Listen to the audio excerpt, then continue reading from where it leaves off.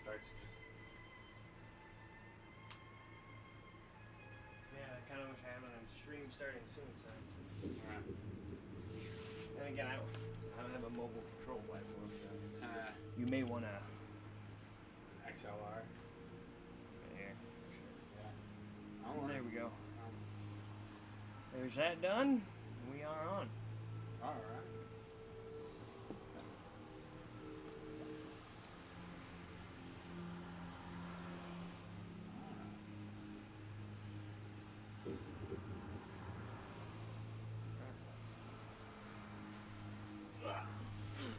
Okay. Thank you for joining us, Mr. President. Alright, so tonight is going to be a good one for sure. So if you read the description, you see that I plan to do some of the favorites that we usually do. I got our featured book today is going to be The Curse of the... Is it moving? Let me see. Is that open? The Curse of the Creeping Coffin. That's our big featured one, I suppose, today.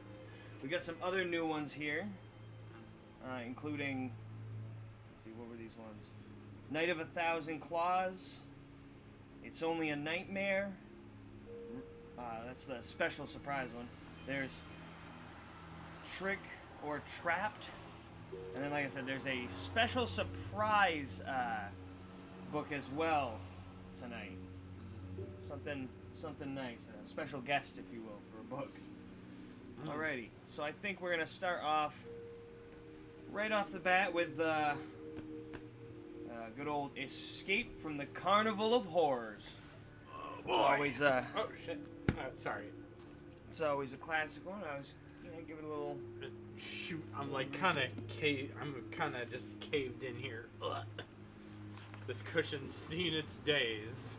It absolutely has. Let me, I think Mr. President has the, I think Mr. President's weight's the only thing that doesn't make it cave in like this. Oh no! Hi, Matt.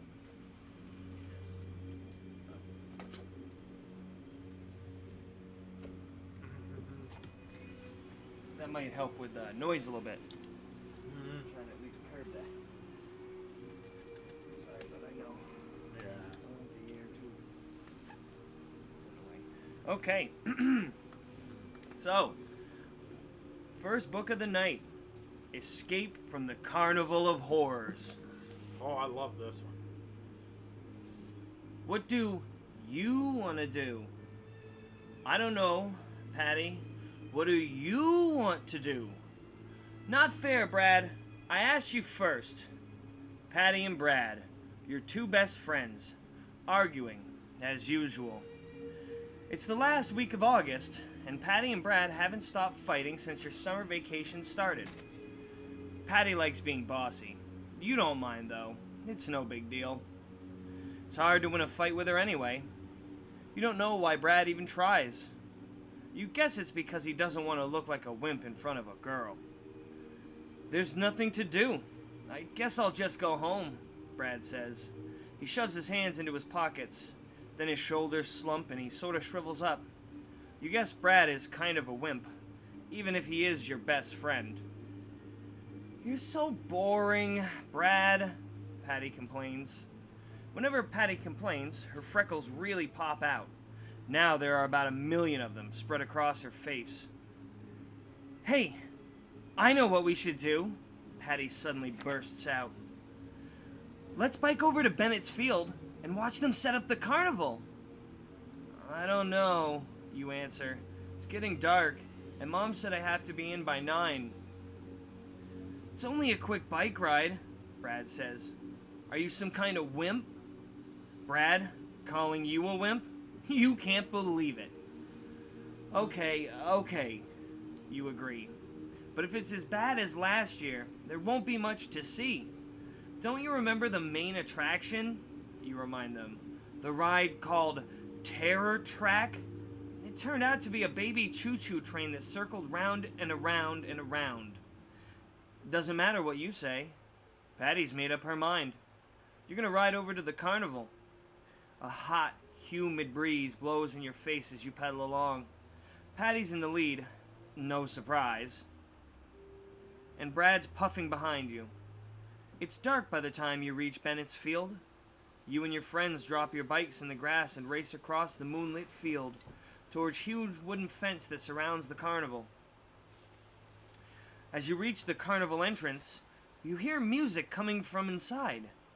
Not the usual corny organ stuff that always plays, but some really strange music.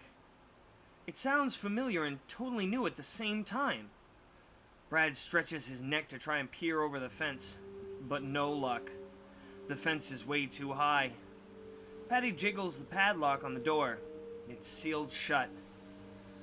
I guess we'll have to wait until tomorrow night when the carnival opens, Brad says. No way, Patty says. Let's climb the fence now. Are you crazy? Brad says. We'll get caught.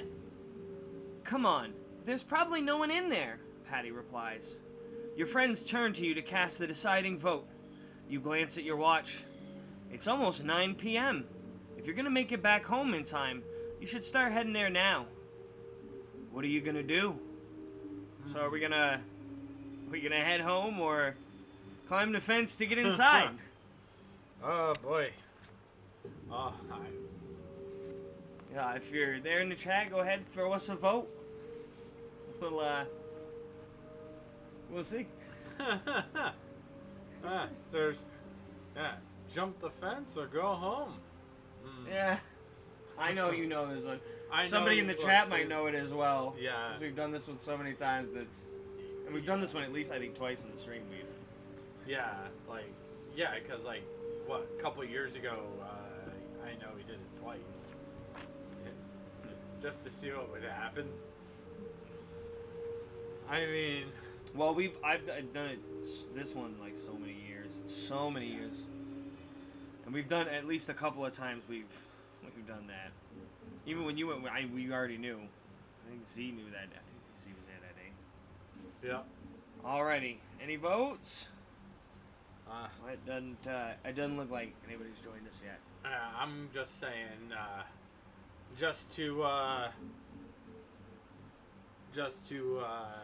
for any new people that show up in the next few minutes, I say we head home.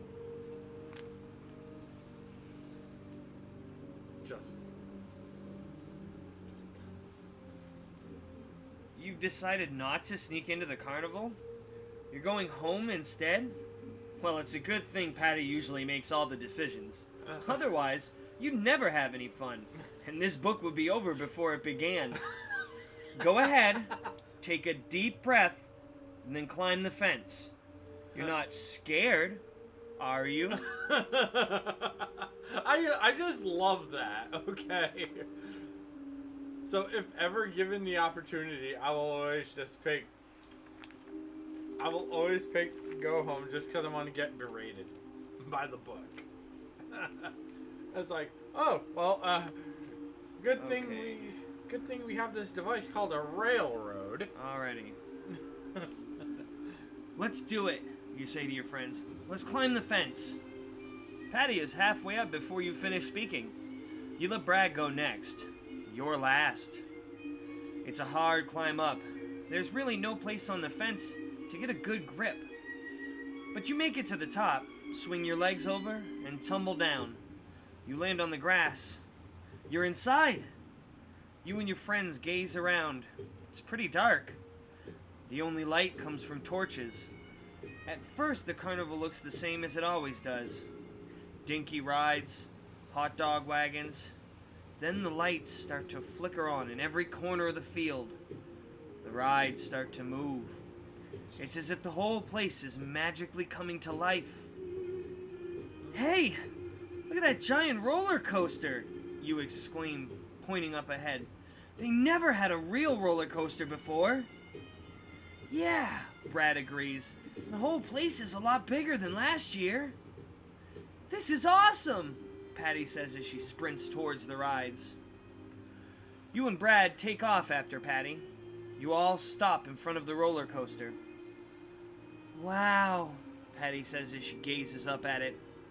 It's like a rocket to outer space. Beyond the roller coaster, you spy a castle surrounded by a moat and a spooky-looking haunted hill sitting high atop a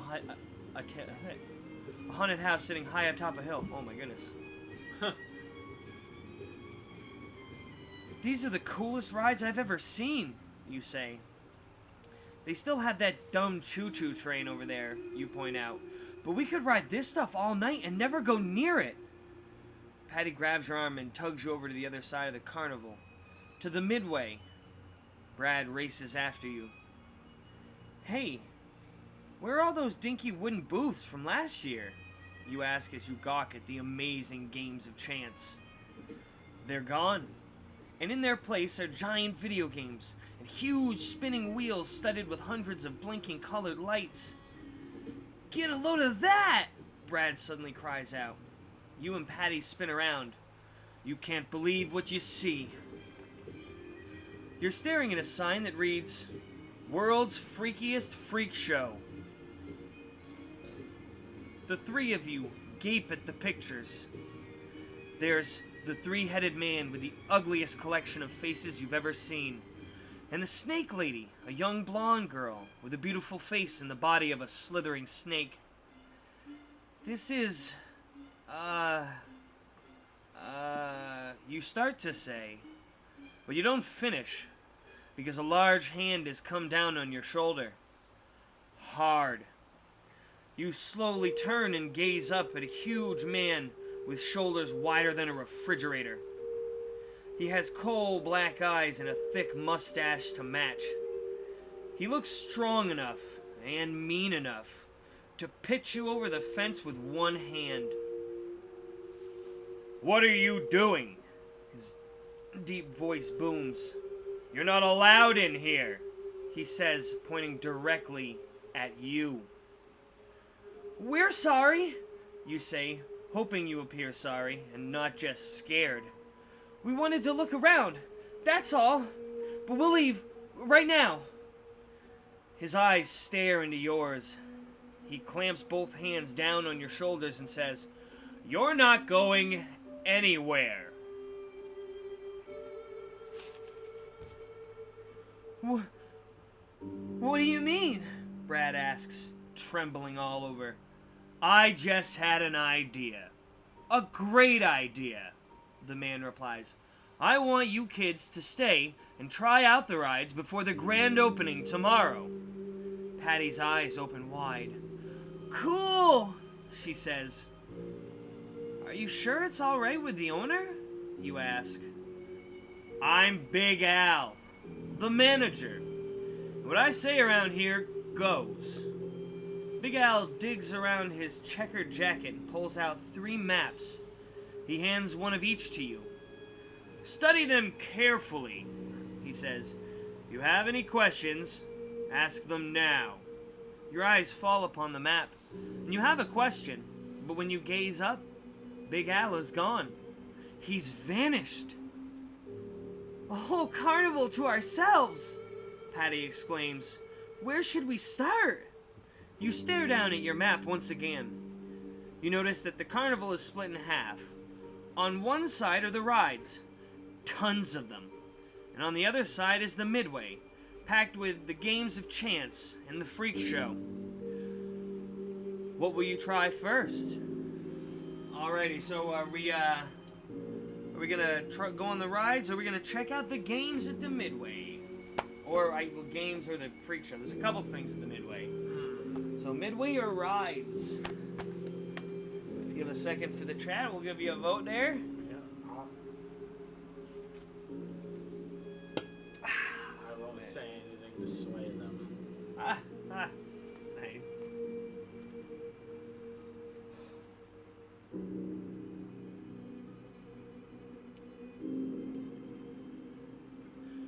It's an awkward angle. I can't. I mean, I can't see the chat really at all. I can see that it's there on my OBS, but That's why I got it here. Yeah, no, that's Yeah. why I was like, oh, you should probably go, because I realized that I wasn't gonna be able to see it. But even the camera, the screen, I can't see. It's weird. I know I'm on it. I know I'm in there. Yeah. I can't. And like I'm just a silhouette right here, bro. Which actually works out well. I was gonna say I thought that was a good. That's a good touch. I laid it out this way. I was gonna do multiple cameras. We've done that in years past. I had the hub, so I could have, but I was like, fuck it. Yeah. I thought this was a good one. A good idea. Yeah. And did anybody even join us in there? Not yet. Is it just you watching right now? I think it's just the test bench, if you will. Oh yeah, you gonna bite me? Hey, don't bite him, meow. Okay, Dad. Hey, somebody's on this stream. Somebody's right there in the center. Yeah. Mr. President, what's your vote? Yeah, what's your vote, bud? He's like, I vote for meow. It's the strong silent type, I see. He's like, I vote that you feed me, meow. Yeah. That's all he cares about. He's want some food. He wants our food, but we ate it all. He's like, that's alright. This is spooky month, right? Let's just eat it out of your tummy. This is the spook. I mean, just look at the way my mouth is like. He's like, I saw what movie he was watching last night. What franchise? Pretty mean cat and that too. He's like, it gave me a couple ideas. What to do it. Both of you. He's like, I took notes. Human. You thought I wasn't paying attention. You thought I was sleeping. You thought I was sleeping. But I wasn't. He's probably like, what? Just like, what are you guys doing over my fucking area? What is this? Why are you guys over here? You're never over here. Why are you over here? You're usually over by that big thing up there in the corner. Alrighty, well, I guess we gave him a second and no vote, Yeah, so we'll... Nothing, so I say, what do you think? You want to go on rides? No. He wants the Midway. Midway? Oh, are you going to leave now? Well, thank you for gracing us with your presence. Are you about to grace us with a turd? Yes, he is. Yeah. He's about to give us a steamy surprise, if you will. Oh, that's right. This is where the book splits. Is at that page. I forgot that. Okay. Let's head for the Midway and play some games, you say. You, Patty, and Brad jog down a wide avenue. Tents of every color line the streets. Carnival music blares from the loudspeakers. You spot a green neon sign flashing above a yellow striped tent. The sign reads, Madame Zeno, fortune teller. Excellent, you exclaim. I'm going in. You tell your friends you'll catch up with them in a minute. You lift the tent flap. Inside, one small candle flickers in the dark. You hear a low voice call out, Enter my chamber. There is Madame Zeno, sitting in the shadows. She wears a long red dress dotted with brightly colored gems. They shimmer in the candlelight. Her black hair tumbles to her shoulders. She bends over a large crystal ball. Welcome, she whispers, and then she reaches out and gently lifts your hand. Let me tell you your future. I hope halfway through it she doesn't have a headache and tell us to get out. Like that one movie we watched. Madame Zeno studies your hand closely. She traces the lines in your hand with her soft fingers. I see horror in your future. In your immediate future, she warns. What kind of horror? You stammer. What do you mean? Madame Zeno releases your hand. She picks up a strange deck of cards and she spreads them out over the table. You notice the cards have pictures. A headless man, a bloody sword, a large, evil eye.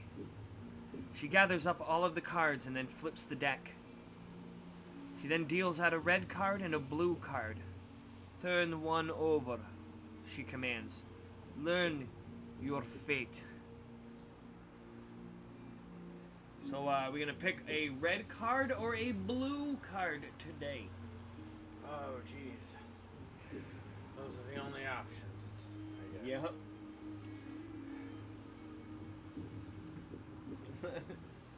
Red and blue. The old red versus blue. Yellow is not involved.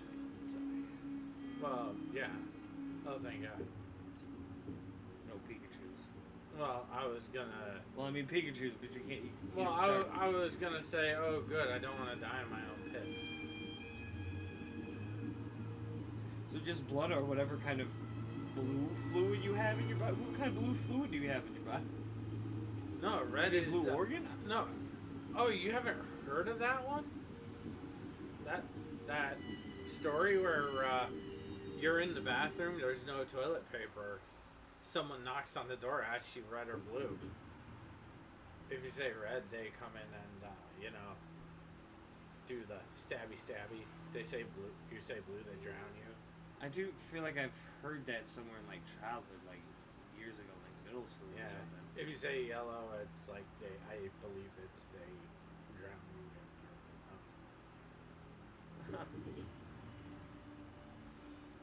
You're right. Alrighty. Well, it looks... I'll get a blue card. I was gonna say, it looks like we're not getting anybody in chat. This is some blue. Yeah, it was some horror story I heard at a panel at Kineticon like a few years ago. See, it sounds vaguely familiar, but I have no idea how or why. Yeah. Blue is your favorite color. You turn the blue card over. There's a message. Help us. You are our only hope. Hurry to the back door of the freak show. Signed, The Freaks. Oh, God. What does this mean? You ask Madame Zeno. She stares deep into your eyes. Her lips tremble. She leans forward. She's about to speak. And then the lights go out. And a blood-curdling scream rips through the dark. You start to bolt for the door when a dim light suddenly flickers. You stare across the table. Madame Zeno is gone. You reach out to take the card, and it bursts into red-hot flames. In a second, the entire tent fills with thick smoke. Flames shoot across the floor, and you run for the door. Outside, you gulp the fresh air. Whew. You made it. You glance back. No smoke. No fire. No tent. Everything has disappeared. What should you do now? If you decide to help the freaks, go to page 11. If you don't want to help the freaks, go to page 113. So are we helping them, or are we getting the fuck out of Dodge? Or not? You just being like, nah, not like that. Yeah. So are we helping them, or are we saying what our buddy Z would? Oh, here he comes. Oh, Mr. President has returned. He's like, yeah, I just had to go to the bathroom, maybe get a little drink of water, a little bite of food. You know how it is. Yeah, just sniff your feet real quick. That's a foot. Oh, that is definitely a foot. You've been walking a lot today? Oh, sorry. I mean, hey! There's something tantalizing about it. I just had to get a nibble. Hey, you. Why do you taste so good, human? You watch it, mister. He's definitely been taking notes when you were watching them movies last night. You thought he was sleeping, but no, his mind absorbed every ounce of information. I think I'm gonna take a page from your buddy, from our buddy Z, and nope, not today, friendo. Help some freaks? That's a good one. You laugh. You think about Madame Zeno, the fire, and the disappearing tent. Totally cool. You wonder who thought up such awesome special effects. You can't wait to tell Brad and Patty all about it. You search for your friends in the big wooden booths that line the midway. Instead you find incredible games of chance. Some test your hand-eye coordination. Others require pure luck. Excuse me. But they all offer the most amazing prizes you've ever seen. CD players, video games, 15-speed mountain bikes. You can't wait to play. You spot a booth across the midway with a crowd gathered in front. That's odd, you think. Didn't Big Al say we were the only one at the carnival tonight? You wonder if your friends are in the crowd. You move closer. Oh, I get it, you say aloud. These people must work at the carnival. You're about to call out to them until you see their eyes. Strange, haunted eyes.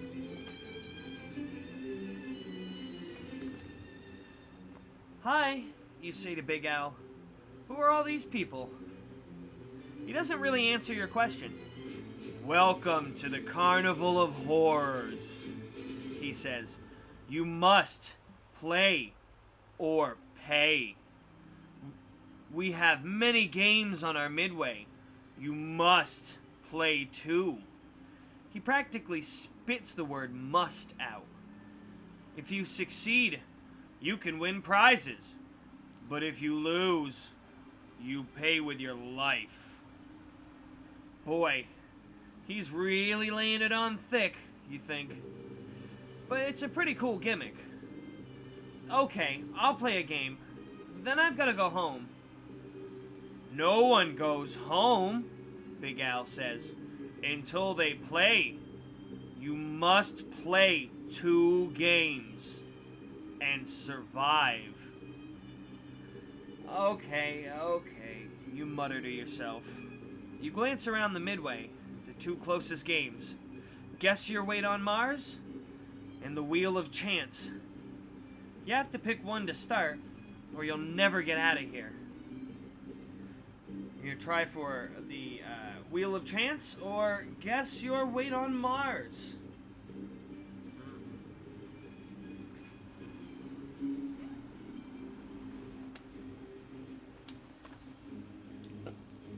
And I always seem to forget which one.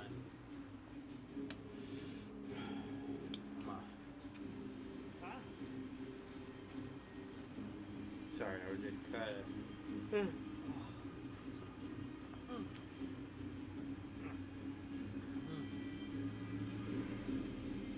Let's spin that wheel. That's what I was doing. Hey, cat. Instead of licking your keister, maybe you can throw in a vote. He's like, nah. Nah, man. Nah, man. I gotta take a bath. You don't understand.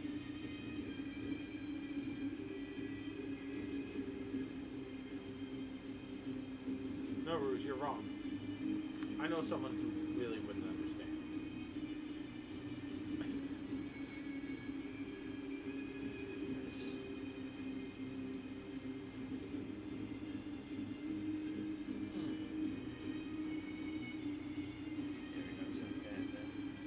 I'm surprised when Yeah. and Z.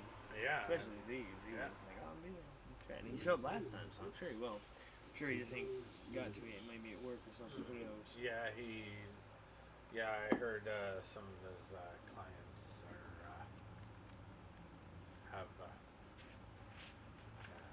some of the people he works with have. Here we are. Yep. Here we are. You getting up? What are you doing? Oh my God! What are you? Nuh-uh. No. Now that's a no. You son of a bitch! Silly stand up for you, so you can get. What in the hell are you trying to do? You can't fit your back through that dumbass. Oh my God! Oh gosh! Cat, Fucking up all my decorations. You could have just gone behind me. I couldn't let me get a move for you. You fucking little shithead.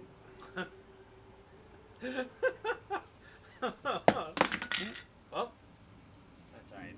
Well, Just the back it's only the remote.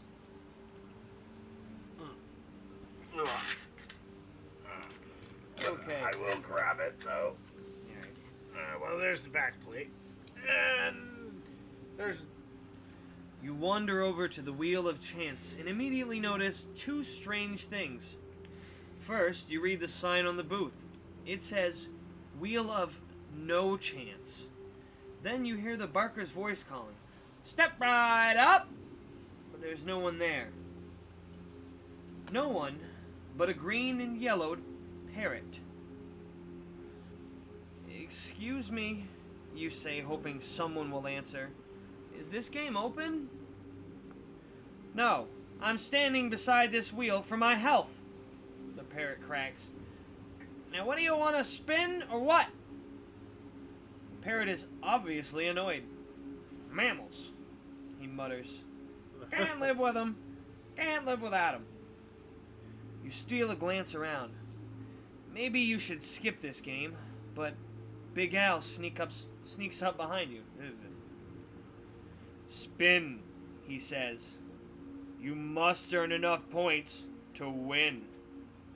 But how will I know if I have enough points? You ask. Spin. It's his final word.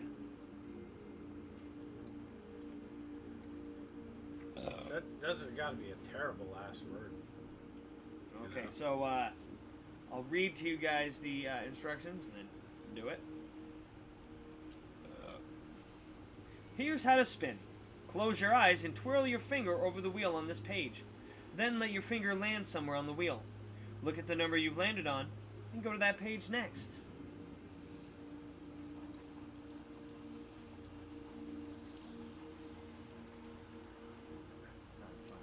Uh-huh. Spin again. Free money. Spin again. Okay.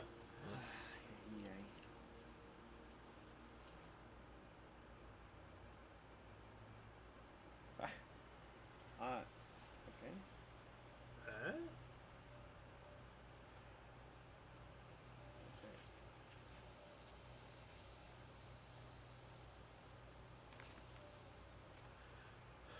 Free spin.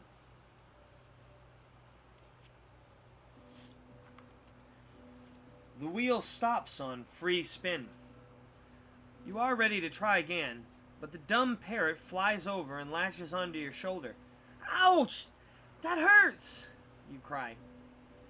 Free spin! Free spin! You're going on a free spin! Turn me loose, you command. When you swivel your head to glare at the bird, a scream freezes in your throat. The parrot has ballooned to an enormous vulture. His black, beady eyes pierce right through you. He digs his razor-sharp claws deeper into your shoulder. Run! Your every instinct shouts. But the bird of prey has other ideas. One of them is dinner, with you as the main course. The big bird snatches you by the back of your shirt as if you were a rag doll, kicking and screaming and using every defensive move you learned from karate class. You struggle for your life, but it's no use. With a jerk, he lifts you off the ground, and suddenly you have a frightening view of the carnival from 20 feet up, 30 feet, 50 feet up.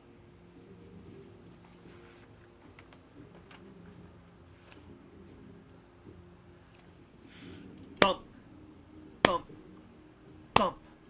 Your heart bangs inside your, loudly inside your chest. What kind of carnival is this, you wonder, where a free spin move is more like a death sentence? You circle a green clump of treetops. You're really dizzy now. You want to close your eyes, but you know it's not a good idea, since you're flying 50 feet high without a plane or parachute. As you circle over the treetops, you are met with a horrifying view. 5 baby vultures in a nest. 5 very hungry babies, with mouths gaping wide open. The end is near. You are going to wind up as take-home dinner, unless you can somehow force the vulture to let you go. Frantically, you reach into your pockets.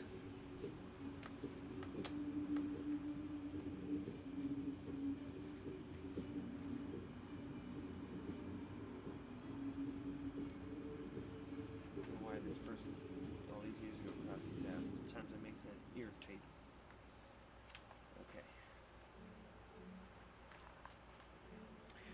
There's nothing in your pocket but lint.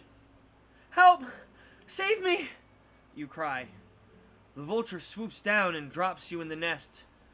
The baby vultures approach, mouths open, ready to peck you to death. But, good news. They don't eat you. You fall out of the nest instead. Please close the book fast, or the next sound you hear will be your body hitting the ground with an awesome thud. Thud. I should have put less emphasis on the one before it. Sorry. Not fast enough. Okay. Don't go to pieces. Pull yourself together and prepare yourself for your next visit at the Carnival of Horrors. The next time you're brave enough to open this book. The end. Oh, dang. See, you fell to our death. We not making it out of that one alive. No, Nope. we didn't escape. We escaped from the mortal coil is Yeah. what we did. We escaped from this fucking plane of existence. That's it. Oh, geez, we went to the nether realm. Let's see. Trying to look at some of the ones from here to see which ones are going to sprinkle in. We're going to go with a new one, I believe, next. Spice it up, because I got enough new ones where I really want to do that and have some of these to sprinkle in. Ah, nice. Okay. I like the sound of that. Oh, hey, we got someone. Oh, hey! How's it going there What's in the chat? up? Alrighty, if you're just joining us, we just finished Escape from the Carnival of Horrors. We're about to move on to our next one, which I believe is gonna be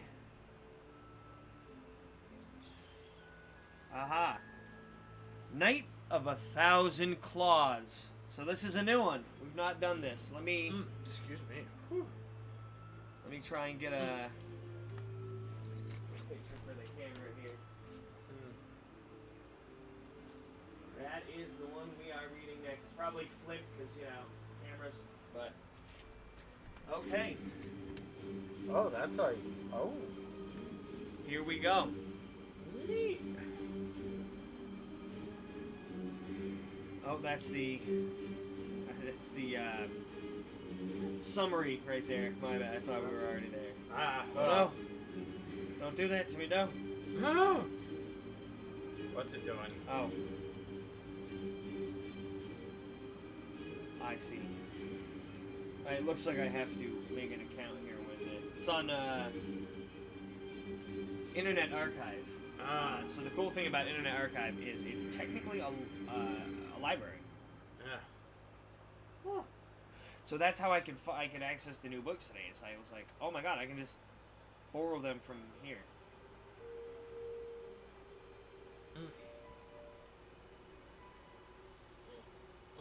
Sure.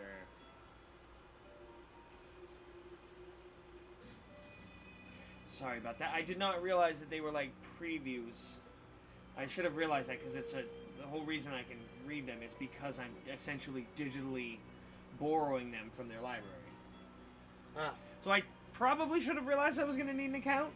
That's fine. I do not mind making an account for Internet Archive. I use them enough for a bunch of stuff in October, so. Yeah, so, alright. Oh, I gotta borrow for 1 hour. Alright, cool. Yeah. Oh, well, that'll work. Alright. I don't need an hour. But... Alright. Okay, here we go. Now I've got the fucking book. Alright. Adjust the music, and let's go.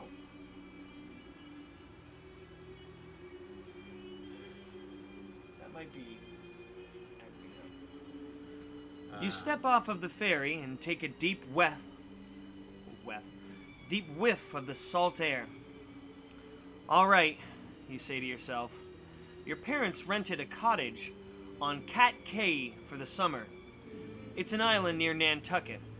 You're sure this vacation is going to be so cool. You stroll down the dock to the line of waiting taxis. Your twin brothers, Donnie and Sam, race ahead of you. Watch the boys, your mother calls to you. You roll your eyes. Or maybe vacation won't be so great. How come I always get stuck with the brat twins? You you wonder. Your mom and dad help a cab driver load your suitcases into the trunk. You all pile in and your mom gives directions. The driver's eyes widen. "You're staying at the madhouse?" he asks. "The what?" You gasp.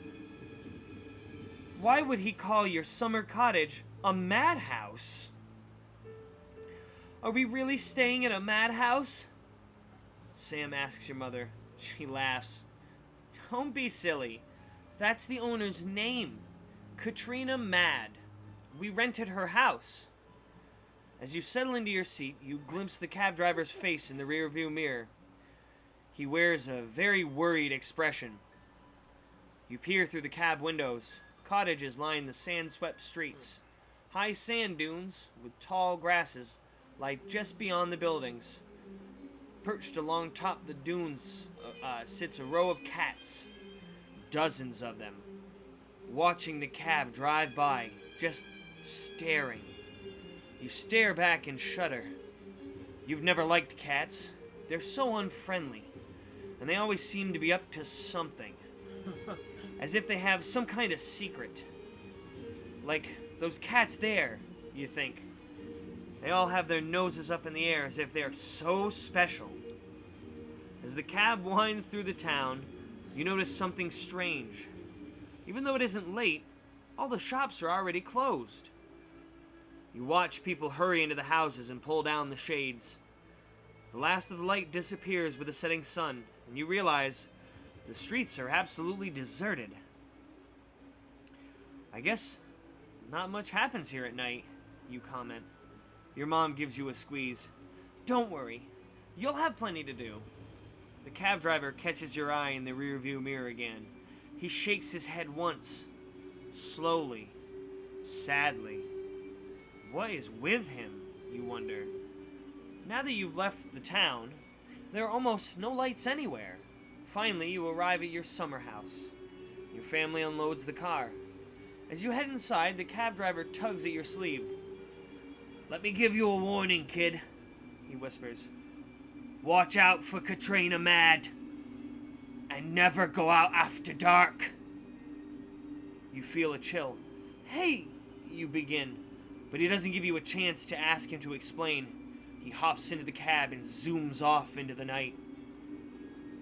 You shake your head. Katrina Mad can't be any stranger than that guy, you mutter. Something rustles in the bushes. A moment later, a huge white cat leaps out. It arches its back and hisses at you. You can't help shrinking back. Maybe that cab driver was right. Even the cats don't want you out after dark.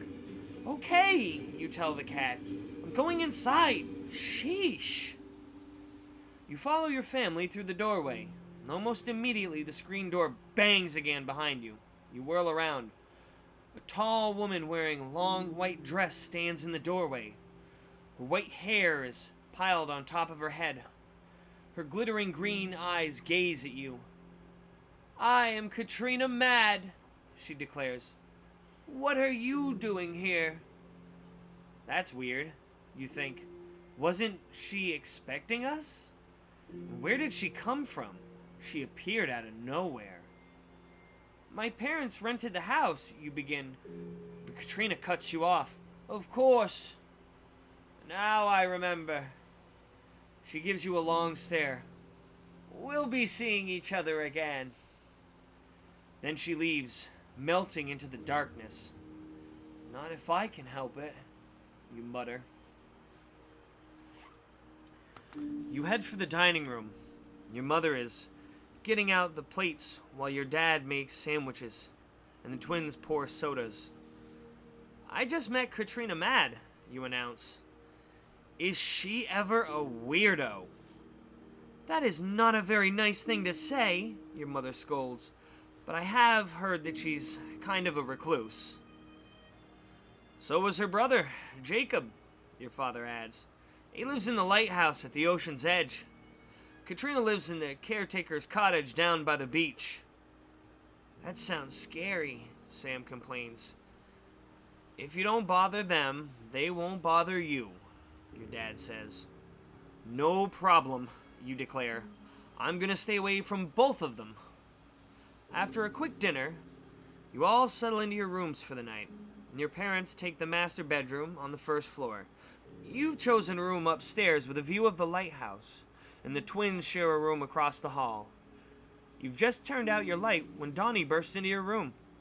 Sam disappears! Or disappeared, he cries. Sam disappeared? You repeat with a groan. Mom and Dad will go ballistic. Don't tell them, Donnie begs. We'll get in trouble. You glance out the window. You spot a small figure running towards the lighthouse. I think I see him, you tell Donnie. Let's go get him ourselves, Donnie urges. And you sigh. Okay, let's go. You grab a flashlight. Then you and Donnie creep down the stairs and sneak out. A sharp scream suddenly pierces the night. You and Donnie freeze. The hairs on your arms prickle. Sam! Donnie gasps. Was it Sam? Is he in trouble? You remember the cab driver's warning. Don't go out after dark. Why not? You ask yourself. What is out here in the shadows? You gaze around, trying to figure out where the scream you heard came from. The wind and the water make it hard. You point at Katrina's cottage far down the beach. I think the scream came from down there. No, Donnie argues. It came from the lighthouse.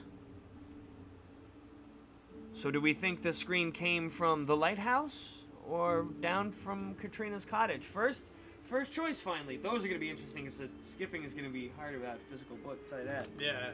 It's got a little slide bar, so it shouldn't be too bad, but Yeah. it's still a pain in the butt.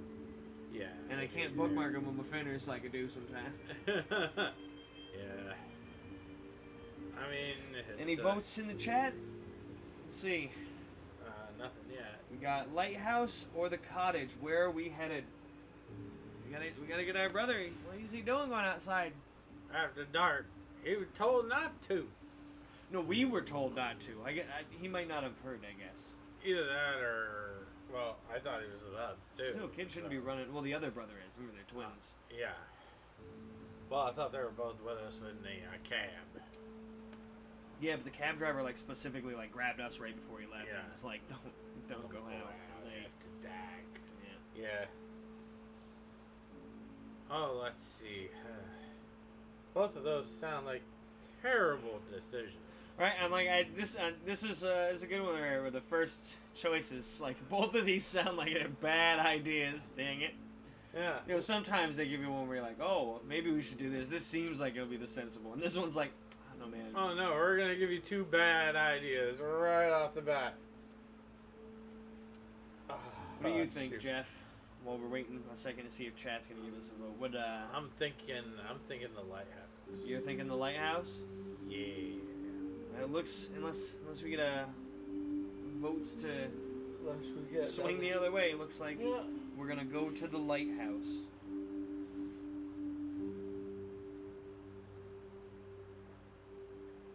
What's Mr. President think? Meow. He's like, I'm thinking he talks smack about cats. A little bit. It's a good one for you to be just hanging around. You've got claws. Not 1,000, but Not 1,000, but you have claws. he's like, what the heck do you keep doing to me, human? I've been on camera, he almost looks like Halloween decorations. I know. That's a real kitty. That's her. Yep. Okay. He's just very still. Alright, it looks like we are going to the lighthouse. I heard that movie was good. I enjoyed it quite a bit. Yeah, I don't know. I haven't seen it. I heard from one of my friends that it was pretty good. Let's check out the lighthouse, you decide. It's closer. If Sam isn't there, we'll leave right away. You and Donnie race towards the lighthouse.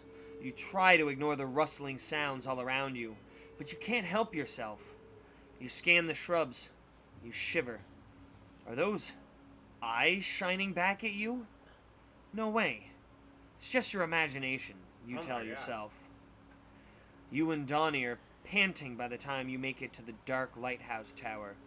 Your flashlight beam illuminates an open window, and Donnie pulls himself up and squeezes in. I hope this isn't a big mistake, you think. Then you clamber in after him. You land inside with a soft thud. Yeah.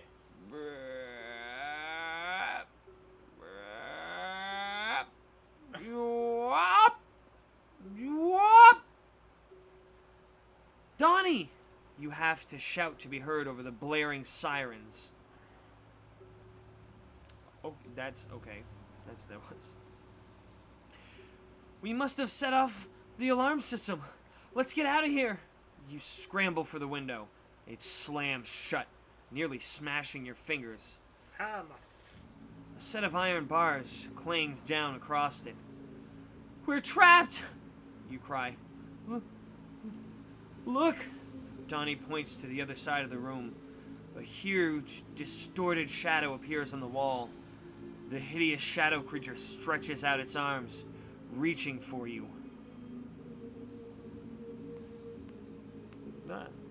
Here we are. Yeah! You shriek as a hand clamps down on your shoulder. In the ghostly glow of the flashing alarm lights, you see that the hand belongs to a wild-looking bearded man. His leathery fingers tighten their grip on you. You struggle to free yourself. Let go! You yell. Donnie rushes forward and kicks your captor in the shin. Dag blast it! The man shouts. He releases you and grabs his shin. You notice he's carrying a hose in his other hand. You little monster! He snarls at Donnie. I told you stay put! Huh?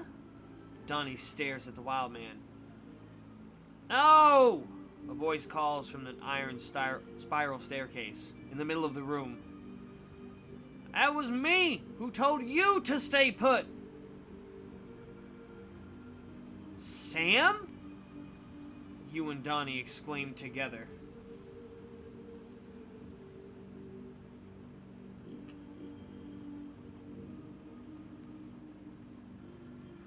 So, it was Sam who screamed. He must have tripped the same alarms and gotten caught by this wild guy too. You mean there are two of you? The bearded man sputters, and he clasps his hand into his forehead. First those dag-blasted cats, now this island is swarming with clones! You stare at the old man. Clones? He must be joking. We're not clones, Sam exclaims. He starts laughing. That's a good one. We're twins, Donnie explains. We're staying in the house down on the beach. The man lets the hose drop to the floor. He straightens up and adjusts his glasses, and he pulls at his beard. The house, he repeats. That's my house. I'm Jacob Mad. Do you know why I don't live there anymore? He glares at you, as if he's daring you to answer. No, you mumble. You wish he'd move back a bit.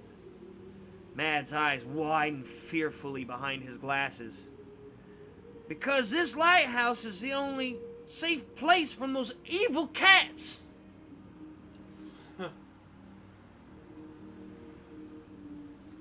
I'm sorry, Ruse. I didn't mean to offend you there. I'm sure R.L. Stein didn't mean to offend you either. He's like, I will. He's like, I will remember this, woman. Yeah, that's it. It's one of those. Yeah. Roosevelt will remember this. Flashes over the screen. Yeah, there he is. He's using my remote as a goddamn pillow again. He's just adorable. This guy hates cats worse than I do. You think? Sure, cats aren't the greatest, but you wouldn't exactly call them evil. You'll have to stay here tonight, Jacob Mad declares. You can't go out there after dark. Not with those cats around. No way are you staying with this nut. You scan the room for a quick way out. Then your eyes widen in shock. Cats stare in from every window. Maybe Jacob Mad isn't so crazy after all. You remember the cab driver's warning, and all those shining eyes in the dark. This is ridiculous, you scold yourself. They're just cats. You jump when the alarm system goes off again. Oh no! Mad gasps. A cat must have gotten in somehow. He glances at the windows, and they're gathering outside. Now you don't know what to do. Would it really be safer to be inside with Mad? Or should you make a break for it and run for home? So we grab the twins and get the fuck at it, back to run into the house, trying to get past all those cats, or are we spending the night with Mr. Mad? As you say that, yeah, as you wrestle the remote away from Presidente.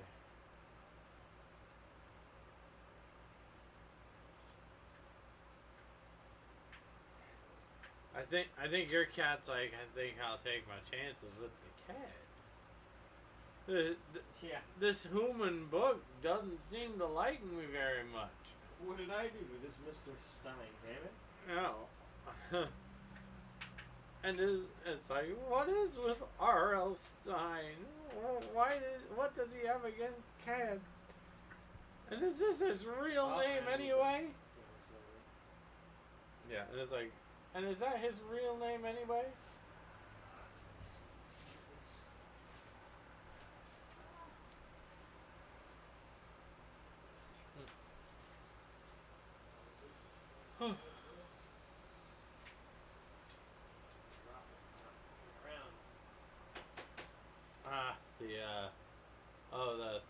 The Dingly Dingly was jingled a bit.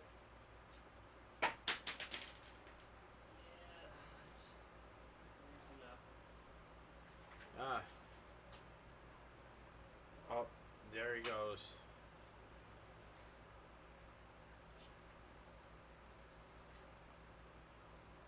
It's like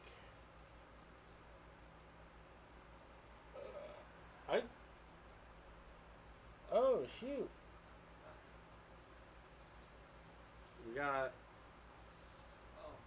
We got Waffle Fan 42. Oh my. What's up?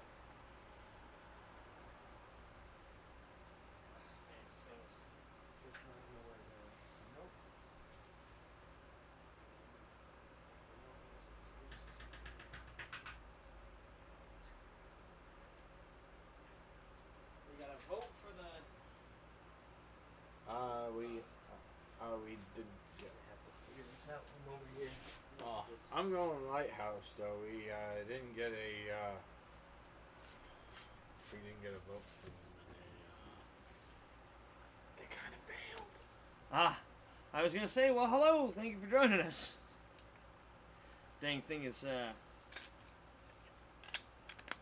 gonna let me have music, I guess. Dang it. Okay, so we're gonna go stay in the lighthouse. Yeah. I mean, how bad can this guy be, right? I mean, yeah, and I mean, one cat versus an army of cats. I don't know. Kitty Cuddle Puddle never really sounded like the. Never really sounded like a good way to go. Okay. Here, I can put that in there mode. That's nice. You want to just keep messing with that until it eventually will be hitting button. Eventually, it's basically it's on like a. Oh, it's working now. You got it somehow magically. Your touch just fixed it. You're my hero. Let's not stand bushes. Oh. That was weird. It just died again. No, it. Turn the volume down. Wait, well. Recognize. Oh.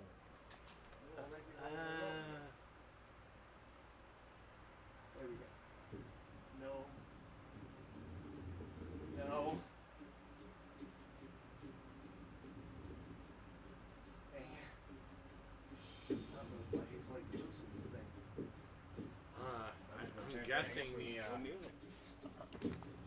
guessing I'm guessing the soldering is messed up in it.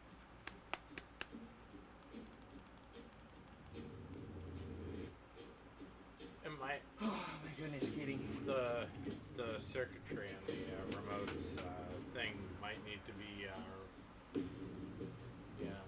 it might need to be redone, because that just sounds like all the soldering just came up out of it.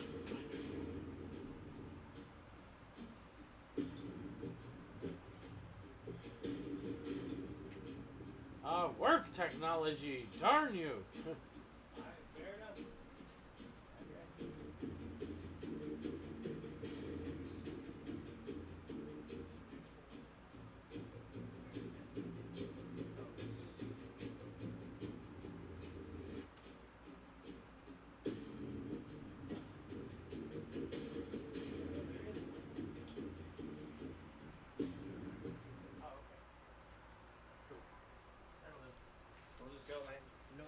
Unfortunately, thank God, I don't want to listen.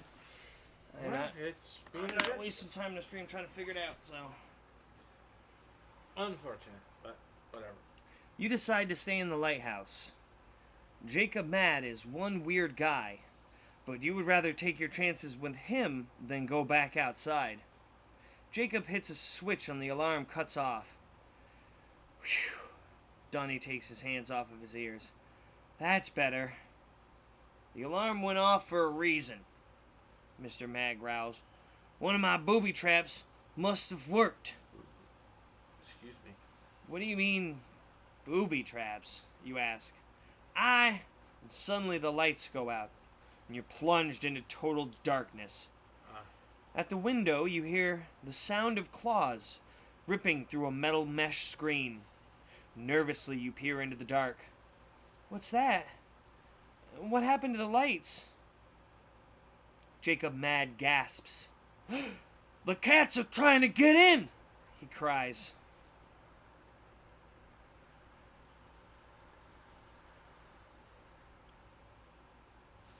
Screech, Screech, Screech. We can't let them in, Mad screams. Your heart pounds faster. The clawing sound sets your teeth on edge, especially since you can't see anything in the dark. You flip on your flashlight. Mad aims the hose out the window, but no water comes out.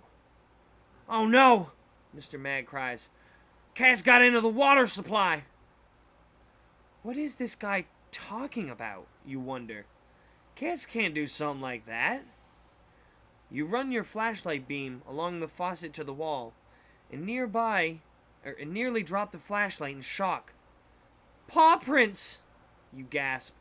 They're all over the faucet! The cats are intelligent, Mad whispers. They've turned out the lights, too. You flick your beam over to the light switch. More paw prints. Your mouth drops open in horror as the terrifying truth hits you. The cats really are up to something. Your light flickers and blinks out. Stupid batteries, you sputter, banging the flashlight on your palm. But even without the light, you can make out a creepy sight. Cats are swarming through the hole in the screen. They were up to something nefarious.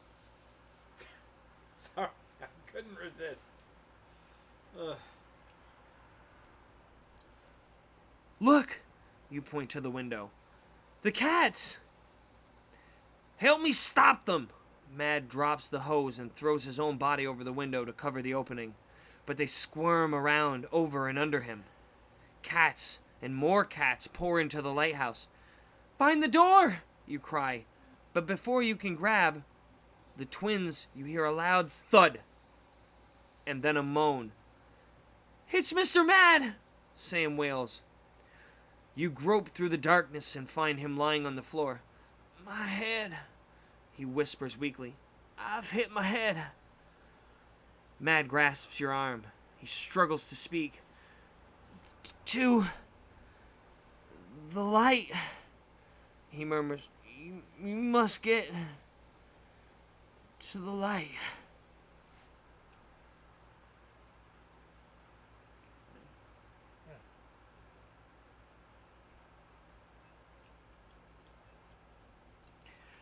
Get to the light? What light? You demand. What do you mean? Mad doesn't reply. The hit on the head knocked him out cold. What are we gonna do now? Donnie stammers. He wants us to turn on the lighthouse light, Sam declares. Or maybe he meant that's the safest place to hide, Donnie argues. What if he doesn't want us to even touch the light? I don't know what he means, you confess. All I know is this place is crawling with cats, and they're definitely evil. We have to do something. Let's go get Mom and Dad, Donnie whimpers. We can't just leave Mr. Mad here with those cats, Sam protests. We have to do what he said. Go to the light. The twins turn terrified eyes to you. Well, Donnie demands, you're the oldest. You decide. So do we think we should go get Mom and Dad, or do we think we should climb to the light at the top of the lighthouse? Well, it seems like we're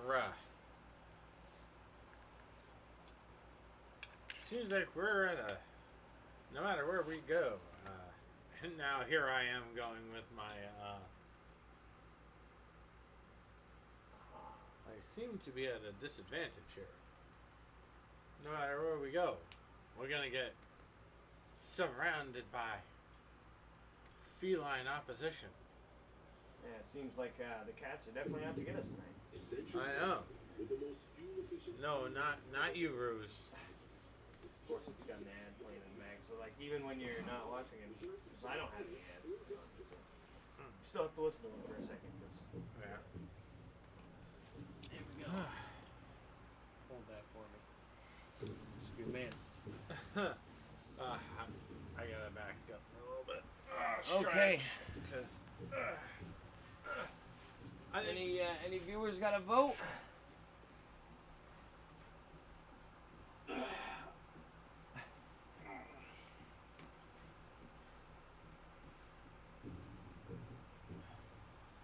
Okay. What do you think, Jeff? I think either way we're screwed. Mom and Dad or the lighthouse The light.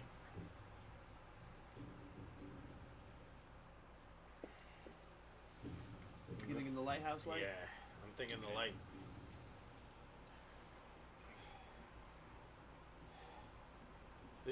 The gamer in me tells me to do it. No, nice. And we'll get into there. Nice, this is a good one. You bang your flashlight into your palm. The light flicks back on. You peer at Jacob Mad. He seems okay, you tell the twins. Let's get to the light at the top of the lighthouse. You hear more and more cats climbing in through the window. Why? You wonder fearfully. What do they want? You flick the flashlight around the room, searching for a way upstairs. And as the light plays across Mr. Mad, an old brassy key pinned to his pocket catches your eye. Sam leans in next to you. Take the key, he urges. I saw him use it to open up that door. Sam points to the door across from the spiral staircase. Whatever is in that room is a big secret. He doesn't want me to see what was inside. Maybe he keeps cat repellent in there, Donnie jokes nervously. We sure could use some of that. Oh, jeez. Donnie gives you an idea. Maybe Mad keeps those booby traps he mentioned in there. Maybe we should check out that room. Your dim flashlight beam picks up the shadowy figures of cats slinking towards you. Whatever you do it fast. Alrighty, so are we gonna take the key and explore the secret room, or are we going to climb the spiral staircase to get to the light? Oh gosh.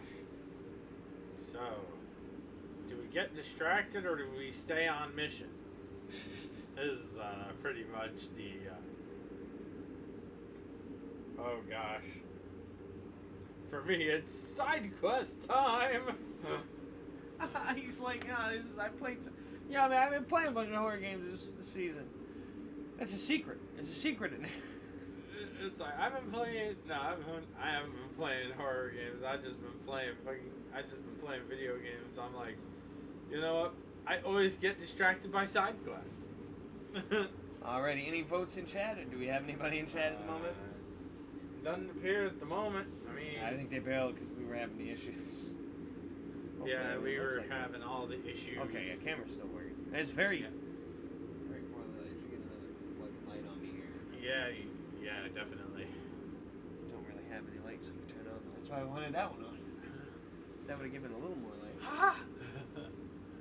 Dang it. Alrighty, so what do you think? I'm saying the secret room. Okay. Maybe we can loot the room. That's it. I'll kick open the door and loot the room. God. Now we're going munchkin on this. Quick, you whisper. Let's get into the secret room. You shudder, knowing there are now dozens of cats slinking around in the shadows, watching you. You try not to let the twins see how much the creatures freak you out. Intelligent cats. You shiver. You remove the brass key from Mad's pocket and hurry to the door. The key fits easily into the lock.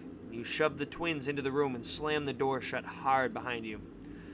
You hope none of the cats sneaked in with you. Almost immediately, the cat starts scratching at the door. You saw what they did to the screen. You hope the wooden door will do a better job of keeping them out. Hurry, you urge. We gotta find something that will help us. Those cats could get in any minute. You shine the flashlight around the room. It's obvious this secret room is Mad's laboratory or workroom. The sound of humming, clunking, and rumbling come from strange gadgets that fill the room. Duck! Donnie yells suddenly. Actually, that was a goose. You duck down, just as a giant wrecking ball swings wildly across the room. It misses you by less than an inch. Whoa! You cry. What was that? You turn to try to see where the ball came from, but there's no time. Look out! Now it's Sam shouting a warning to Donnie. Your eyes widen as a spinning saw blade flies through the air at knee level. Donnie jumps out of the way. Hey! He cries as a tripwire sends him sprawling. He lands on a conveyor belt, which starts up with a whir. No! You gasp. Your heart pounds double time. He's heading right under a guillotine blade. Oh no! Donnie, get up! But Donnie lies frozen on the conveyor belt. His eyes stay fixed on the blade. He's too frightened to move. You dash across the room. You reach for him just as he moves under the glistening blade. You grab his arms and yank him off the conveyor belt. Oh, the two of you tumble to the floor. Whoosh! The blade drops right where Donnie's neck was only moments before. Jacob Mad is trying to kill us! Sam wails.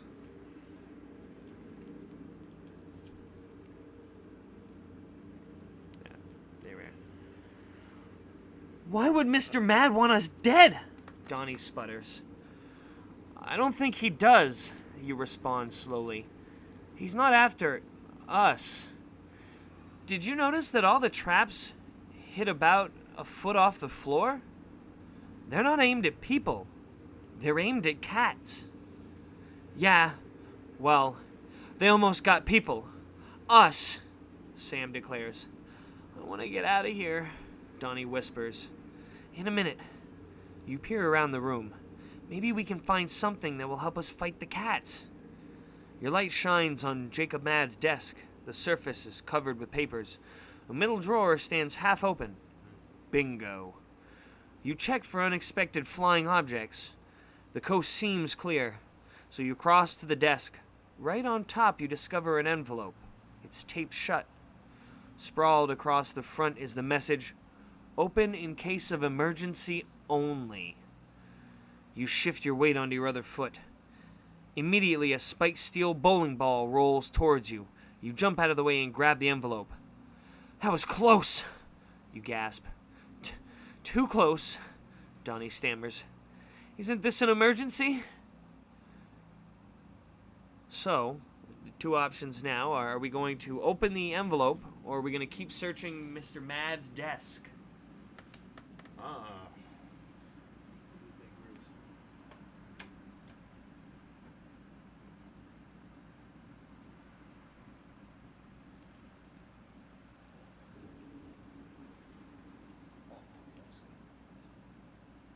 He had one job. Hey, Rouge, you're not a evil, hyper-intelligent cat, are you?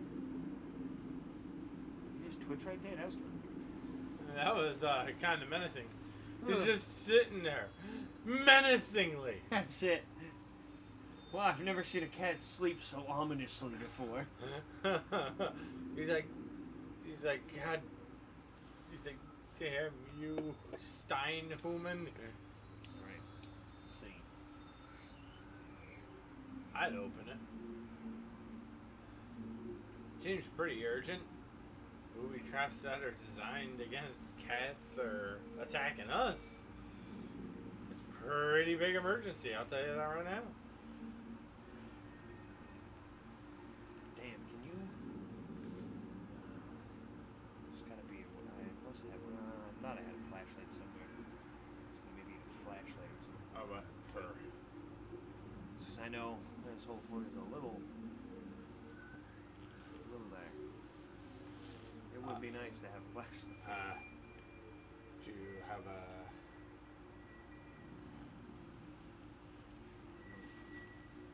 I don't believe any of my flashlights work at the moment. They're all like old and dead.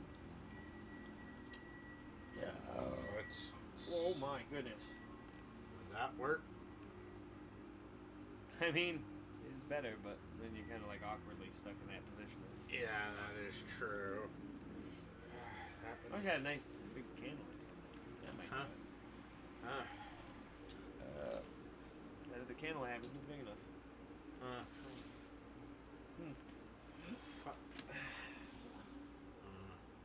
Figure out something while I'm reading, I guess.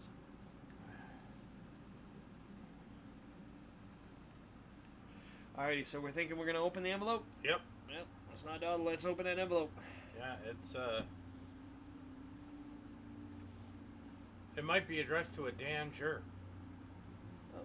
I know that guy. Okay. This is definitely an emergency, you announce.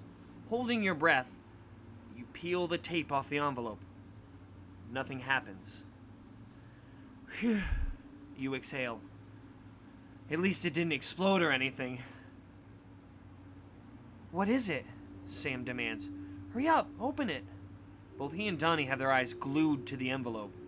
You open the flap and dump the contents out into your shaking hand. Huh. This is too weird. It's bubblegum, you declare. You shake your head. You were ready for another booby trap. What kind of emergency is bubblegum good for? This is ridiculous. Well, maybe it's a snack attack emergency, Donnie exclaims. I could sure use some bubblegum right now. Me too, Sam agrees. You hand over the pink gum to the twins. While they blow bubbles, you try to figure out what to do next. You don't have long to think, because you notice a flickering movement over by the window. A cat's tail. Oh, no. You must have let a cat in with you when you opened the door. And all the traps... Oh, and all the traps have already been sprung.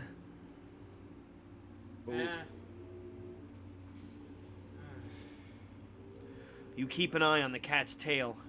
It's hard to tell exactly what it's doing in the dark. Oh no, you murmur. You feel sick with shock and fear. Somehow, the cat has managed to open the window. Cats stream in. You turn to warn the twins. You notice Donnie blowing the largest bubble you have ever seen. It gives you an idea. You grab the bubble from Donnie's mouth. What? He sputters. You ignore him and hurl the bubble at the cats. It bursts on contact. Bits of sticky glum cling to the cat's fur. Angry hisses cut through the darkness. But the cats stop moving towards you. Blow bubbles, you shout. Throw them at the cats. Sam and Donnie furiously blow bubbles. They fling them at the creeping creatures. It's working, you cry. They may be evil, but just like the ordinary cats, they like to be clean. They're stopping to lick the gum out of their fur. This gives you time to gobble up some of the gum yourself. You chew, blow, and spit. Chew, blow, and spit, trying to keep the cats stuck on the licking themselves clean. If you can just stall long enough, maybe you can escape. Run for the door, you order the twins. But you don't get far. The floor is covered in globs of gum. Your feet get stuck. Sam and Donnie run right into you, and the three of you tumble to the floor. Yeesh! You groan from the bottom of the pile. I'm covered with gum! So am I, Donnie cries. Me too, Donnie grunts with disgust. No matter how hard you try to pull yourself up from the sticky floor, you can't move. You know very well what will happen next. As soon as the cats lick themselves clean, they'll be coming to get you. You'll keep trying to get away, of course. But one thing you're sure about now. Mad's emergency gum is the kind gum chewers stick with. Forever. The end. Oh, damn. Yeah. Damn. We got. I got Dang. oh, man. That one did not work well for us. Dang. Okay, well. Ooh. Get this one out of here. And okay. Next up is another new one. Let me borrow it.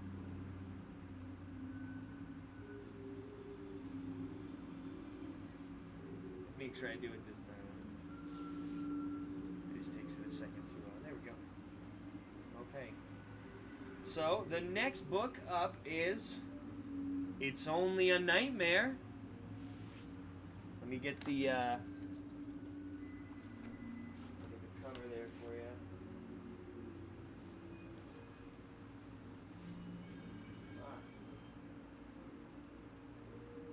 Next up, It's Only a Nightmare. Oh. Yeah, this one looks like it's gonna be a fun one. There's another one that was a nightmare one, but Internet Archive didn't have it, and I wanted to get that one too. I would have been like, yes, but we couldn't get it. And I wasn't gonna be able to buy it in last minute, short notice. I think Ruse has had it up to here with the chalkboard. Have you now, bud? Okay, you ready for this one? Well, Human, it just keeps falling on me. What the heck? I was sleeping, dang it. I was having a cat nap. Okay, here we go. He's like, are you done talking shit about cats? Yeah, we're done with the cat one for now. Maybe if we get enough time, we'll double back to it for you some. We still got some. He's like, oh. Still got plenty of new ones, and I want to get another old one in there, and we got the big surprise in the headline book, if you will, as well. So there's a bit on you. Hurry! You urge yourself. Run! Faster! You're running for your life down a long, dark hallway. A huge, smelly, terrifying something is right behind you. But it's as if you're running in quicksand. Your legs churn, but you don't go anywhere. You try to scream, but nothing comes out. You hear the thing's hooves clatter on wood floor. You feel its hot breath on the back of your neck. It's so close. Suddenly, you're on the roof. How did you get there? But the thing is still after you. Tentacles wrap around your ankle. Oh, no! You scream. You turn and kick like a maniac as hard as you can. You did it! You broke free. But the force of your kick sends you backwards. You teeter at the edge of the roof. Ah! You shriek. You fall into the dark void. This is the end. But the fall seems to go on forever. And with each passing second, your terror grows. Oh, no! You jerk yourself upright, shaking. Your t-shirt is soaked with cold sweat. Not another nightmare, you moan. With your trembling hand, you reach for the lamp under your bed and switch it on. As the light floods the room, it all comes rushing back to you. That's right. You're on vacation with your parents, and you're sleeping at an inn. Your folks are snoring in the room next to you. You grab the quilt and tuck it under your chin. Be calm, you tell yourself. Your mom and dad love this inn. They think it's quaint. You think it's old and creaky. The place gives you the creeps. What was that sound? Nervously, you glance behind you. You gasp. The hideous, distorted face of a gargoyle is only inches away. In another second, you realize the truth. The gargoyle is only a wooden carving, part of the headboard on your bed. It isn't real, you reassure yourself. There are four gargoyles carved into the headboard. Their mouths are open in ghastly grins. Their claws seem to dig into the headboard, and their wings are spread as if ready to take flight. No wonder you had a nightmare. You edge away from the headboard, toward the middle of the bed. You hate nightmares more than anything. The worst are the ones with the Sleep Master. The Sleep Master is a strange character who appears often in your nightmares. Sometimes he looks like a kid your age. Sometimes you can't even see his face. But his eyes are always the same, gray and cold. And he always says the same thing. Wake up! Your whole life is a dream. What would you call the dream world is the reality? Wake up and live it! The Sleep Master scares you more than any gargoyle. And you have the feeling that if he catches you in your dreams, you'll never wake up. But of course, the Sleep Master is only a dream. Isn't he? You shiver as you think about the Sleep Master. Now you'll never fall back to sleep. The clock on the nightstand says it's only 1 a.m. You can't stay up all night. Tomorrow morning, you and your folks are supposed to go on a hike. You gotta get some sleep. But you don't want to stretch out under those gargoyles. You could wake up your parents, but only little kids do that. Besides, they'd tell you it was a dream and to go back to sleep. You could go downstairs into the kitchen of the inn and find something to eat, but the dark old house is just as scary as the bed. So what do? Are we going to go downstairs, or are we going to try to sleep in the bed? I think I'm going to take my chance with the gargoyles, to be honest. Do we got anybody in chat? Nah, not that good. Dang it.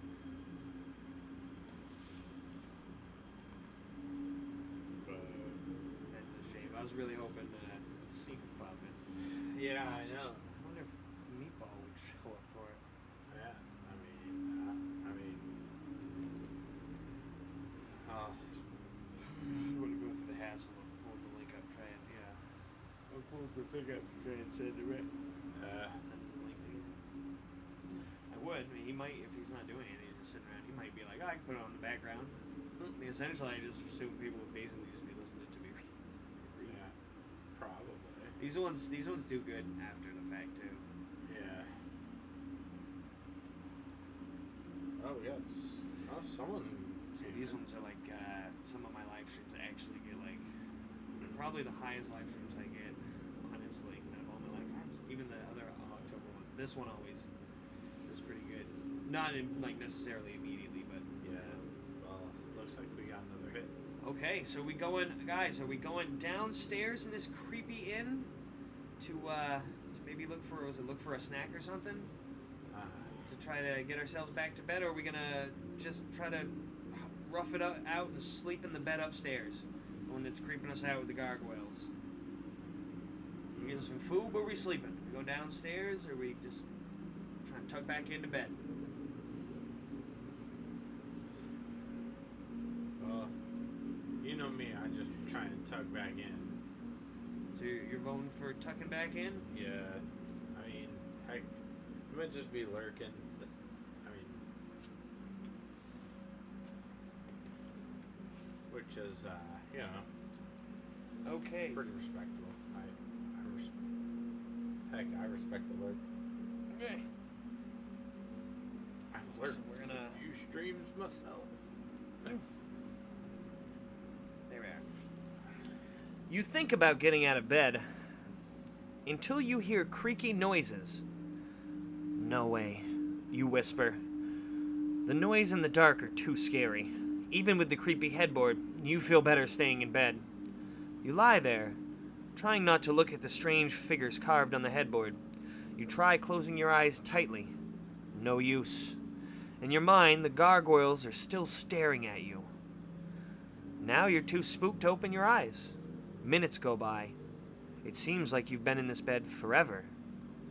You just keep saying to yourself, they're not real, they're not real, they're not real.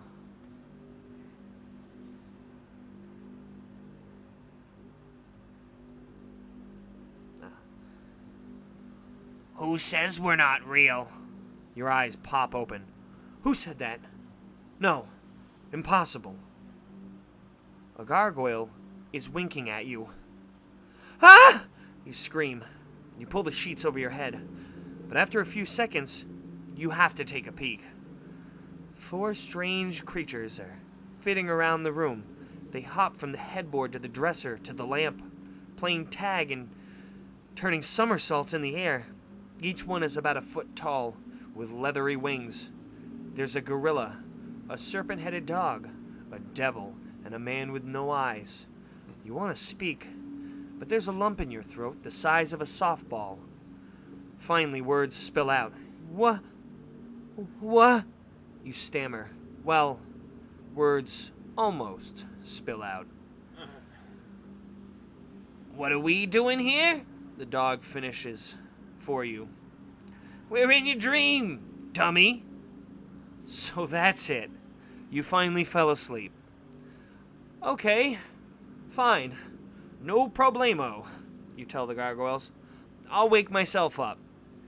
Wait, the gorilla says quickly. Don't wake up yet.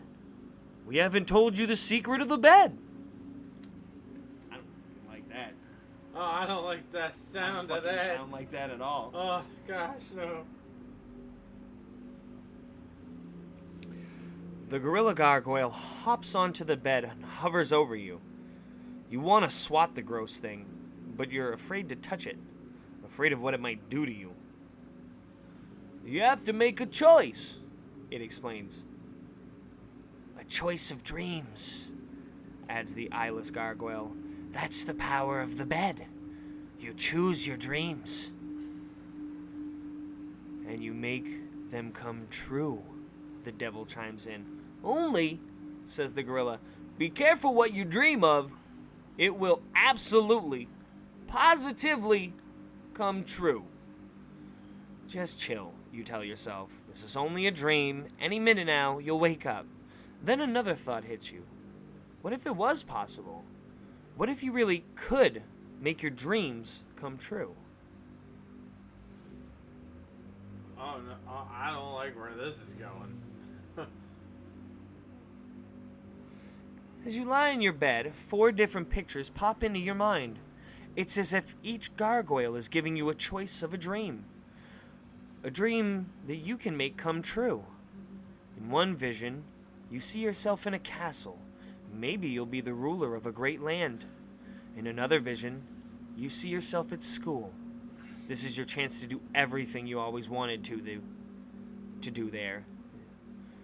In the third vision, you see yourself the president of a big corporation, controlling millions of dollars. And in the last vision, you see your own home. You can turn it into anything you want. The gargoyles wait patiently while you make up your mind. Which dream will you dream? There you go. Oh gosh. You dream about home, school, the castle, or being a millionaire. But not a chameleonaire. Or what? Not a chameleonaire. It was a rapper. It was a joke.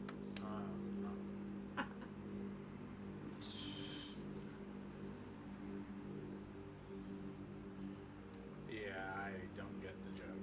That's fair. It just sounded funny.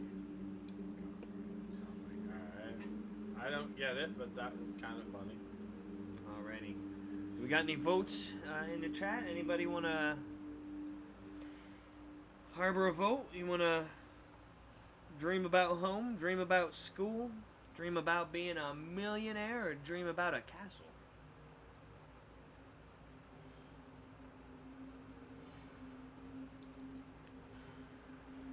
So we'll give you a second if you want to type out a vote. What are you thinking, Jeff? I'm leaning toward the castle.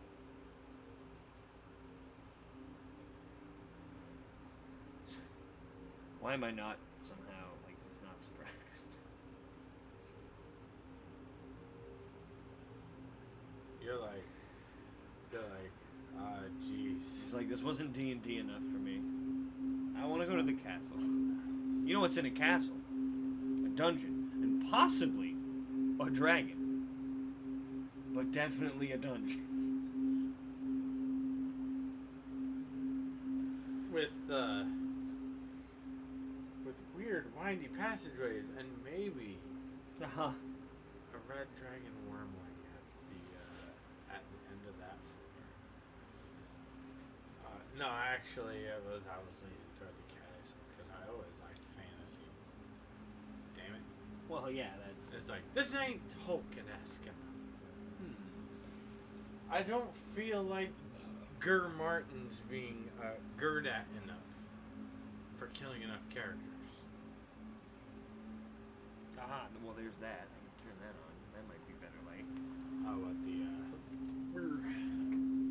Wizard thing. Wait, I have to turn this off fast a second. Getting there, though. Getting there's gonna be the challenge. Dun, dun, dun, dun. Come on. Go for it.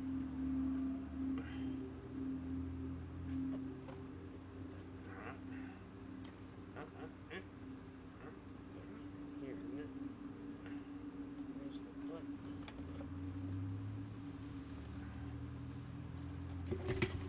Yeah. Okay. Cat, you had one job. Is that the... No, it's the remote. It's the dang blasted remote. Things down there. Anybody vote in the chat? Nothing? Nah, I think they bailed. Shit. Oh, at least they stuck around for a good lurk.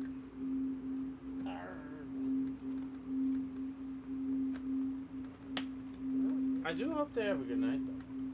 Yes. And I appreciate them for stopping in any form. There it is. Boom! Ah! He's like, fuck! I was like, What the hell fell over here? It was I think it was the golf set. Yeah, what the hell fell over here? Other than that wasn't it. I heard something else fall. Oh, I don't know. That I was more concerned with that. I knew the golf thing fell. I heard this. Yeah. I thought I heard something fall like right over here. Double check. Yeah. Uh-huh. Oh, that thing. I don't know what it is. Yeah, it's a little slinky. It's plastic sling. Huh. Neat. Okay. I mean, it's, well, this light's better than nothing, but... You make things so difficult, cat. Come on. Come on, meow.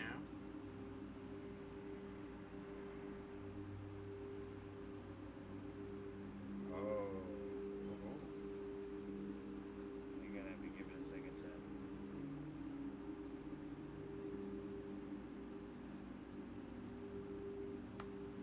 do its thing.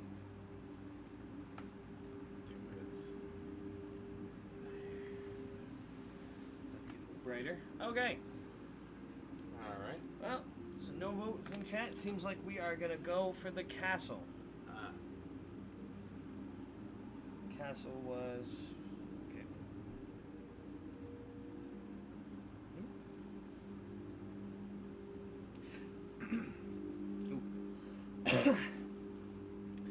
You gaze up in awe at the castle in front of you.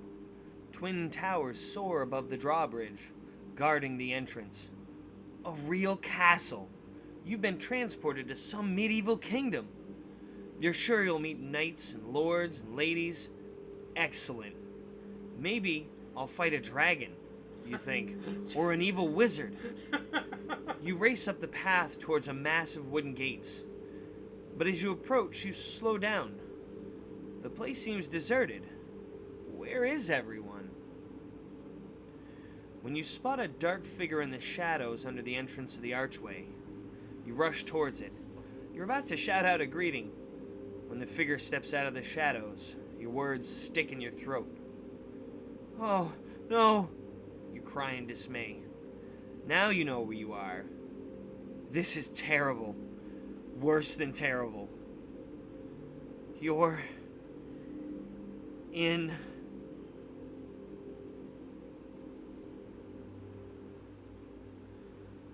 You're in Marky World, home of Marky Mouse.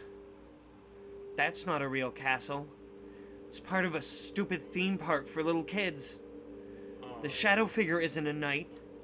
It's a 5-foot-tall mouse wearing a bow tie and white gloves. Marky Mouse. I can't believe it. You moan in disappointment. Your mom and dad stroll up beside you. They're dressed in shorts and t-shirts. Your dad has a big camera around his neck. Oh, look, he cries. It's Marky Mouse. Go stand next to him. I'll take your picture. Oh, that'll be so cute, your mom gushes. Dad, Mom, please, you groan. You are so embarrassed. Marky Mouse steps up and drapes his arm around your shoulder. You squirm miserably. Smile, your dad chirps. I have all day planned, your mother declares. First we'll ride the spinning tea kettle, then we'll see the 3D film on how plastic is made. Then we'll visit the singing animatronic parakeets. And then... Oh, man. This nightmare is just beginning. The end. Oh. That one was a quick one. That was good. The legally distinguishable... Yeah. Yeah. Legally distinct. Yeah, the legally distinct theme park with the certain character whose name we will not provide. Well, that's another one I would not mind getting another chance if we can to double back on it, but... Dear Lord. Marky Mouse. Oh, God. Now I believe we're going to move on to one of the older ones. Ooh. Here, sir, would you like to show them off to the camera? Oh. Well, except the one at the very bottom. We can just leave that. Ooh. I told you that book has seen some... It's seen better days. It's seen worse, too. Alright, so. Which one are you thinking? I'm just thinking, one that goes good with, I guess, this year's theme, and maybe something we haven't done super recently.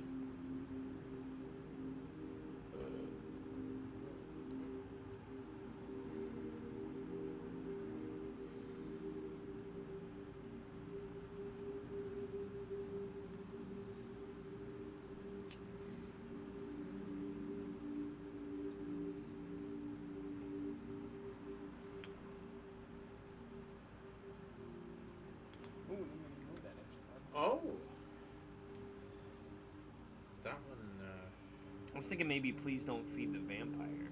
Oh. But then, did we do that last year? I can't remember. I believe we did. Twice. That was a very good one. I enjoyed it. I thought that one was a pretty good one for the theme. There's I'm trying to remember which ones we did last year and the years before, you know? So I think we've finally done all of them. I was thinking, we haven't done, I think since 2020, it was the featured book of 2020 was the Lab or whatever of Shock. Professor Shock or something. Oh, the creepy creations of Professor Shock. I don't think we've done that one in a minute. Maybe. It's kind of a little sci-fi, but I don't know. Yeah.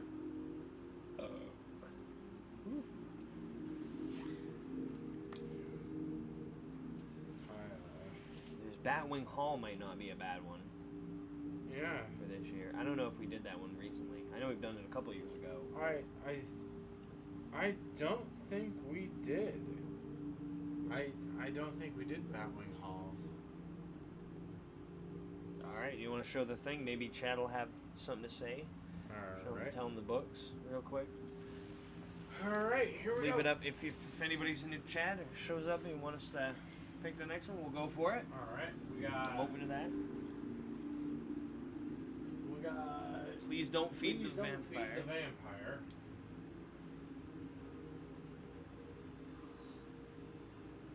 The Creepy Creations of Professor Shock.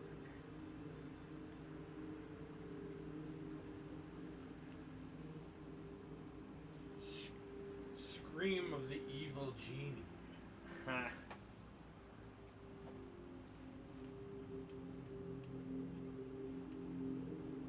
Welcome to the Wicked Wax Museum. Oh, I remember that one. Yeah. Oh, yeah. Diary of a Mad Mummy.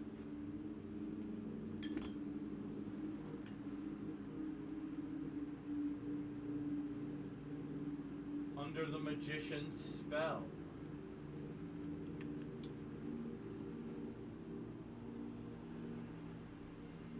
Beware of the Purple Peanut Butter. And Trapped in Batwing Hall. We are personally kind of leaning for, I think, Batwing Hall, right? Yeah. I think so. But But if anybody's there in chat, anybody wants to... Is there anybody there? I don't think there is. nah. I guess this prize can be Batwing Hall then. Let's just get right in it. Alright. Batwing Hall it is. We're gonna do it. Okay. At least this is in much better condition. Oh, yeah.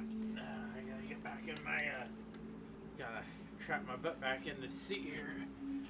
I actually found if I sit in the corner here, I don't sink into it. Yeah, so you gotta kind of sit in the corner a little. Yeah. Makes my tailbone feel a little weird, but the small price to pay. Oh, hey, there's a... Did you notice I put that when you... The what? Check the one next to the empty one. Right here. Oh. Oh. That's where I put the other one. I had one of them, but I put the other one there. I figured it was, weren't too keen on it, or it was alright. I put it there right off the bat. I was just like, oh, that's a good spot, you know. Add to it. I'm not gonna lie, it's a pretty decent test. Cheers. Ready? There. It was better than I remember. Better than I remember. Okay. Maybe it's better warm? Maybe. Could be. This town stinks. It's Friday afternoon, the end of your first week at your new school. Your family has just moved to this town last month, and so far, no one at school has even tried to be your friend. Day after day, you sit in class waiting for someone to talk to you, waiting and staring at all the strange faces around you. How can you possibly go through the year without any friends? You wonder. You're so cool. You know you are. You've had tons of friends at your old school. You trudge home slowly. All you have to look forward to is a boring weekend of watching TV with your parents and your bratty little brother. Then something hits the back of your jacket. You whirl around. A pebble drops into the ground.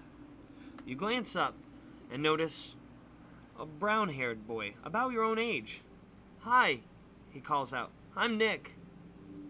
"Hi," you reply and introduce yourself. "We're in the same class at school," Nick says.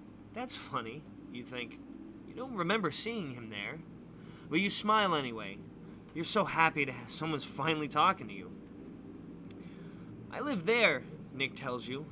He points to a 2-story green house on the next block. You gaze back at him, shocked. "But you can't live there," you exclaim. "There's no way." "What do you mean I can't live there?" Nick asks, laughing. "I know my own house." "I live next door," you tell him. You point to the red brick house next to the green one. The green house has been empty all month. There haven't been any lights on. No cars in the driveway. "I was on vacation with my family. We got back last night," Nick says. "What do you think of school?" "Okay, I guess," you reply. You're afraid to say anything more. You never know. Maybe this kid, Nick, actually likes school. "Can you believe how much homework our teacher gave us this weekend?" Nick complains. He kicks a stone down the street as you walk.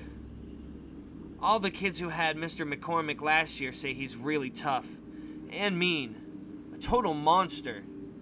You agree. The next thing you know, you and Nick are comparing favorite rock groups and comic books. Both of you collect Spider-Man comics. Yeah. Nick has all the first issues from the last 5 years, too. Oh, man. "Comics are cool," Nick says. "But do you know what's even cooler?" "What?" you ask. "Horror stories," Nick exclaims. "In fact, He stops talking and stares at you. "What?" you ask. "What about horror stories?" "It's probably too scary for you," Nick replies. "Nothing's too scary for me," you boast. "That's because you've never been to the horror club," Nick says. "What's that?" Nick grins. "It's a club I belong to. You gotta be really brave to be a member. When we meet, we tell spooky stories. Really scary." "Cool," you reply. "I love scary stories. Can I join?" "If you think you can handle it," Nick says. "We meet every Friday night at Batwing Hall. That's the deserted house at the dead end of our street. It was old Professor Copernicus's house. Krupnik. It's Krupnik. Krupnik's house. Yeah. It's a weird spelling. I've seen the house. It looks haunted," you tell Nick with a laugh. "Don't laugh," he warns you. "It is haunted." "Haunted? For real?" you ask. "For real," Nick replies seriously. "That's why we picked it. Some of the scariest stories I've ever heard happened in Batwing Hall." "Like what?" "Like the story of the kids on Halloween night," Nick says. "They were all dressed up, trick-or-treating. And they rang Krupnik's doorbell. A figure dressed in all black answered, and the kids were invited inside. Only they never came out." "What happened?" you ask breathlessly. "Nobody knows," Nick replies. "But late at night, you can still hear the kids' screams. Horrible screams. And when the moon is full, some people say they've seen little creatures in monster costumes roaming about inside the house. Trapped. Forever." "Wow. Great story," you say. "It's not a story," Nick tells you. "Being a member of the horror club can be dangerous. Very dangerous." He pauses, then adds, "Today is Friday. We meet tonight. Do you want to come?" "What do you think?" Heck yeah. So we risking it and going to the horror club, or are we saying thanks anyway? Oh, I'm risking it for the Trisket, bro. I'm risking it for the Trisket. Okay, where's that? Well, it sounds better than risking it for the biscuit. Come on. I'd say that if we're doing Please Don't Feed the Vampire. You little son of a bitch. Jeez, cat. You're so mean. You don't have to. Why are you gonna be so mean? He's like, cause that R.L. Stein woman talk crap about cats and you're reading his books. That's it. He's still mad about that. He's still mad about the cats. The cats wouldn't do that, but we are that smart, though. Yeah, we are smart, but we wouldn't, pile on you. The horror club sounds great, you tell Nick. Count me in. Okay, I'll meet you in front of your house at 9 o'clock tonight, Nick says. You agree and say goodbye. Then you rush into your kitchen and find your parents. You tell them you made a friend, and you've been invited to a club meeting. They're so happy for you. Of course, you don't tell them that the meeting is in a deserted, boarded-up old house. At 9 o'clock, you join Nick under the elm tree in the front yard. A skinny, fidgety girl with messy, long, dark hair waits with Nick. This is Debbie, he tells you. She's a member of the club, too. Hi, Debbie says. You can barely see her face under all that thick hair. And she always seems to be squirming about. You wonder what's with this strange girl. You follow your new friends up the hill to the end of a long, dark street. The further you go, the fewer houses there are. At the end of the road, the streetlights are out. The sky is pitch black. If it weren't for Nick's flashlight, you'd probably trip over your own feet. There it is, Nick says, pointing. Batwing Hall. A huge, dark shadow looms at the end of the street. It's the mansion. You stop walking and gaze up at it. Nick shines his flashlight at the old house on the hill. Batwing Hall is a 2-story, old-fashioned house. All the windows that aren't boarded up are broken. Loose shingles flap from the roof.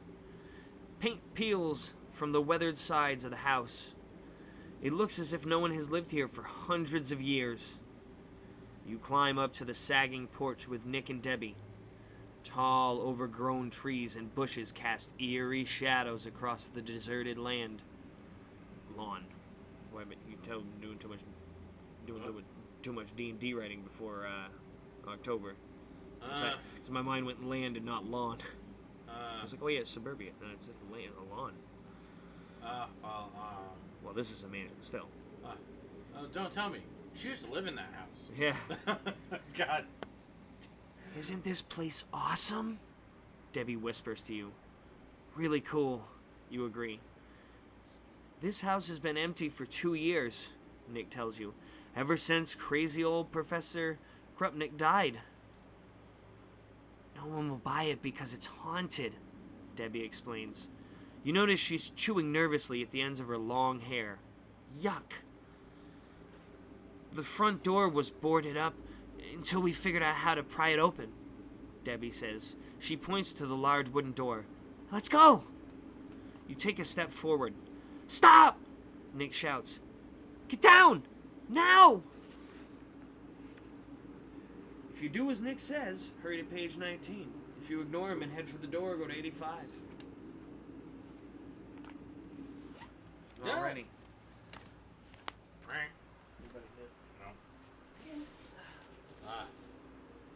I can just see that. Duck! Okay. There we Get some go. water. Yeah. Probably better than what we are consuming right now. Well, Man. you're sure. Sorry When you're about that. reading, you kind of need to. My mouth can't be dry. It's gonna affect it, you know. Yeah. That's why if you've ever seen people like do voiceovers and stuff, so they always have like a bottle of water with them. That's why. It's because it does. They only have one, like, Well, yeah. right there. But they Yeah. probably have like a case like right Yeah. next to them underfoot.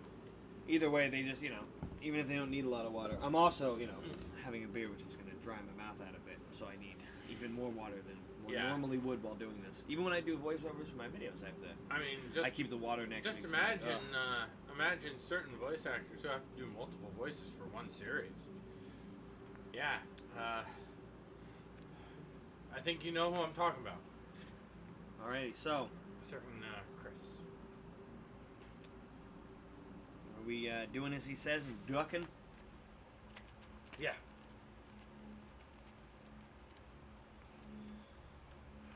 Okay.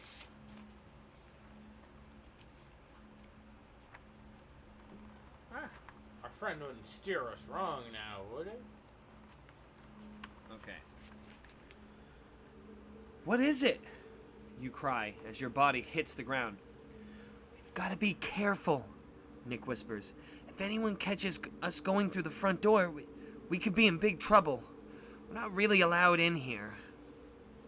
You nod and watch Debbie as she squirms and glances around nervously. You wonder why your new friends are so jumpy. You can't imagine how anyone could possibly see you in the darkness, but you figure Nick and Debbie know what they're doing. You stand and follow Nick and Debbie across the porch. Keeping as quiet as possible, you pull off the broken boards in the front door. You enter the dark house. The air in the entryway is stale and dusty. You hold back a sneeze, and Nick motions for you to follow him. You creep after Nick and Debbie down a dark hallway. The floorboards creak loudly with each step. Then you enter a big, dimly lit living room. A broken chandelier sways from the ceiling.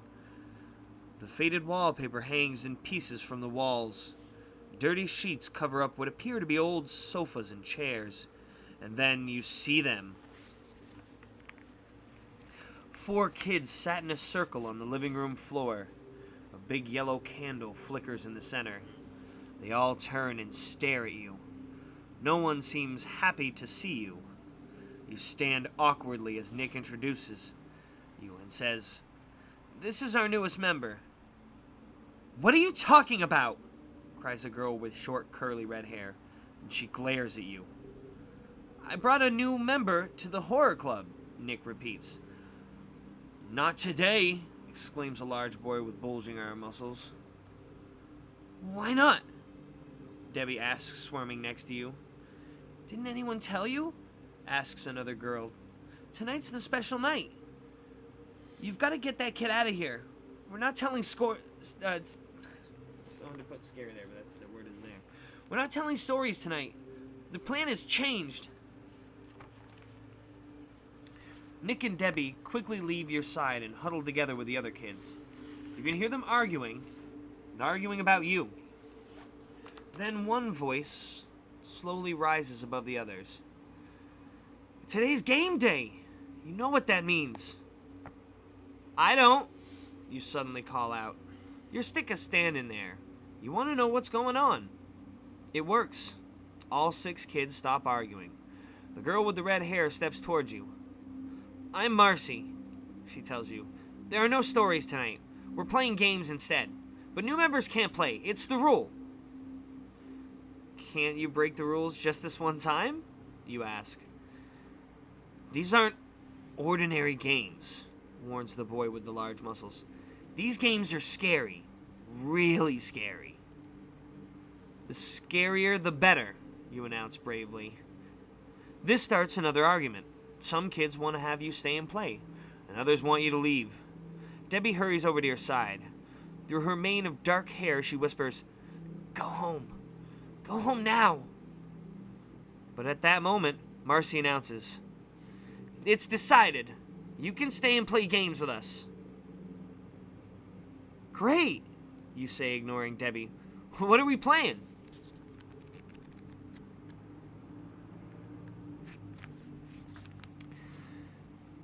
"The game is called The Hunt," Marcy tells you. "I'm captain of the blue team. Nick is captain of the red team." You watch as Nick picks Debbie and a skinny boy named Connor to be on his team. Connor has short bristly hair and a very strange smell. As Connor walks by, you decide he smells as if he's been lying in a dumpster. From the blue team, Marcy chooses a beautiful girl with long blonde hair and green eyes. Her name is Laura. She smiles shyly at you. Marcy also picks the guy in the muscle shirt. Hi, I'm Martin, the kid says, pounding you on the back. Welcome to the horror club. He laughs and then flexes his muscles. You step back. Martin's arm is bigger than your whole body. That's 3 on each team, Marcy announces. Our new team member can join with either one.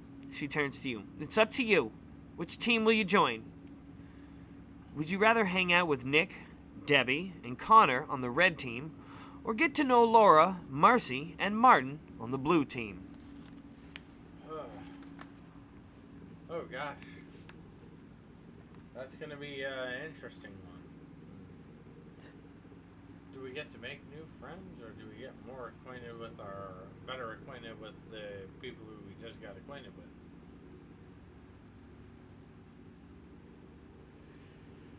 Alrighty. Anybody in chat? I think so.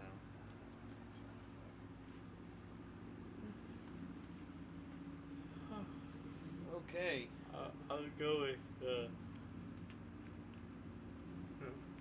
red team. Sorry. Red team? Alrighty.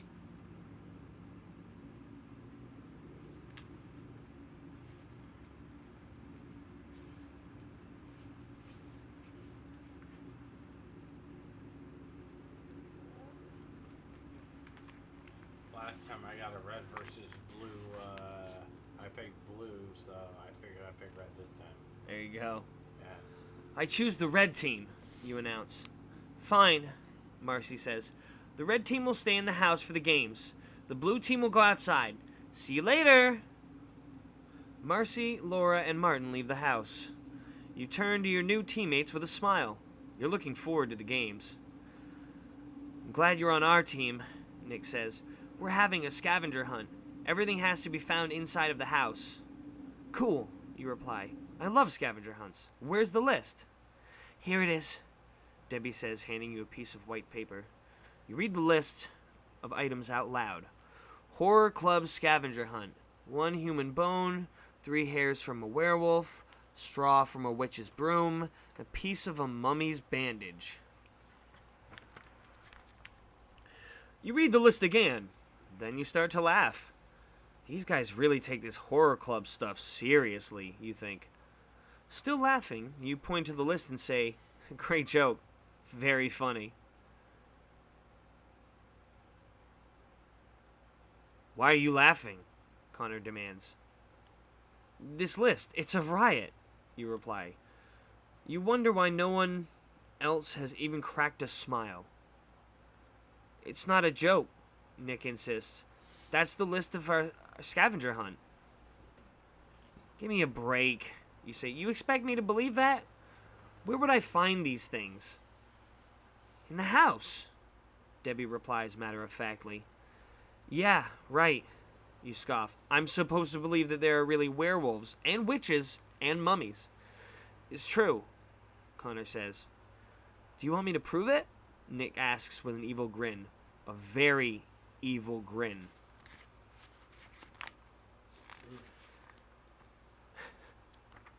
Okay, you say. Go ahead. You asked for it, Nick says. He glances at Debbie and Connor. They nod with excitement. What's going on, you wonder. Slowly, Nick brings his hands up to his cheeks. He hooks his thumbs under his chin and rips his face right off. You gasp. The head of a green-skinned reptilian monster stares out at you from the top of Nick's body. Slimy scales cover his face and begin to spread down his arms and hands. Nick? You choke out. The monster grins at you with 6-inch long fangs. Its beady yellow eyes gaze at you hungrily. You turn to Debbie and Connor, then scream. They're peeling off their kid faces, too. You gape in horror at Debbie. Her skin is now purple and covered with hideous, oozing warts. Her eyes have turned completely white and seem to bulge out of her head and her hair. It's wriggling with enormous black tarantulas. Now you know the truth. These kids are monsters. You turn and sprint for the front door, but the entrance is blocked by Connor. He grabs you by your shoulder, and you nervously stare up at him. Way up. Connor has turned into a 7-foot-tall giant with one red eye in the middle of his forehead, and the stench coming off his body is unbearable. "Where are you going?"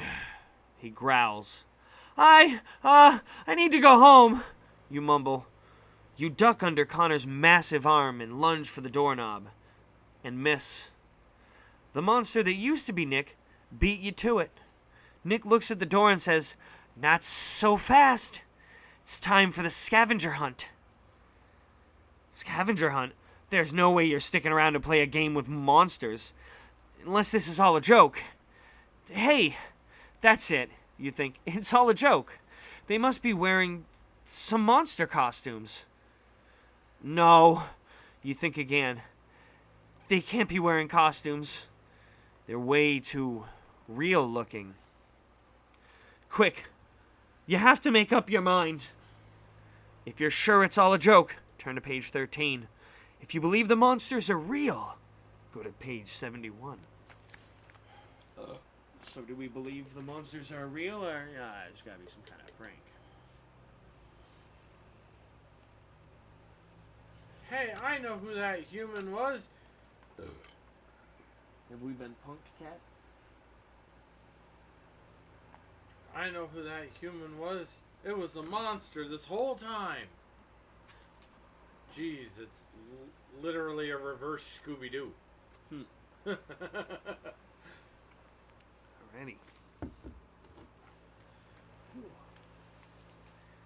What do you think?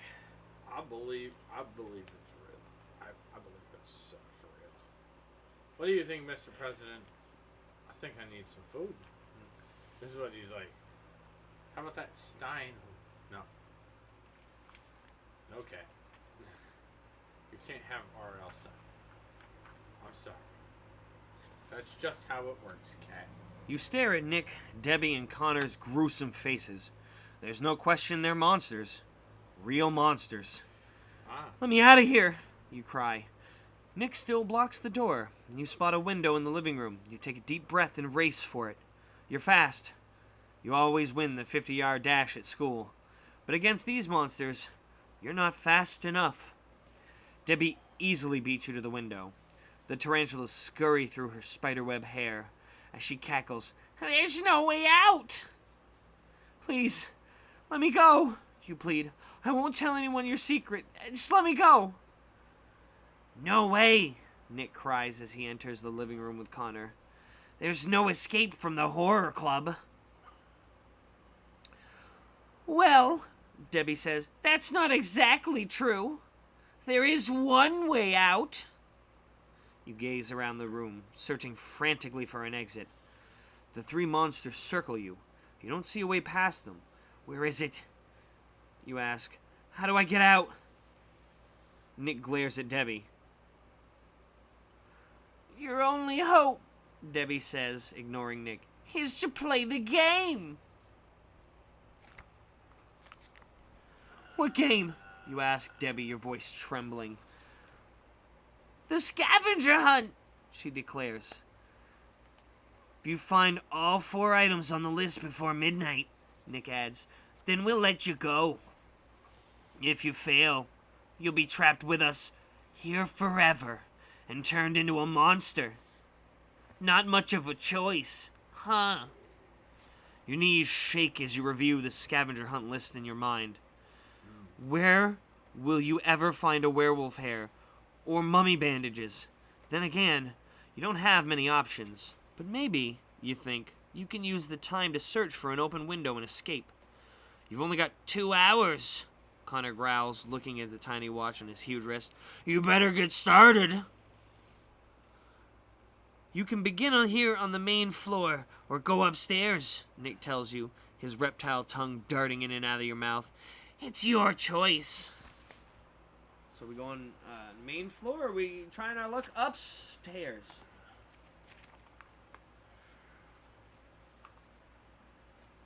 I say we start on the main floor.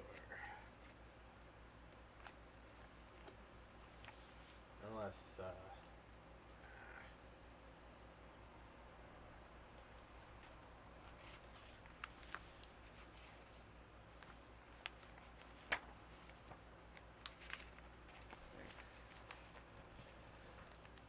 I'm gonna search the main floor, you tell the monsters.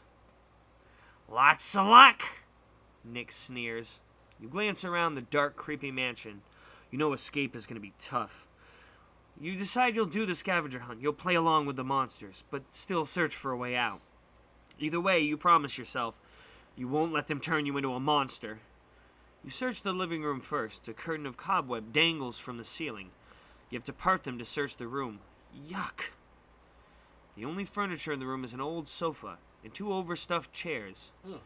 You lift the cushions to search for the creepy things on the list.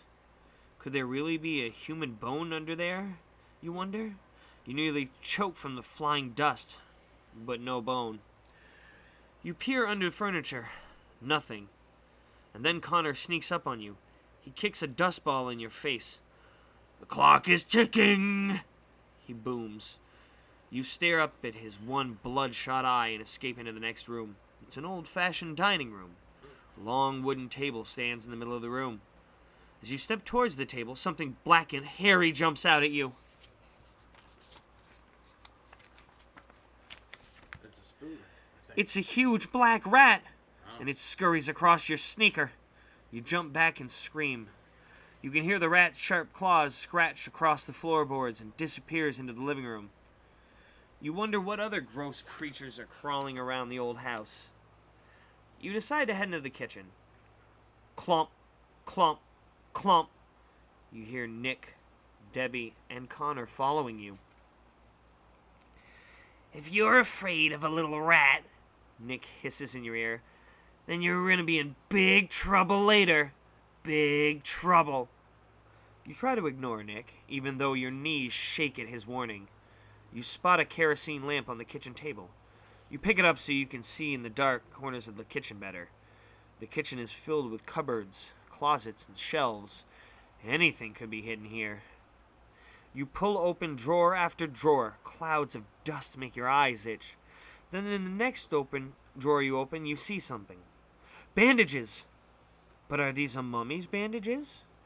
You hope they are. Shoving several in your pocket, one item off the list, you think. Then a hideous scream cuts through the air. Could it be a human scream? You've never heard a human scream that sounded like that. You whirl around in the direction of the scream. Debbie! Debbie is the one screaming. No! She shrieks again and hurries over to you. Can't you read? Debbie cries, the warts on her face ooze green goo. This is not what you want. These aren't mummy bandages. Debbie snatches the bandages from your pocket and tosses them on the floor. Don't waste time, she cries. You step back and try and think. There's no way to escape from the kitchen. Connor is guarding the doors, and Nick is by the window. You have to find the items on that list. You gaze around and then head for a tall, narrow closet and freeze in horror. A thick pool of something red and sticky is seeping underneath the door. It looks like blood. What do you want to do now? Do you want to open the closet door? Or to go check in the dining room one more time? The dining room seems like a waste. We better open that closet. How else are we gonna find a human bone if we just go through empty cupboards and shit? Alrighty.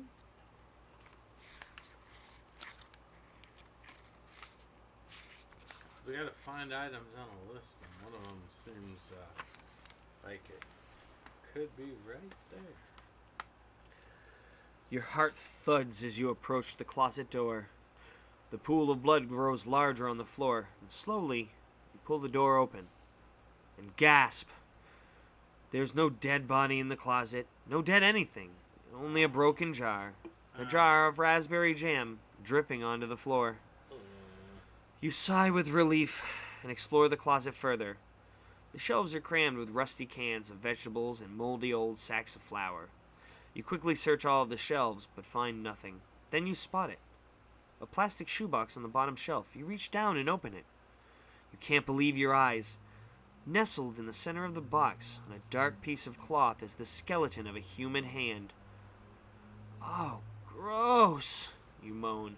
You try not to wonder whose hand it was or how it got in this box.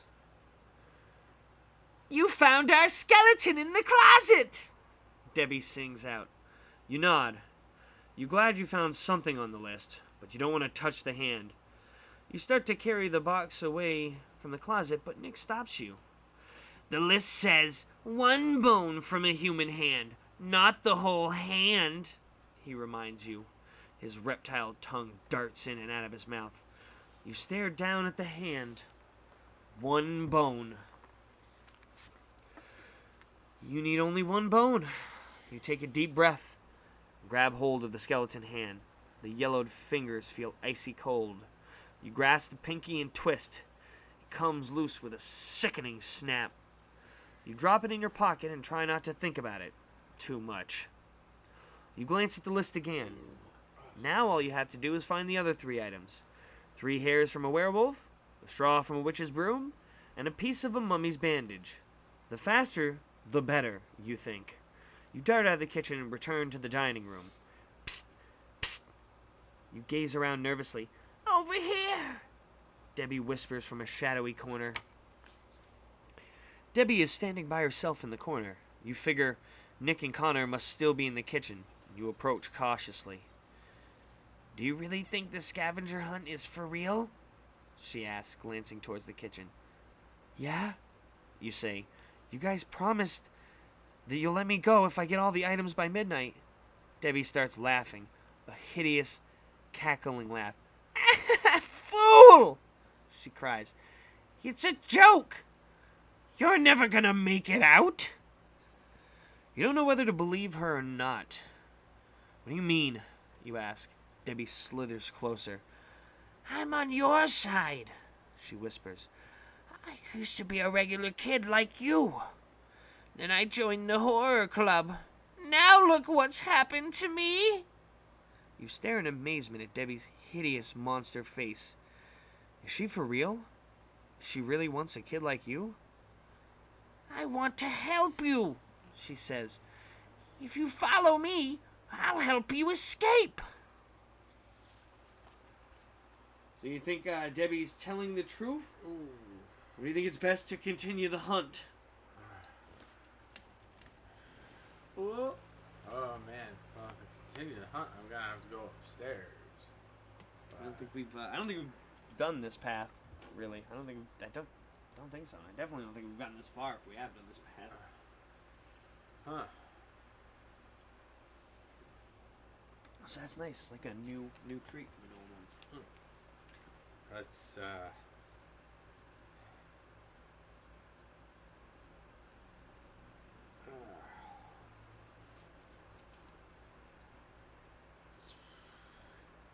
I'm gonna go against my.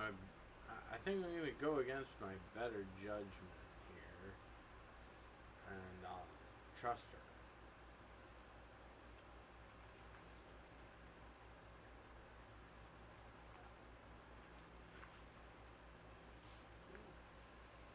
Just like a skip around here. Shoot. I gotta. Where's my? There you are. I'm getting it. Full.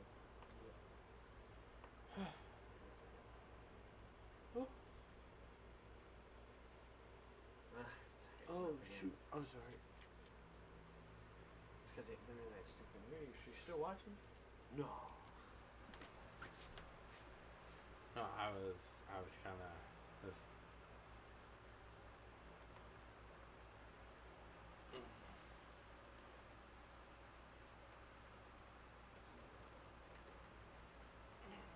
Oh shit!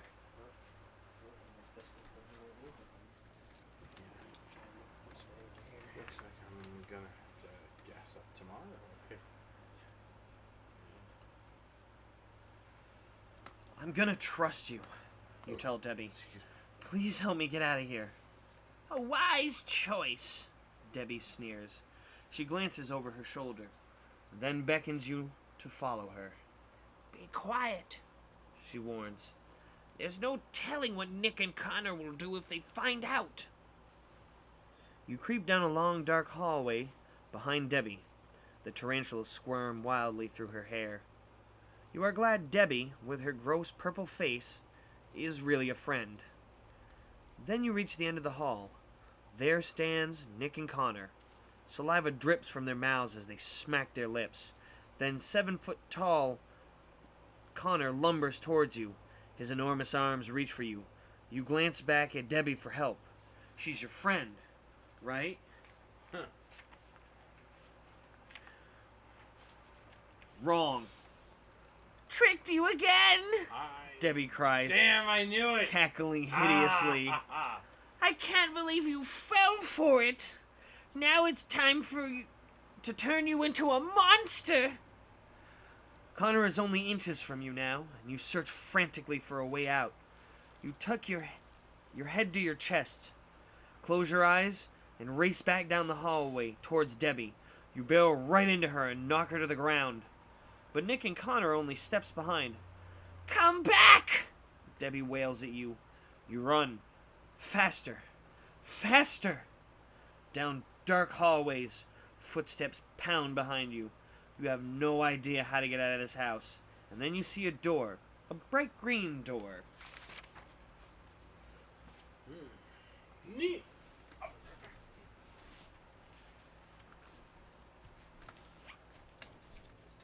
Oh, I'm right here, so. Hey. Is it just slow? Is it not?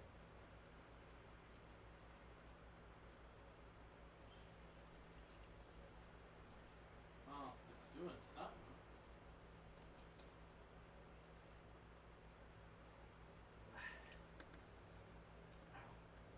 Oh.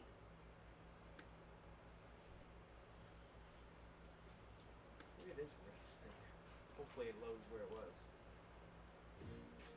Well, that's good. I love that it does that. That's gonna be good.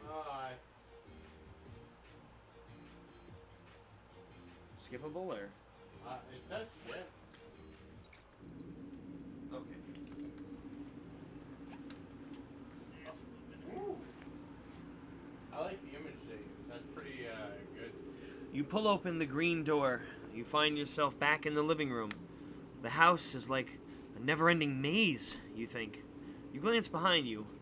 No sign of Debbie, Nick, or Connor. You check your watch. It is 10:50 p.m. You only have a little over an hour before you turn into a monster. You're trying to decide what to do next when you hear a strange noise. Thump, thump, scrape. The noise grows louder and louder. Thump, thump, scrape. You turn slowly and find yourself staring at a mummy.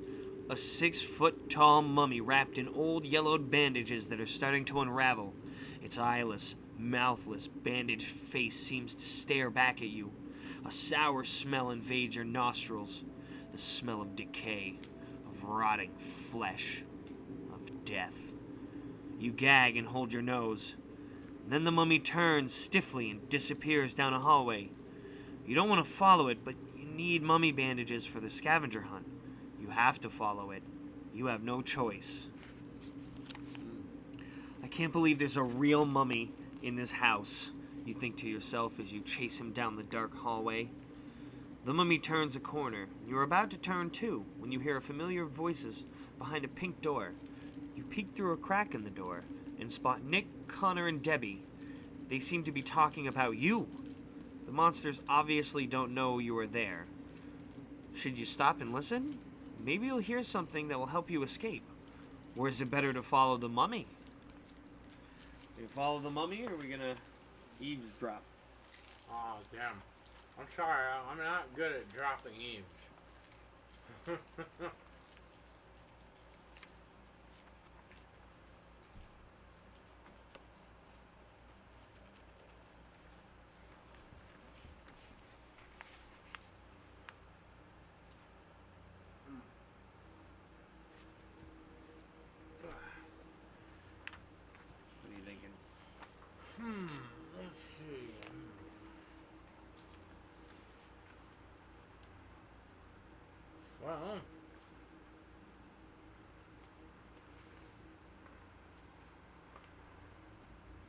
I think we need mummy bandages. And I think the cat might be flipping me off. We're going to mummy bandages? Yeah.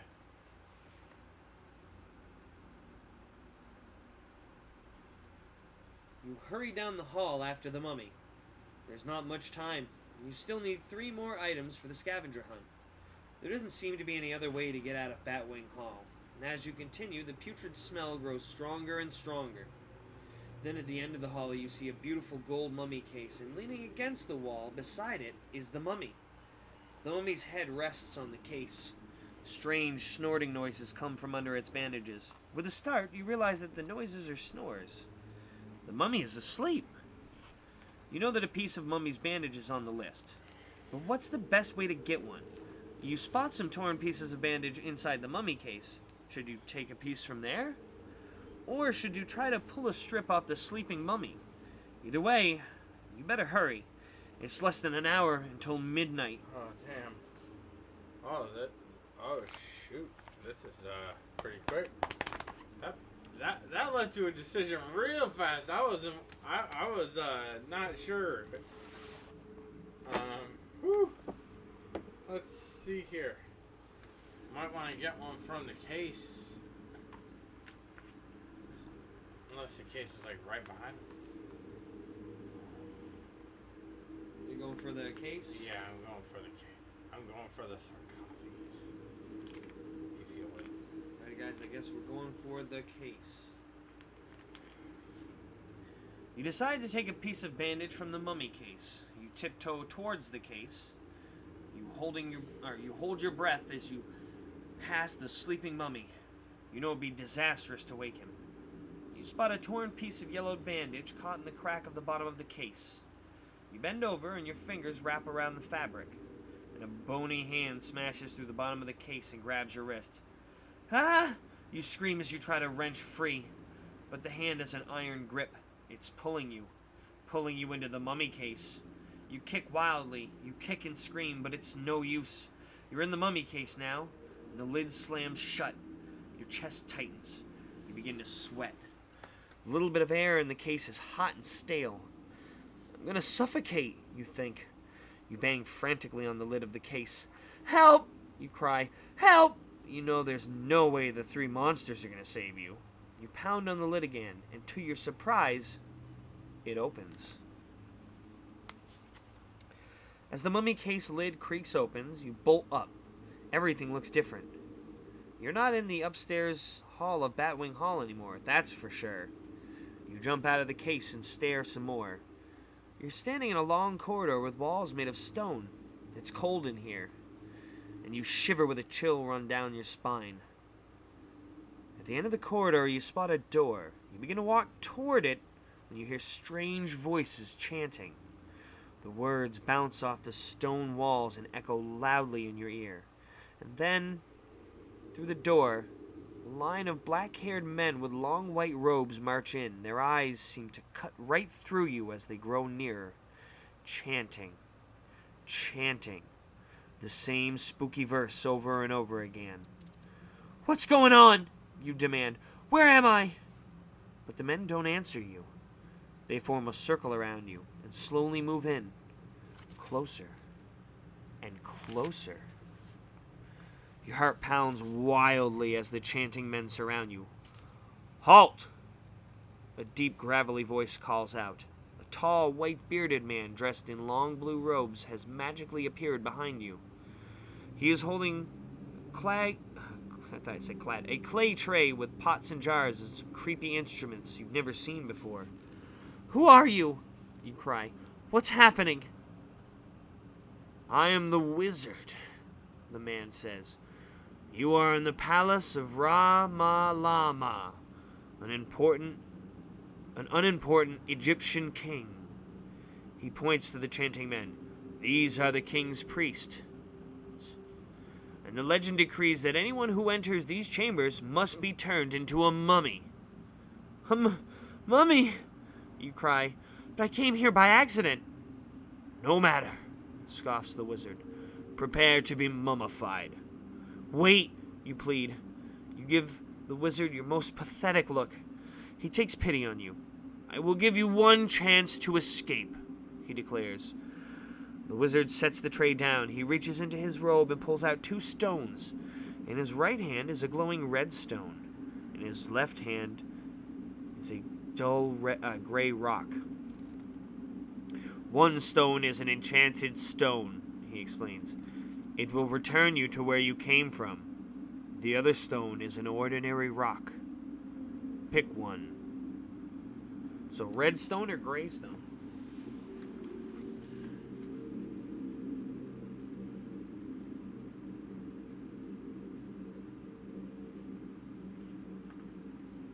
I'm gonna pick the dull gray rock. If anyone else has any,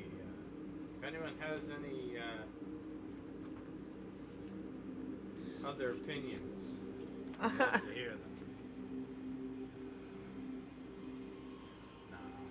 I'll take the gray rock, you tell the wizard. You figure the glowing red stone is too obvious. It must be a trick. He drops the gray rock in your hand. You close your eyes. Home, you think. Take me home. You open your eyes, and nothing happens. The wizard lifts an instrument from the tray. It's long and shiny and comes with a razor-sharp point at one end. Wait! You cry. Wait! There's no way anyone is going to make a mummy out of me, you decide. Your eyes dart wildly around the corridor. You spot a small door at the other end. You charge through the circle of priests and barge through the door. Oh, wow. You're standing in a room the size of a football field.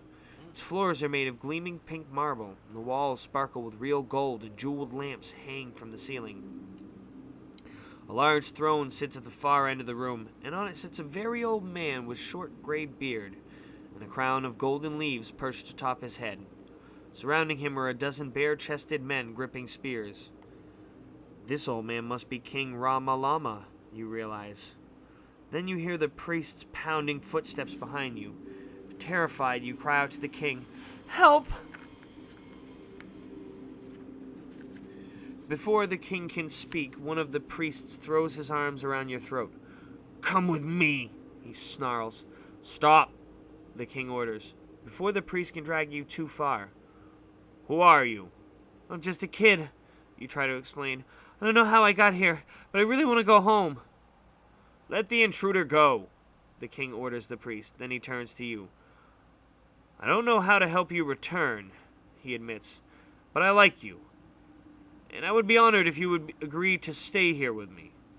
You don't know what to do.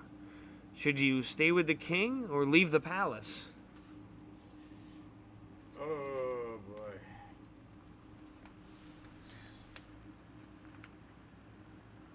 I just traveled to I think this puts me in between a rock and a more dense rock, if you will.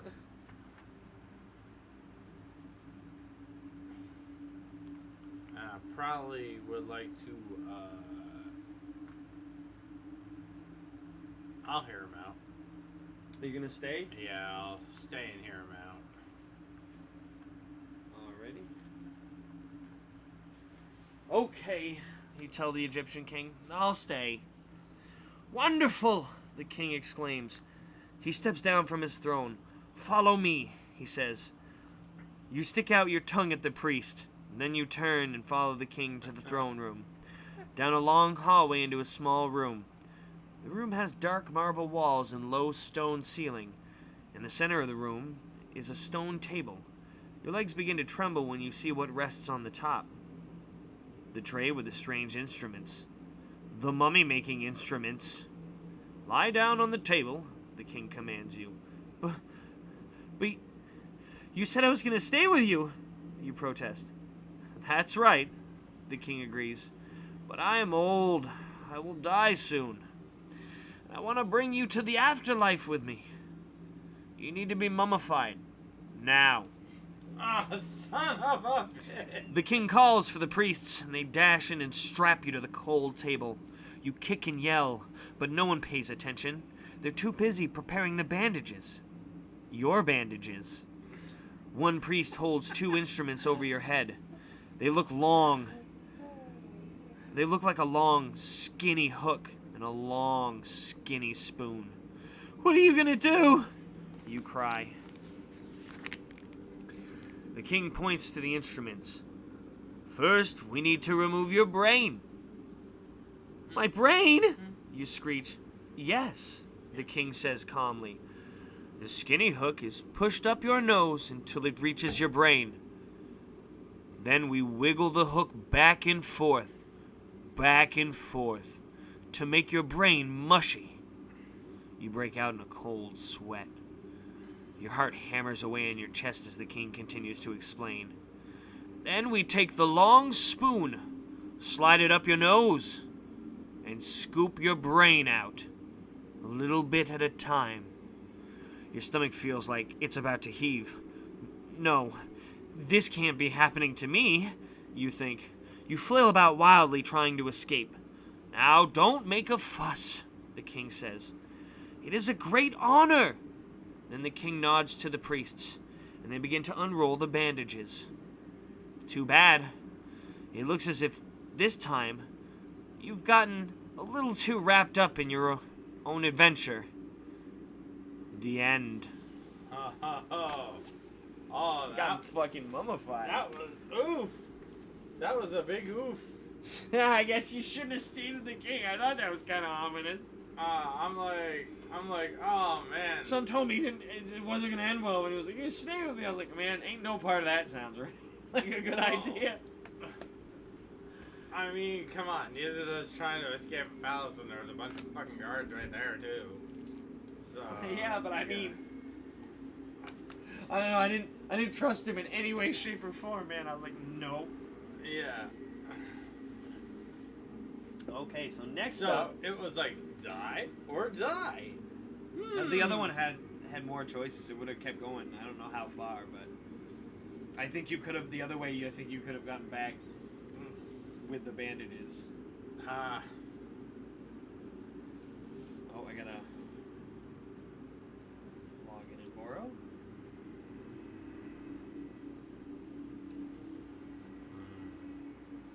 Borrow for an hour. Now we get to the big events for the night, if you will, the big books. We're gonna do next up The Curse of the Creeping Coffin, our featured story for the night. And then next up after that, a special surprise. And then a sort of encore. A couple books I'll throw in as an encore. You'll probably be gone by then. Yeah. I'll be doing that in a sort of solo way. So, I'll do this on the surprise. I'll probably now it is time for The Curse of the Creeping Coffin.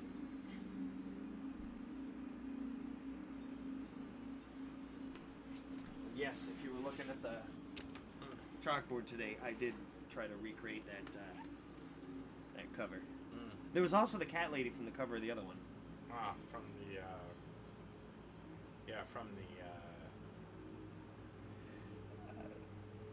That the was one with all the cats. Yeah.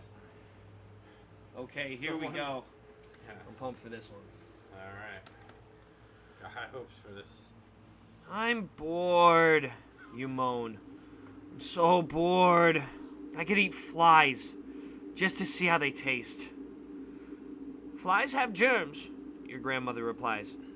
It is a hot, sticky day in the middle of July when you plop down into a creaky old chair in your grandmother's kitchen. Your parents have dropped you off yesterday, before they left for their vacation, and already you could die of boredom. Your grandmother's old dog, Sparkle, yawns loudly. He crawls under the table, and moments later, he begins to snore. I know just how you feel, Sparkle, you say. You sigh loudly. Why don't you go outside and find something to do? Your grandmother suggests. She looks up from the pile she's baking, or pie, there's a pile, pie she's baking, and nods toward the backyard. I know. Go out there, you think? Into her backyard? No way. You glance out the window. It's probably 90 degrees in this shade. But you shiver. Your grandmother's house is right in front of an old cemetery. Rows and rows of crumbling tombstones sit just beyond the edge of her backyard. But that's not what scares you. What scares you is that the tombstones have been moving. You noticed it right after you arrived yesterday. You saw the tombstones from your bedroom window on the second floor.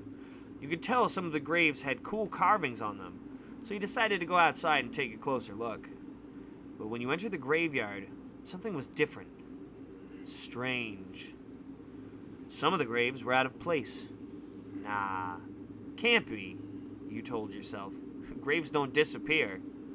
But still, from your bedroom window, you could have sworn there were 6 or 7 graves in the back row.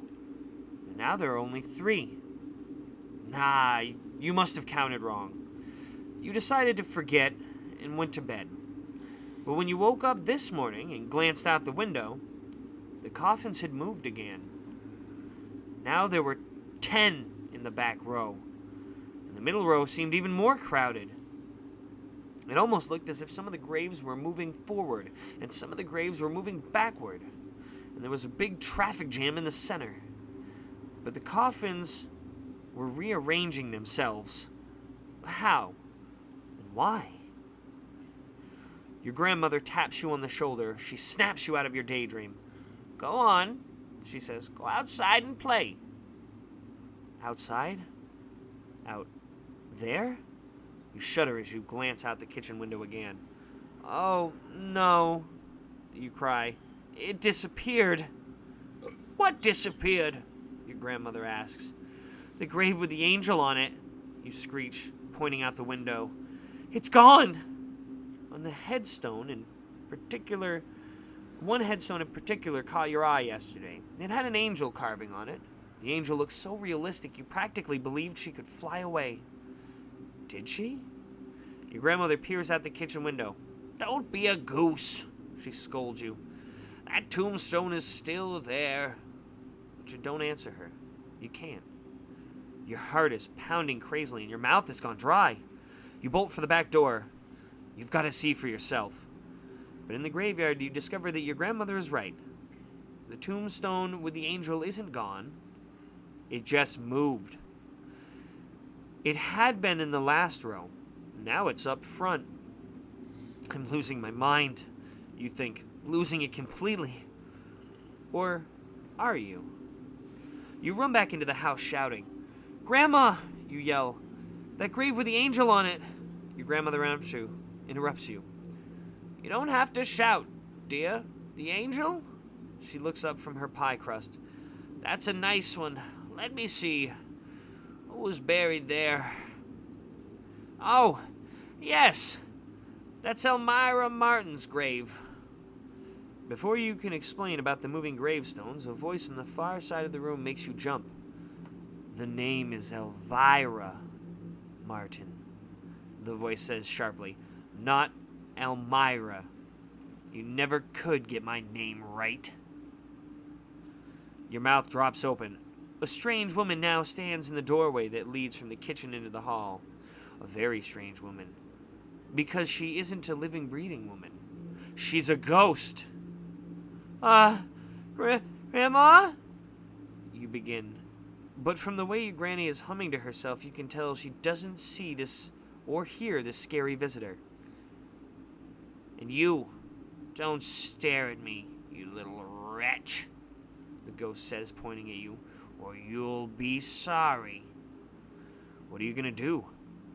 Suddenly, you're living in a haunted house. We gonna talk to the ghost? Or are we gonna run outside? Oh boy, that's a tough one. That is a tough one. That is a tough one. Oh boy. I mean, I made wrong choices already. if only the chat could bail me out. I know, if only the chat was here to bail your ass out sometimes. I know, right? If only the cat was here to bail my ass out. Ruse? No, I'll just let you suffer, kid. Anybody in the chat now? That's what I figured. They pop off later too, and I'm sure even like Z and them pop in, or they'll pop in later. They'll watch it later. Huh. We never get the interaction I'm looking for. What? We never get the interaction I'm looking for live. Like I said, they get more views after the fact, which all right. Well, hey, there you go. Right. I think people like hearing me read. I like reading.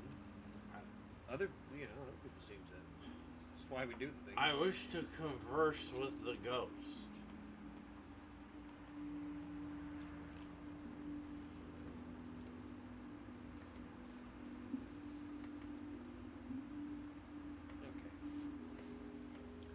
That sounds like a terrible idea. Why are you here? You ask the ghost, but your grandmother thinks you're talking to her. You know why I'm here, your grandmother answers. I live here. Don't be such a goose. For some reason, your grandmother can't see Elvira. You've always wanted to have a special skill, but ghost spotting wasn't what you had in mind. You try to think of a way to ask Elvira a question without having your grandmother think you're completely crazy, but you can't. So you keep staring at the ghost. She glares at you a moment, and then motions for you to follow her. You watch as she floats up the hall and the stairs towards your room. Follow a ghost, you think? Are you nuts? Just the idea gives you a chill. So are we going to follow the ghost or race out of this house fast? Let's get the frick out of here.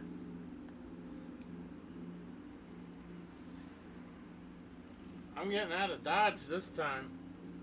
He's like, I ain't fucking around and finding out this time. I'm out. I have to round him. Shit, I'm out. Yeah, I fucked around enough and found out plenty. Yeah. There's some grizzly ants so far already. I know. I was like, nope. I'm just gonna. See, it's a pretty grisly year. We got some pretty grisly ants. We didn't get any like endings or any like meh ones. You know, we just got some grim ones. Yeah, we just got screwed. Fall 50 feet and fucking die from that. You got fucking. We got turned into a mummy. Got cat piled. Yeah, he got eaten by cats. Yeah, I mean, shoot, we're batting zeros. All the way around. Day. Oh, well, there was one that was kind of like, it was the trapped in the Disneyland nightmare, essentially. Yeah, that was the legally distinct from Disneyland nightmare. I say that was kind of one of the more. That was the man. That's the only one we've got that was one of those like weird middle endings. Which is kind still kind of horrific, but it's not as that's not great. It's a bad ending, but it's not a. We didn't get one of those good endings or Or a hey. So I think that was the only one that was kind of like in between. All right. You decide to get out of your grandmother's house on the double. Grandma, you say, I don't feel well. In fact, I think I'm getting really sick. I think I should go home. But dear, your grandmother says, you can't go home. Not with your parents away on vacation. Well, it was worth a shot. You swallow hard and glance over to where the ghost was standing. She's gone. Maybe you were imagining things. Maybe the gravestones aren't moving. Maybe you really are sick. The best thing to do is to go up to your room and lie down. Climb the stairs to the second floor. But as you reach the door to your room, you freeze. There in the doorway is such a terrifying sight.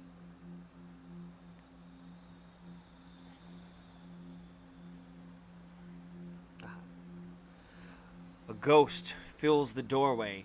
But this ghost isn't just a filmy version of a live human being. This ghost isn't like Elvira Martin. This ghost is hideous. His whole face is grayish blue. His tongue and eyes bulge out. He looks as if he died while being choked. Then his bluish hands reach out for you. That does it.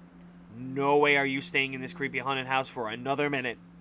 You run back downstairs into your grandmother. You beg, you plead, you cry. And then you pull out every trick in the book, even the one where you fake a high fever by putting a thermometer on a light bulb. Eventually, your grandmother gives in. She calls your parents. They cut short their vacation. They come and pick you up and take you home. They're pretty steamed at you. You don't care. At least you've gotten away from that haunted house. You flop down in your bed in your room. That's when you feel something poking you. Something in your bed. You sit up and stare at your blanket. It's sliding around the bed. All by itself.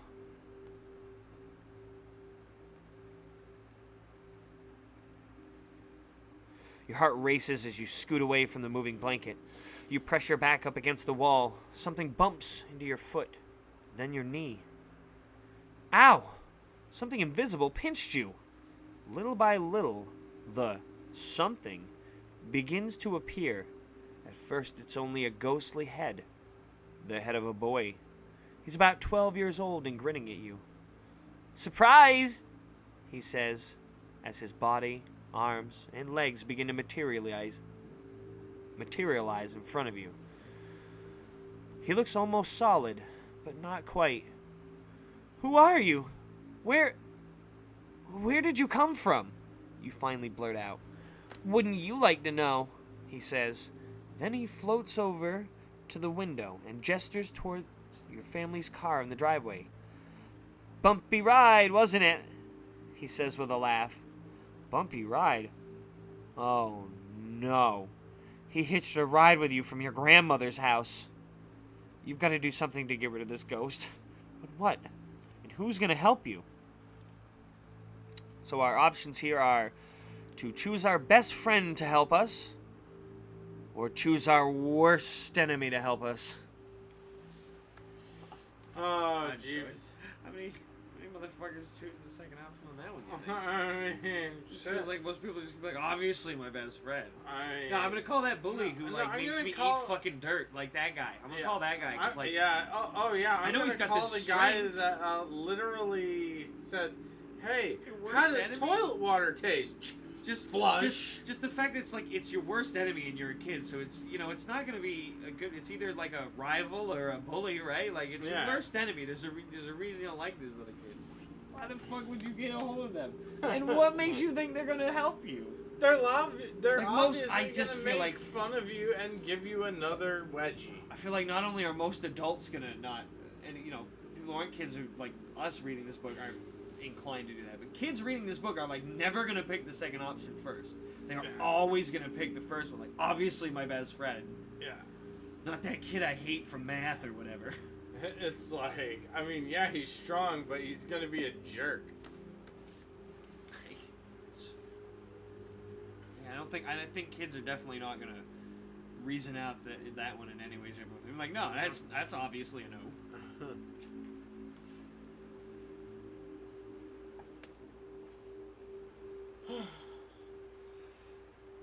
So what are you thinking? We're gonna call that guy we hate? No. Alrighty, best friend. We're gonna call the friend.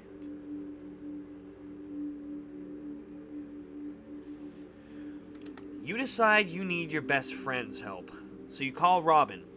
He lives only 2 houses away. Without even a goodbye to your mom and dad, you zoom out of the front door. You run to Robin's house as fast as you can. Hi, Robin says. That was fast. What's up? You're not gonna believe me, you warn him. Try me, Robin says, tossing 3 juggling balls into the air. Robin has been trying to learn to juggle for 6 months. He just can't get the hang of it. My grandmother's house is haunted, you explain quickly. The coffins in the graveyard behind the house were creeping around. The ghosts escaped from their graves and... You pause and take a deep breath. And one of them followed me home. Robin stares at you as if you're crazy. He lets all 3 balls drop to the floor with a thud, thud, thud. Yeah, sure, right, he says sarcastically. A moment later, all 3 juggling balls rise up from the floor. To your amazement, they start juggling themselves. Then one of them flies right at Robin and hits him in the face. The wise guy, eh? Son of a bitch. What? Nice. That's a good one for that. Ow! Robin cries out. His hand flies up to his cheek where the juggling ball hit him. Your mouth falls open. This is terrible. The ghost must have followed you down the street. Why did you do that? Robin yells. That really hurt. But I didn't do it, you reply. It was that ghost. Robin stares at the juggling balls. They're just lying on the floor now. The ghost is nowhere in sight. Yeah, right, Robin says. Like I'm really gonna believe in ghosts. Come on, how did you do that? Before you can answer, there's a knock on Robin's bedroom door. He walks over and opens it. Yikes! He screams. Floating in the doorway in midair is a long, sharp carving knife. It's pointed right at Robin's heart.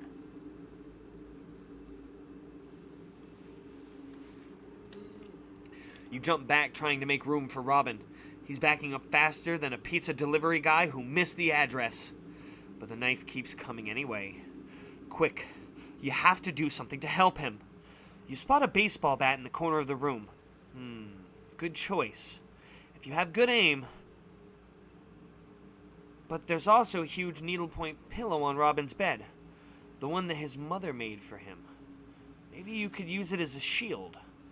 Choose your weapon. Baseball bat or pillow shield? Sword or the shield? Yeah, sword or shield.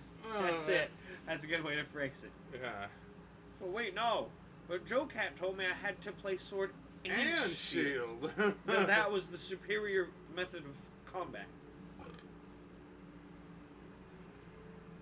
In whatever, I think it's a Dragon Age game or something, right? No. Oh, no. Monster Hunter. Monster Hunter. Yeah. See? Yeah, Joe Cat did Monster Hunter with Sword and Shield. He just, My mind knew the game in my head, but I couldn't think of that fucking name. For some reason, my brain I'm was picking other the Shield. Shield? Alright. Yeah. I literally had a discussion with one of my coworkers about this yesterday. That's great. Whether the shield or the sword was the better weapon. The knife floats towards you and Robin. Quickly, you grab the needlepoint pillow. You hold it in front of you like a shield. Are you crazy? You're going to use that pillow? The one Robin's mother lovingly needlepointed for him? The one that took her 74 hours of finger-aching work to complete? You're using it to block an attack from a flying knife. Oh dear. We're talking serious bad judgment here. The pillow, of course, is ripped to shreds. But that's just the beginning. Just the first of many bad decisions you make in your life. For instance, a few weeks later, you're at a picnic.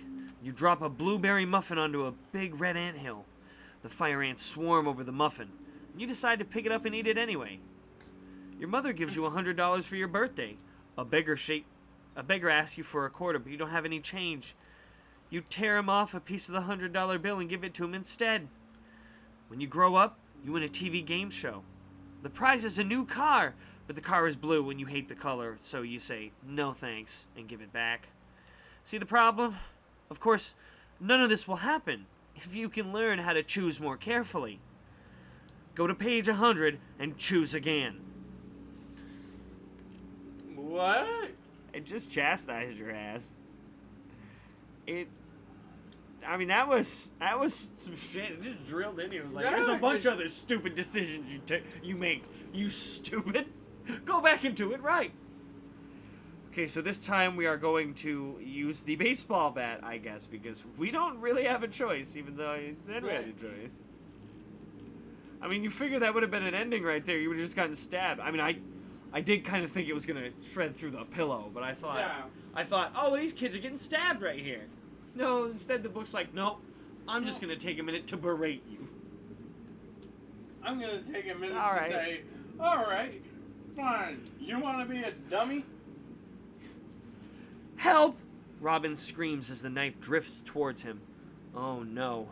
Right beside the floating knife is the ghost boy. You grab the baseball bat and take a swing. The bat goes right through the ghost's see-through body. He laughs as if you tickled him. Unfortunately, the bat comes right out the other side of him and smashes into Robin's desk lamp. Oops. The lamp flies off the desk and smashes into the floor. What was that? A woman's voice calls out from the hallway. Uh-oh. Robin's mom is on the way.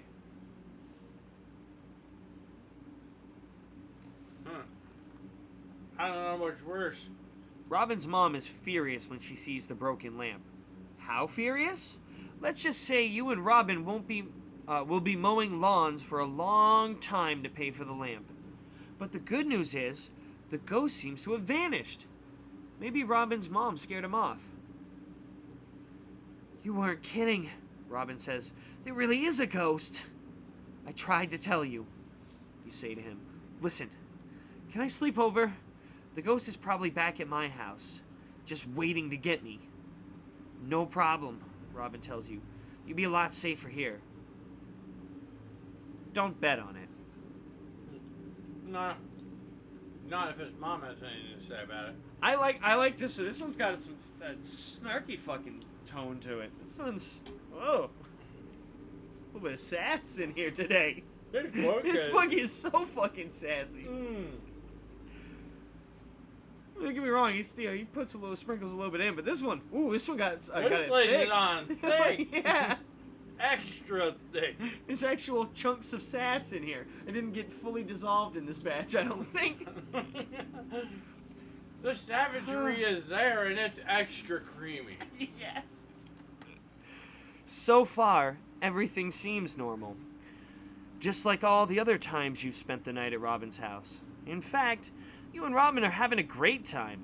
Even Robin's older brother Lark is less obnoxious than usual. Yeah, Robin and Lark. Robin's last name is Birdsey. His parents like cute stuff like that. Lark is having a sleepover party. His friends are in 8th grade. They think they're way cool. And they are. Until 9 o'clock, when suddenly all the lights in the house go out. Hey! Lark yells at you and Robin. Quit playing with the circuit breakers, you little twerps. Or else. Uh-oh. You didn't touch the circuit breakers. Neither did Robin. And his parents aren't home. Who's left? That's right. The ghost. And all the lights are out. What now? Oh, here we go.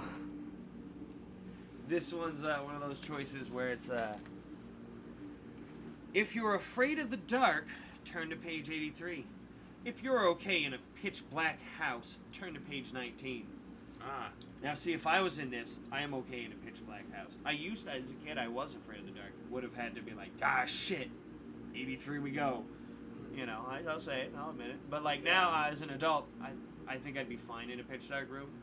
I wouldn't be comfortable, but I wouldn't be like, oh shit. I think I'd just be like, I'd be like, alright. Fucking power went out.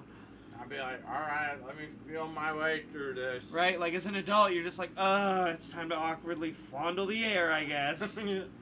As a child, that's terrifying, but as an adult, at least, or at least kind of awkwardly fumble through the walls and hope the dog don't trip me. Right?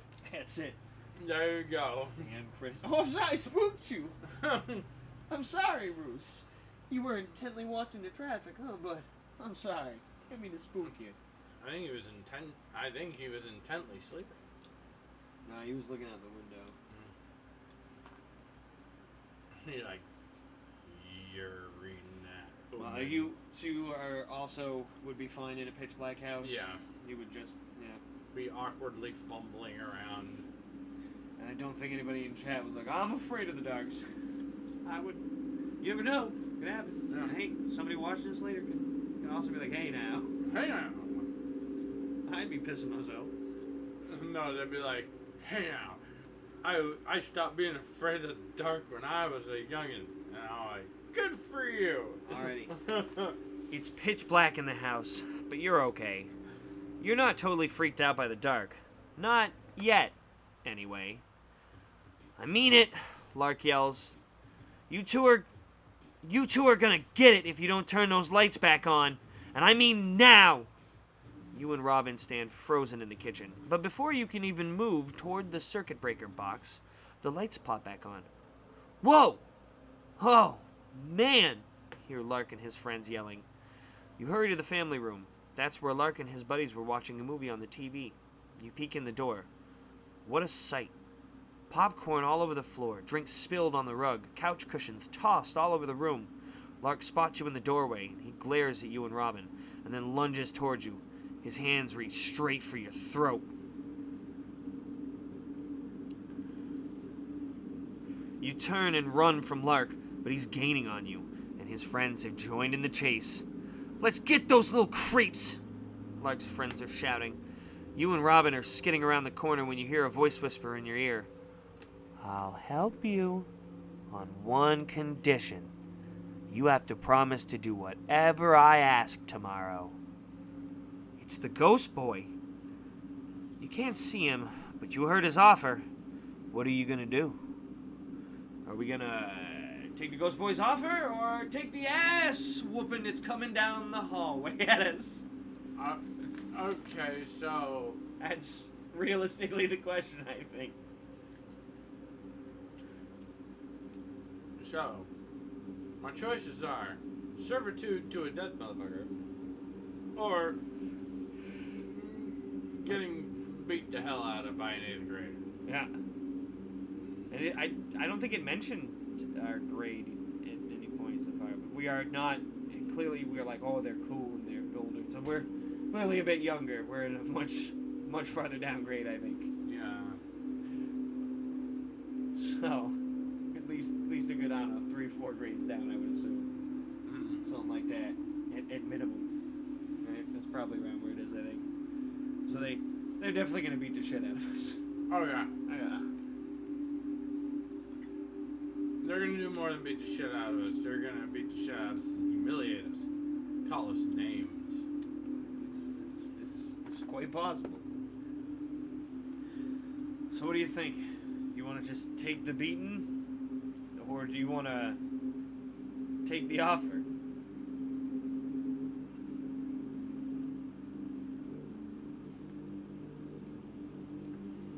I think I'd be safer with the ass whooping. He's like, fuck it. I had this coming for no reason.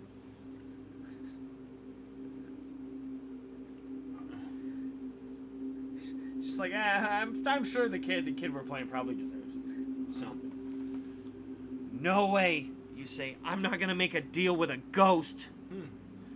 Fine, the ghost boy says. You're on your own. He vanishes. Maybe this wasn't such a great idea. Lark and his friends catch up with you pretty easily. What happens next isn't pretty. By the time Lark and his friends are done, you and Robin are a mess. You're lying in the damp grass in Robin's front yard. You're bruised from being tackled. Your t-shirt and jeans are grass-stained. Your hair is a tangled nest. Lark used both sets of knuckles to give you noogies. Robin fumes. I could strangle him. No, you couldn't, you reply. You're not big enough. In fact, he strangled us. True, Robin admits. But we gotta do something to get him back. I wish that ghost would come back. Maybe he could scare the living bazookas out of my stupid brother. No sooner has Robin said the words than the ghost appears. You rang? The ghost says with a sly smile. Ah, fuck. Damn you, buddy. Damn. The ghost floats towards you and sneers in your face. Do I take it that you're finally ready to make a deal? The ghost asks. Robin stares open-mouthed at the ghost.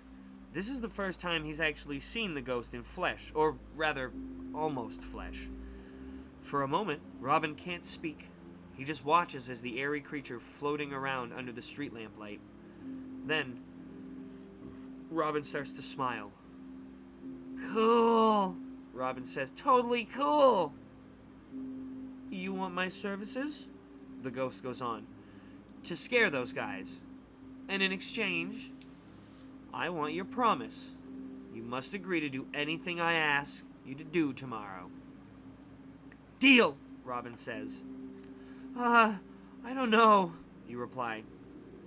What if he asks us to do something wrong? Something illegal or something? Robin shakes his head and leans over to you. Then we just won't do it, he whispers. Come on, don't you want to get back at Lark? Well, don't you?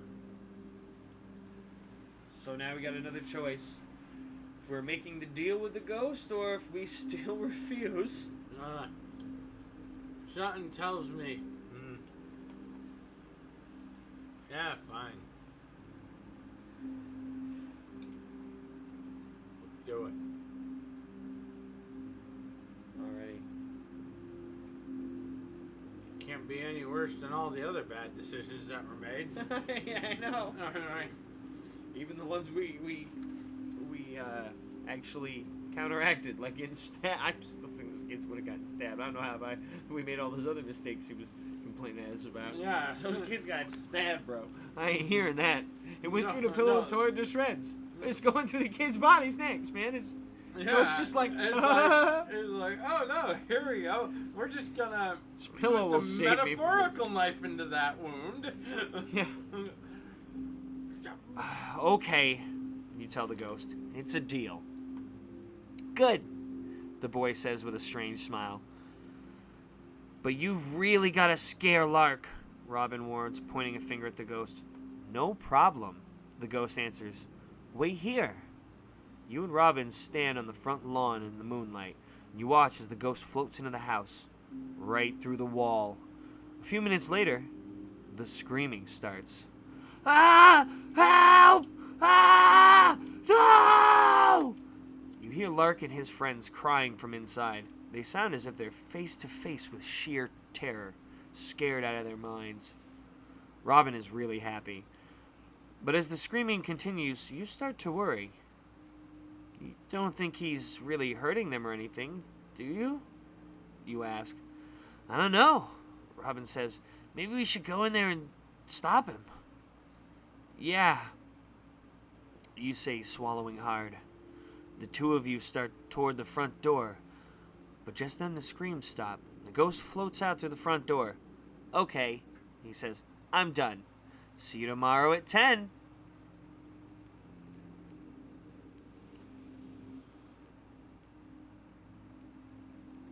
The next day, you and Robin meet right after breakfast. The ghost shows up an hour later, right on time. Okay, the ghost says. Here's the deal.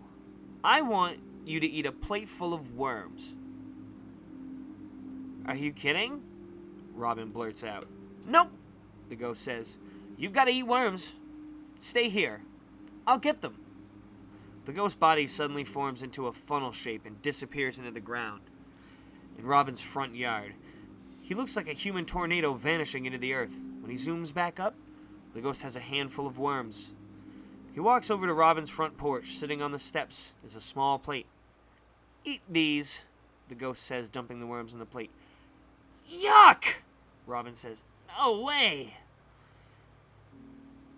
If you don't, the ghost says, I'll haunt you for the rest of your life. Like this. The ghost makes himself into an airy tornado again. But this time, the funnel flows into Robin's head. It goes in one ear and out the other. Yow! Robin screams. Okay, I'll eat them.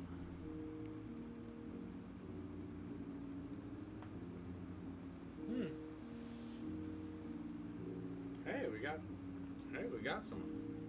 What's up? I think that was.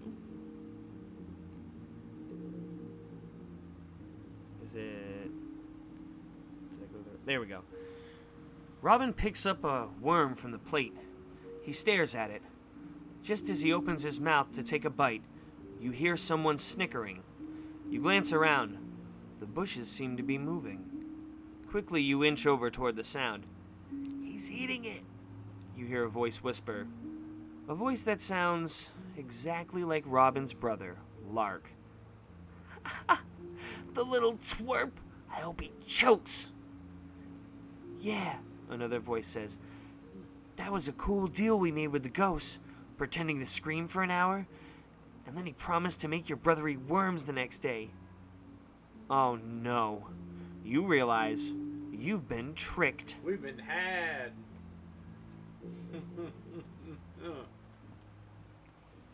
Stop! You cry out, running over to Robin. Don't eat the worms. It's a double cross. What? Robin asks, looking confused. Luckily, he was too grossed out to take a first bite. You explain what you overheard. Your brother's in there, you say, pointing to the bushes. He tricked us. He made a deal with the ghost. He pretended to scream last night, even though the ghost wasn't doing anything to him. Robin still looks confused, until Lark and his friends come out laughing. Ha ha, they say. You have to eat worms because of us. You twerps got what you deserved. What are you laughing about? The ghost says to Lark. You made a deal too. I agreed to make your brother eat worms, but in return, you promised to do whatever I asked. Yeah, Lark says. So what?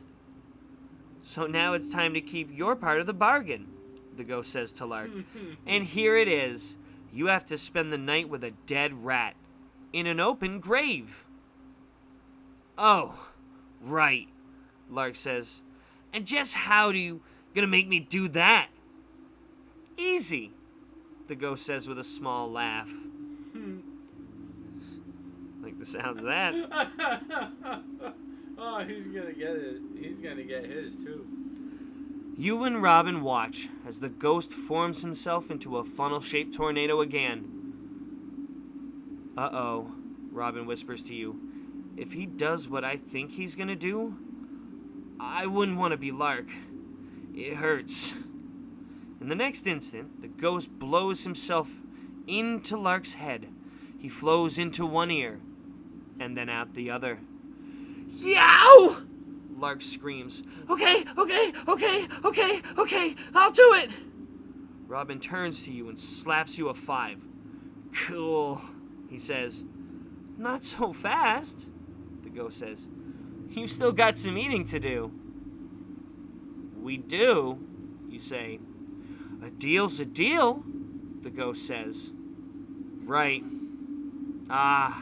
Well, maybe eating worms won't be so bad in the end. Oh, man. That was a meh ending, I would assume. I guess that one's kind of still up in the air. You know, I guess you just do.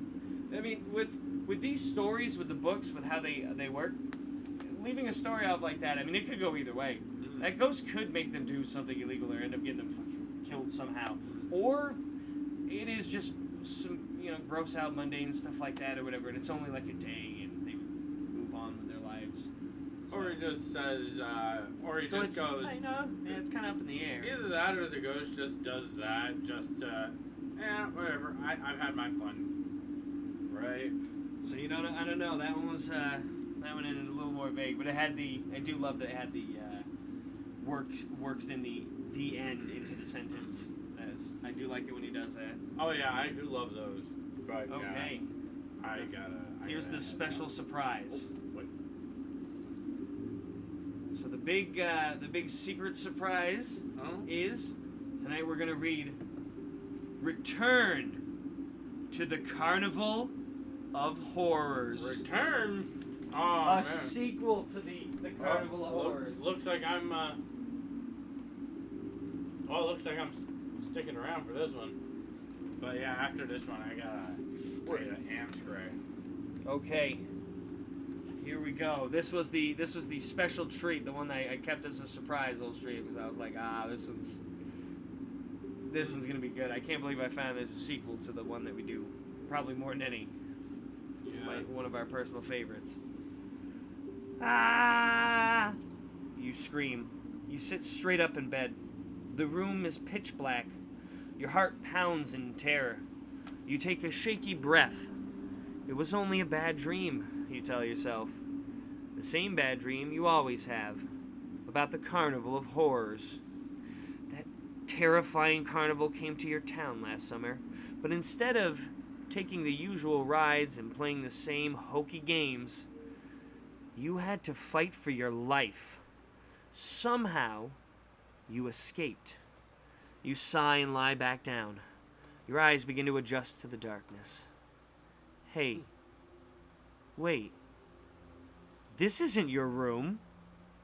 You open your mouth to scream again, and then realize where you are. You're in your bedroom on your aunt and uncle's farm. They invited you and your friend for a visit. Your door opens, and your friend Patty steps into the room. You woke me up, she complains. I don't know which is worse, you or that dopey, noisy rooster. She peers at your sweaty face and the rumpled sheets on your bed. Dreaming about the Carnival of Horrors again? You nod. Patty was trapped at the carnival with you. You guys are awake? Your cousin Floyd pokes his head into your room. Amazing. You're never up this early. Floyd is a year younger than you and Patty, but he towers over you both. He's really skinny and wears thick glasses. He's a computer whiz, but also a total klutz. Want to help me milk the cows? He asks. Poor cows. Floyd will probably trip and knock them over. We have to get dressed, you tell him. You sniff the air. Pancakes. And eat. Good morning. Aunt Elle greets you when you go downstairs. She brings a platter of pancakes to the table. We have a big surprise for you kids, she announces. A surprise? Patty says. Is there a new movie? You ask. The local theater only has one dinky screen. It's been showing the same gooey love story for weeks. Better than that, Aunt Elle says. A carnival has come to town. A carnival? Oh, shit. You choke on your pancake. You guys go without me. I think I'm coming down with, whooping cough. You cough a few times. Yeah. They're not buying it. Nonsense, Uncle Steve declares. You don't want to miss a treat like this. But you do want to miss it. After the Carnival of Horrors, you never want to see another carnival again. You turn to Patty for help. No luck. Great, she cheers. Can we go tonight? You give her a stunned look. Lighten up, she whispers to you. It won't be that carnival. It'll be fun. You can't argue your way out of it. By evening, you're all in your uncle's pickup truck, driving to the carnival. Hop out here, kids, Steve says as he pulls up to the large, colorful arches that mark the entrance of the carnival. We'll park and meet you at the cotton candy stand. You, Floyd, and Patty scramble out of the pickup. You gaze at the huge carnival in front of you. It's bigger than some shopping malls you've seen. A roller coaster towers above the fairgrounds. Giant mechanical dinosaurs swing their heads back and forth over the high surrounding fence. Cool, you murmur in spite of your fear. Come on, Patty cries. She and Floyd charge through the entrance. You follow more slowly, but still feeling nervous. Relax, you tell yourself. Carnivals are fun. Remember? You step through the entrance, and you hear whistles and beeps coming from the midway. It must be at least 3 blocks long, lined by booths filled with flashing video games. At first, the blinking lights and blaring music dazzle you. And then you realize that the booths look familiar. So does the castle looming ahead of you. And the haunted house perched on the hill. Oh no. We've got to get out of here, you gasp. It's the Carnival of Horrors. It's back. Get out of here, Floyd repeats. We just walked in. You don't understand, you wail. This is the Carnival of Horrors. It's run by terrible creatures. They try to trap people here forever. Patty glances around. You watch the color drain from her face. This is the Carnival of Horrors, she whispers. Uh-oh. We're in big trouble. Floyd glances at you and then Patty. Quit trying to scare me, he complains. It's not funny. Believe me, This is no joke, It ain't. you tell him. And if we don't find a way out of here fast, we may wind up as carnival prisoners ourselves. Floyd gazes at you a moment. You can tell he doesn't believe you. Then he shrugs. Fine. Let's say this is some kind of monster carnival. What do we do now?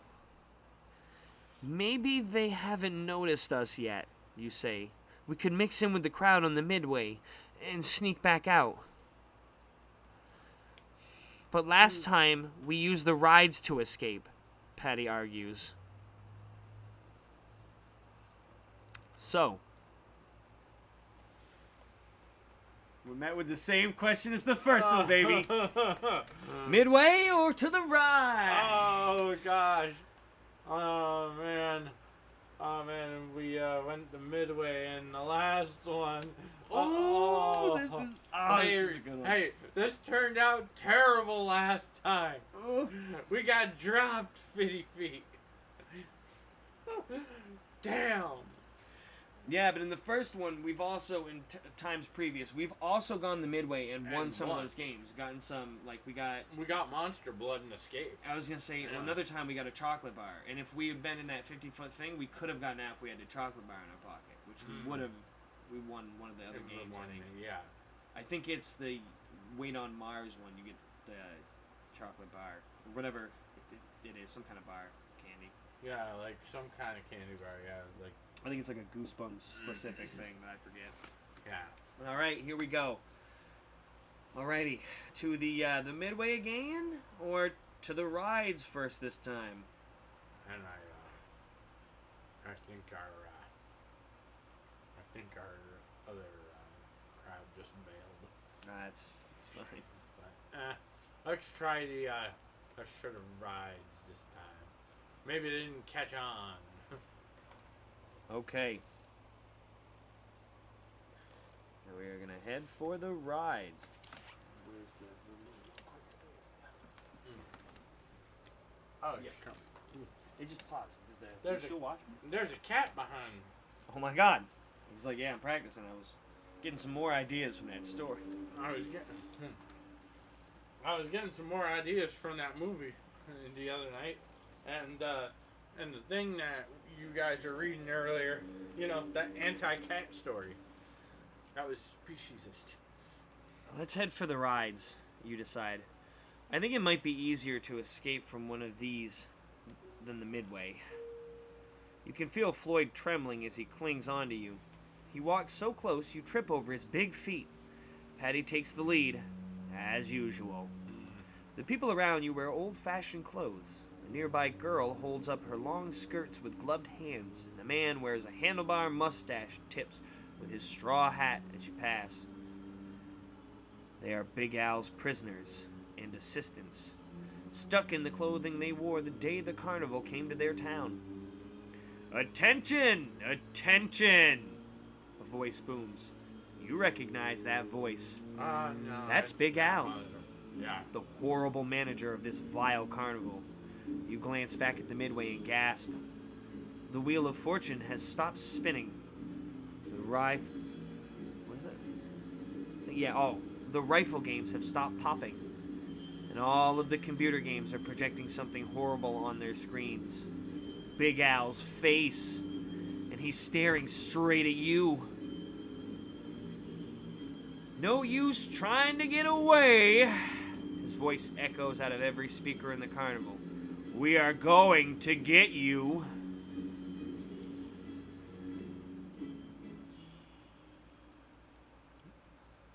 You duck your head down. Come on, you whisper.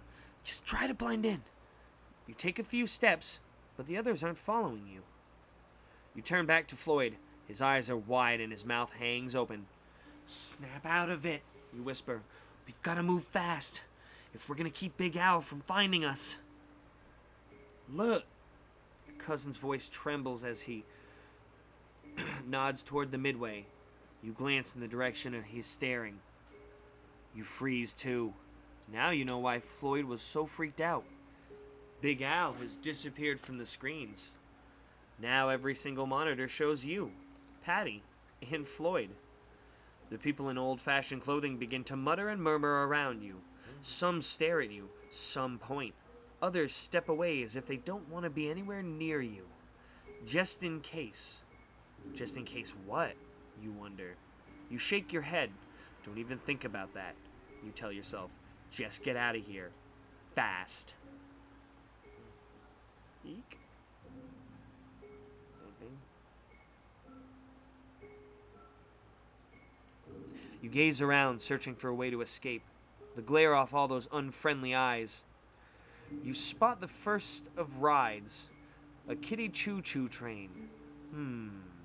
Wasn't that train away out of the carnival last time? You race toward it. Yes! You glance at the letters on the front of the train. Hop aboard, you cry. This is the Right Way Railroad. It's how we escaped before. It leads out of here. You, Patty, and Floyd jump aboard. With a lurch, the train starts forward. Only a few minutes, you assure your friends, and this carnival is history. There's a tunnel up ahead. But something is weird. The train is moving too quickly, or train is moving too slowly. And the people stroll by in quick, jerky movements. Like it's watching a video on fast forward. You glance at your watch, and you notice the hands whizzing around. Huh? How can time be speeding up? You lean over and peer at the name painted on the side of the train. Oh no. This isn't the Right Way Railroad. It's the Right-Away Railroad. I get it, you groan. Riding the train makes time move more quickly. And with a midnight deadline to escape, you don't have any time to lose.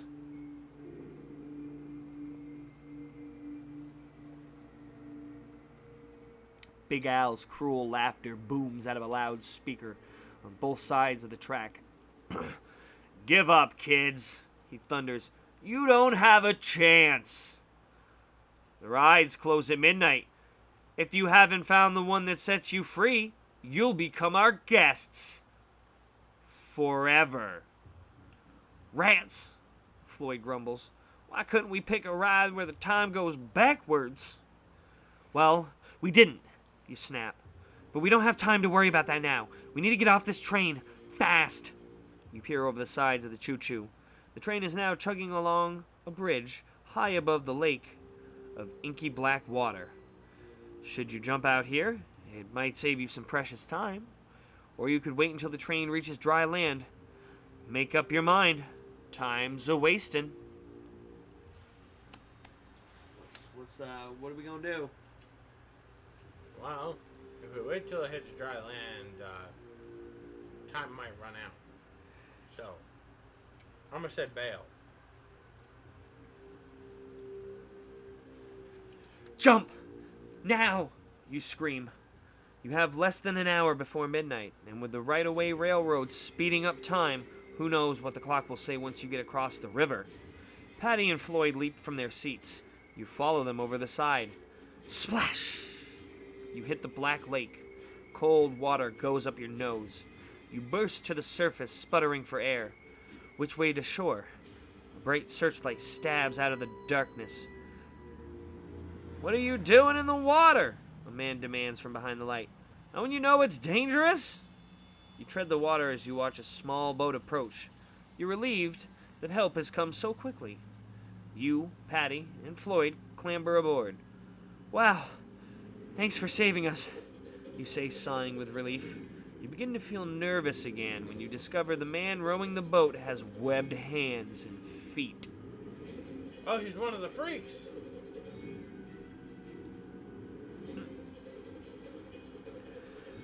What are you doing out in the water? The man demands. You know, this is where we keep squid for the squid wrestling extravaganza.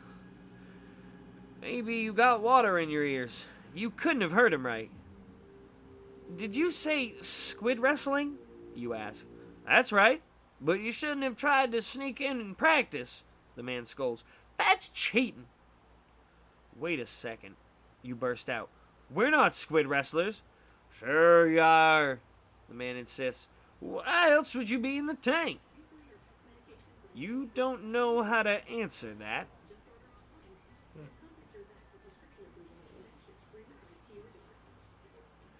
You feel the boat bump up against an underwater dock. Here we are, the man announces cheerfully. You and Floyd and Patty scramble out of the boat and splash down in water up to your armpits. Hey, couldn't you get us closer to the shore? You ask.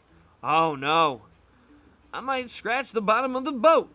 Besides, this is the best place for the next wrestling match. Who'd be crazy enough to wrestle a squid? Patty wonders. Why, you three, replies the man, rapidly retreating. Which kind do you want? Small or jumbo? Hey, wait, don't leave us here, Floyd begs. You web-footed goofball, Patty hollers. Your mouth hangs open as you stare at the rowboat, trying to figure out what to do. Do you want to convince the man that you're not squid wrestlers, or are you going to give up and ask for a small-sized opponent?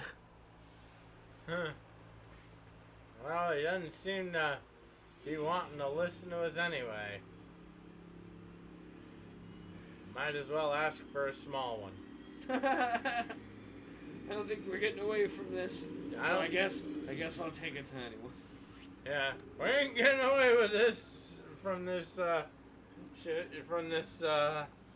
nightmare.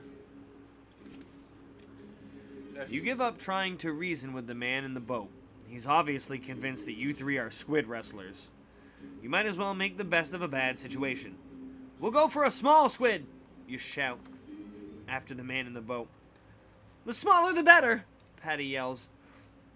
Teeny tiny, itty bitty, eensy weensy, Floyd adds. Please! Let's try to get to shore before the squids show up, you whisper to your friends as the boatman rows away. The three of you wade quickly along the sunken dock until the water is only up to your knees. Then you step on concrete. We must be close now, you cry. Suddenly, 4 things happen. First, blinding spotlights pop on, glaring down on you. You seem to be standing in the bottom of a concrete bowl, with row after row of spectators sitting above you. Secondly, a glass wall rises behind you and your friends. Third, water is pumped in until it's up to your chest again. And fourth, an announcement blares over you in your head. Ladies and gentle things, introducing the contenders.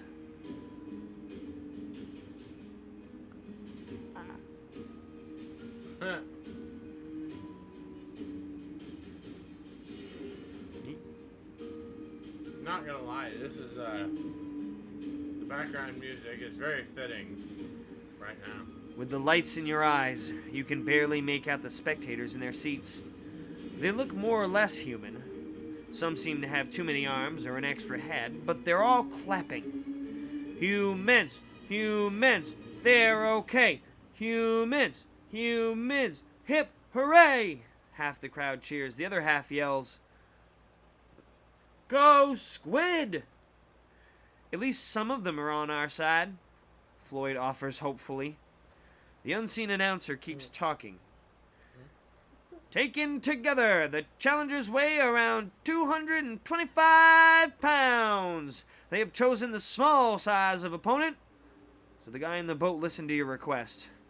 You're up against the small squid. That doesn't sound too bad. Oh no. Does it? Oh no.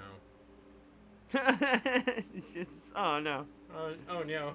I'm anticipating bull crap. A new spotlight comes on, blaring down on the metal chute set in the wall over your head. And now, the announcer's voice rises in excitement. Let's get ready to rumble! The sound coming from the chute isn't exactly a rumble, it's more like a gurgle. A waterfall gushes out along with dozens and dozens of baby squid. One lands in your arm and wraps its tentacles around. Chomp! It takes a big bite out of you. Yow! There's nothing small about the size of your pain. They give us a lot of small squids. You fling your arm around trying to throw off the baby squid. It hangs on with its toothed tongue. Floyd grunts. A little squid has landed on his head. Its tentacles wrap around Floyd's jaw, clamping its mouth shut. It's using another set of tentacles to choke him. You wade over to try and help your cousin, but you stagger in mid-step. 3 more squid have grabbed your legs. What gives? You yell at your invisible referee. We asked for a small opponent, and that's what we gave you, the announcer answers. You wrestle your combined weight in squid, so we gave you 250 pounds worth of small size. Hey, look, Patty cries. She holds up a squirming pair of squid. I tied 2 of them together. Maybe that's the solution. Tie all the tentacles together. Squid, squid, squid, squid, squid. The crowd cries. No one seems to be cheering for you humans anymore. You flush with anger. You feel like throwing the squid at the audience. Hey, maybe that would work. So, tying the squid's tentacles together, or are we throwing them at the audience? Are we throwing the squids at the audience, or are we making squid chucks? Yes. It's a good one, especially with I've covered that in the channel. I need squid chucks. I need squid chucks.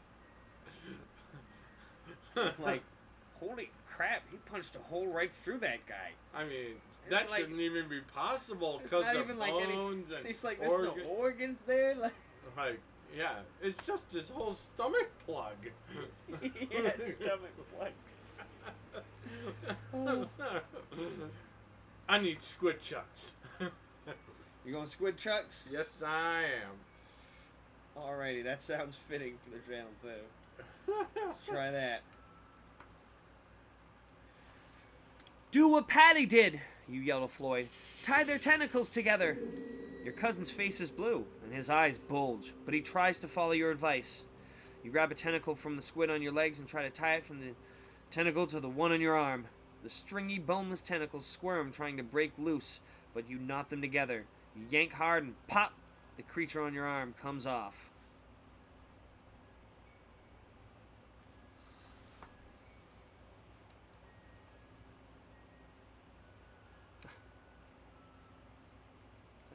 There we go. Unfortunately, the squidlet you removed falls onto your other leg. It wraps its free tentacles around your ankles. It's just as if someone tied your shoelaces together. Sploosh! You fall face down in the water. As you try to get back up to your feet, more baby squids swarm over you. There are just too many of them. There's no way to tie all these flailing tentacles together. You splash around in the water, sinking deeper. The yells of the crowd fade away. No doubt about it. The squid have definitely won this match. Hands down, or tentacles down. And for that, you have to hand it to them, or tentacle it to... Oh, never mind. Just face it. This is the end. Oh man, I got screwed twice at a carnival here. That was a good one though when it came to the end there. I thought that was a good way to cap that one off. Alrighty. Yeah. Alright, well, I'm a skedaddle. Yep. Alright, just grab that stuff. Bring it to the...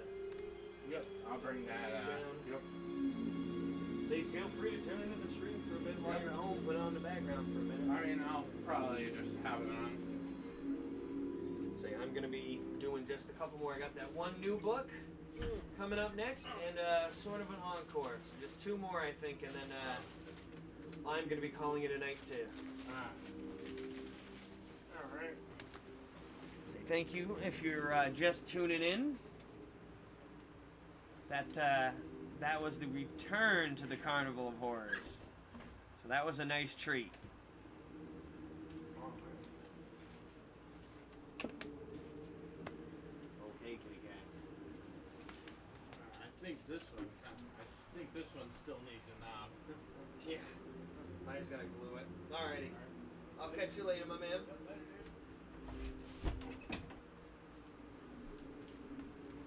My goodness, kitty. Here, we, put this over there. Some guests.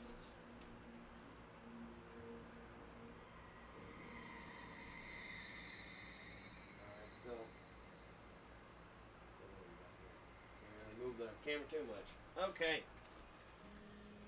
Well.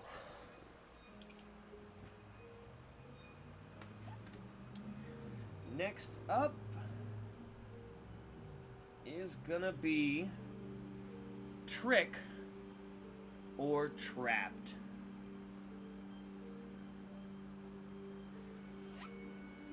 Actually, real quick, I'm also gonna put these back up here. Keep all my goosebumps all together in the right spot, you know?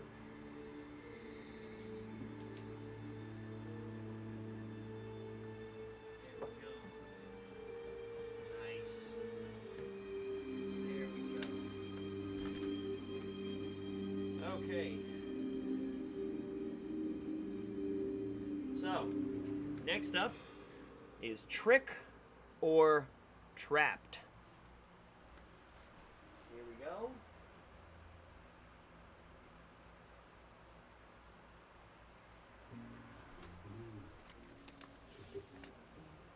Oh, it's actually playing an ad on the TV there. Do. Here we go. Let me just get a nice big drink of water. Let's get into this. I suppose in large part, I'll be going, making the decisions myself, because it's going to be hard to read chat and also read the books on here, so. Okay. Finally, you breathe a sigh of relief. Your front door slams shut behind you. You thought you'd never get out of there. What an evening. First, your mother made you finish all of your chores. Then your dad ordered you to finish your math homework. To top it off, your sister's white poodle bit you on the leg. Then, when you complained, your mom yelled at you. But now, you're running down your sidewalk carrying your trick-or-treat bag. In just a few hours, it'll be filled to the brim with candy. Halloween, you think with a grin. My kind of holiday. You catch a reflection in the front windshield of your dad's car. Yes, your vampire costume looks good. I have come to suck your blood, you shout. And then you tear off to meet your best friends, your three best buddies on Pearl Street. This is going to be your most awesome Halloween ever. You take a shortcut that leads you into a wide lane. Directly in front of you, you see a wrought iron gate. Behind it in the distance is an absolutely enormous white mansion. In front of the mansion, blocking any entrance to it, sit 5 homes in a row. Each one a different color. Red, blue, orange, yellow, and green. Weird. You've never noticed this place before. It's Sunshine Court, someone says in your ear. You wheel around. Standing behind you is Nathan Rickles, the nerdiest, klutziest guy in your class. Just one look at him makes you remember the time he caught his shorts on fire in the science lab. It takes you all your concentration to keep from laughing. What's Sunshine Court? You ask. Candy Central, Nathan exclaims, cleaning the glasses he wears over his zombie costume. Trick-or-treating paradise! A caramel-coated jackpot! You sigh, remembering Nathan's tendency to repeat the same information 10 different ways. Well, enjoy it, you say. I have to meet some people. But Nathan grabs you. Not so fast! Nathan holds a bag up to your nose. Look what I got in there, he says. You peer inside the bag. Whoa, It's filled to the brim with candy. All of that came from 5 houses? You ask. 6, including the White Mansion, Nathan replies. You have to get all the... Oh, here. You have to go to the White Mansion. It's the best. The greatest. Okay, you say. I get the point. You stare through the heavy iron gates. Your friends are waiting for you on Pearl Street. But how long could it take to visit 5 homes in a mansion? Here, Nathan says. Take something to get you started. He places a double chocolate triple caramel delight in your bag. Wow. Nathan, you say, that's my favorite. Thanks. No problem, he replies. Go on in, and don't forget the White Mansion. Nathan runs off down the street. You turn to the wrought iron gate. Is it locked? You wonder? You push it. It swings open. Well, you say to yourself, Candy, here I come. You sprint toward the houses. Clank! You wheel around. The iron gates have shut behind you. You pull on them. Hey, they won't budge. Are they locked? If they are, how will you ever get out of here? The iron fence circles the whole of Sunshine Court. For a second, you're a little spooked. Everything is eerily still. What was that? Did something move in the shadows? You glance around. The grass here is perfectly mowed. Birds are singing in the trees. It looks like just the kind of neighborhood your parents would love to live in. Stop being a dope, you scold yourself. There's nothing to be afraid of. The wind blew that gate shut, and someone in one of the houses will let you out. So, get in there and trick or treat. The cobblestone walk you're standing on splits in 5 different directions, leading to one of each of the 5 different colored homes. Which one should you visit first? I guess I'm gonna have to pick because, again, it sucks too.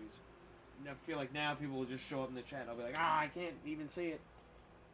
Wouldn't that be funny? Wouldn't that be something? Huh? What were the colors of that house? The window. Yeah. Sorry, bud. I just had to fix this. I know.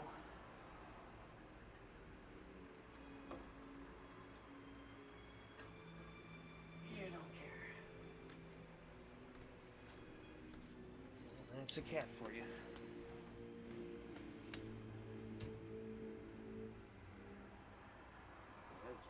Seeing if I squint, if I'll see anything on chat, if somebody pops in there. No! Well, that was not what I intended. Oh my.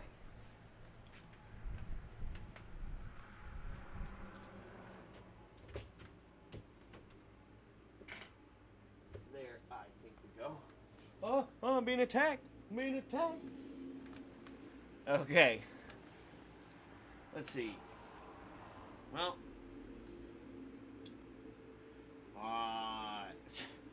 If anybody is in the chat, anybody who knows me, I think we all know what house I'm voting for, what house we're going to first. So, off to the greenhouse we go.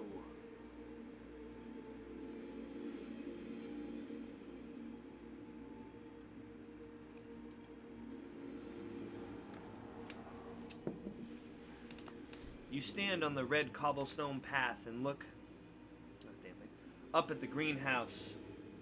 A chimney sticks out of its roof, and out of the chimney twists a thin line of purple smoke. Whoa! Purple smoke? You lift your nose and take a whiff. You can't tell what's cooking, but it sure smells great. You have a strong feeling you're gonna score lots of candy here.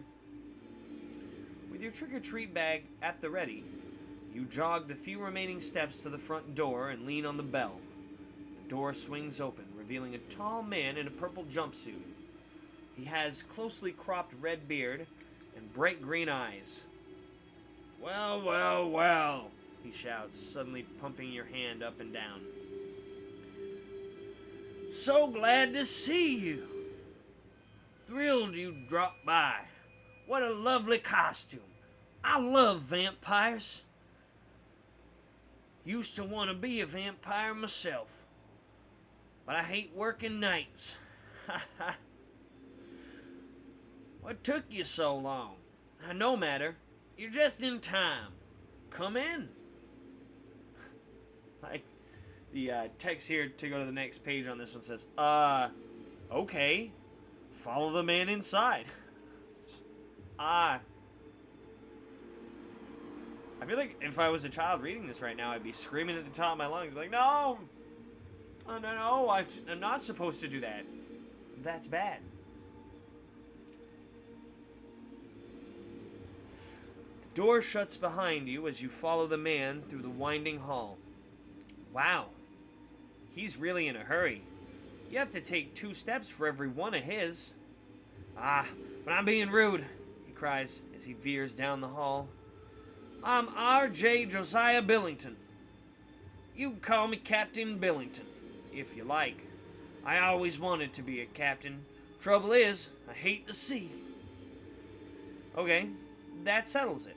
This guy is weird. Maybe you don't want to be in his house after all, you decide, but you're too curious to turn around. You want to see what's making that yummy-smelling purple smoke. Captain Billington pulls to an abrupt halt by the large brass door. "You're gonna love this room," he practically shouts to you. "All the children do. This is going to be your best Halloween ever."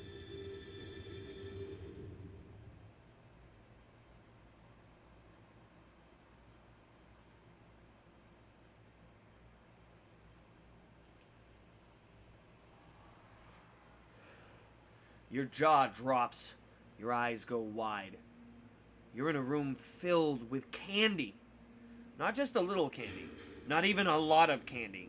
But tons of candy. Mountains of it. Yes! You hit the jackpot. The grand prize. Boy, Nathan sure knew what he was talking about. "Take all you want," Captain Billington cries. "As much as you can carry. And start eating, too." You don't need to be told twice. You shove 10, 15, 20 candy bars in your bag. Be sure to write them down. Plus, you scarf down a few right there and then. Your buddies will be so jealous, you think. You'll be the envy of your class. "Thank you," you gush. "This is amazing." Captain Billington salutes. "Think nothing of it." You turn to go out the door, but Captain Billington's hand grabs you by the shoulder. He turns you back around. "I don't recall giving you permission to leave, sailor." He snaps at you.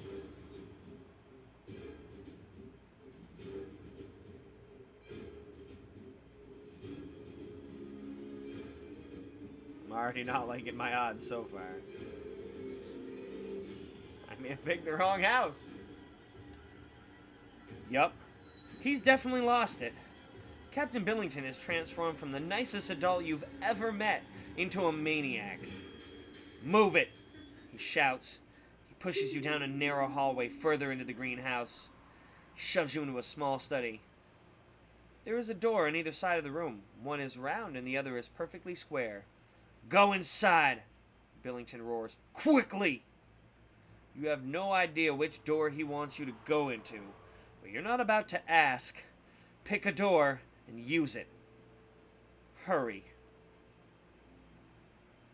Well, I ain't no square.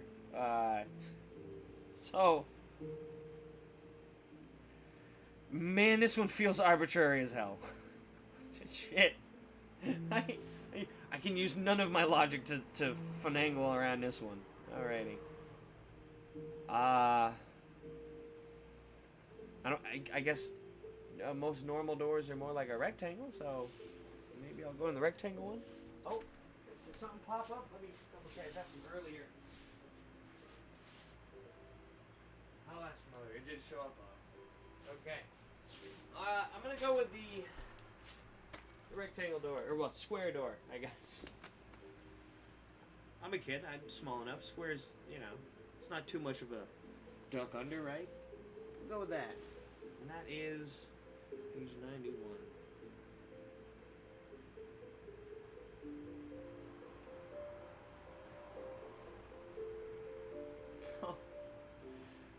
You run for the square door. Billington shuts it behind the two of you. Oh, I see. He followed me in. For a second I was like, wait, what? I thought I was the only one in this. You run for the square door. Billington shuts it behind the two of you. The first thing that hits you is the wonderful aroma. It's the one you smelled outside. I love my kitchen, Billington announces. He suddenly seems like his original bubbly self. Pots and pans simmer on 3 huge stoves. The counter is covered with flour, ground sugar, and spices. Billington skips into one of the stoves and it gives something a stir. This is gonna be delicious, he cries. It's my chocolate-covered mocha supreme. He cracks open an oven, and this is where I'm cooking my pumpkin pie. All I need is my special ingredient, and everything will be ready. Yum. Sounds like you're just in time. Can I try some? You ask. Captain Billington turns around. He seems confused. Try some, he says. He wrinkles his brow. That's impossible. Why? You ask. Billington raises his eyebrows. Because, dear child, you're gonna be in it. You're my special ingredient.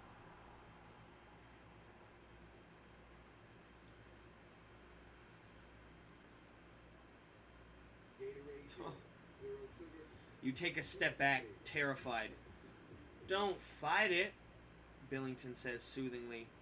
Think of the bright side. You'll be a part of the most delicious dessert ever made in the history of mankind. Baked into a pie? That's not your idea of a bright side. Your mouth is dry. Your legs are weak. But wait. There's a long metal skewer on the counter. Do you pick it up and fight? Or make a run for the door?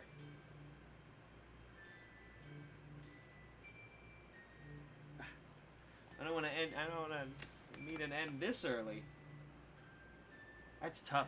They're like 50-50 with those sometimes. Like when they give you the chance to run or fight, sometimes fighting is like the worst. But it's 50-50. Sometimes getting away you actually get you get screwed. So that's gonna be it.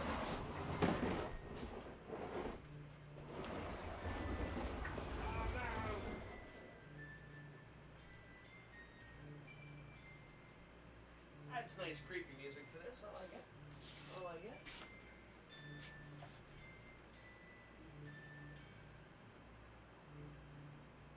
Should get that closer, but that's what we got. You know.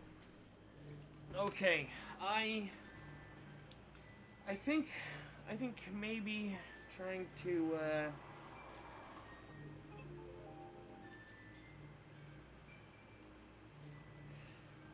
I think trying to run might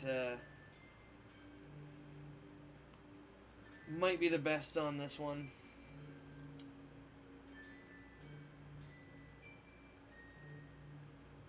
Okay. You don't want to hurt anyone.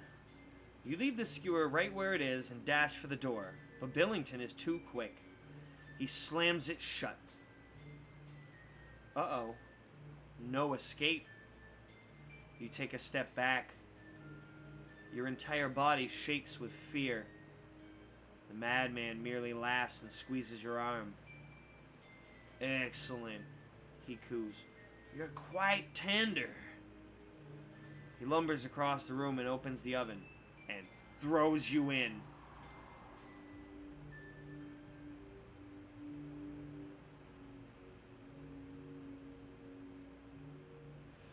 Slam!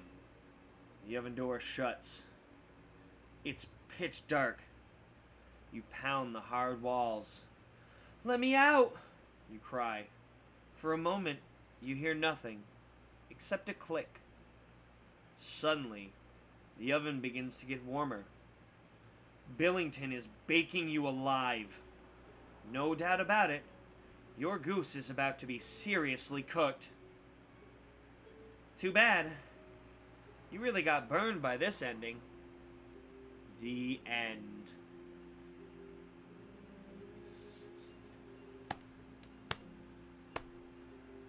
That was kind of an anticlimactic ending. It was like we didn't really get nowhere on that one.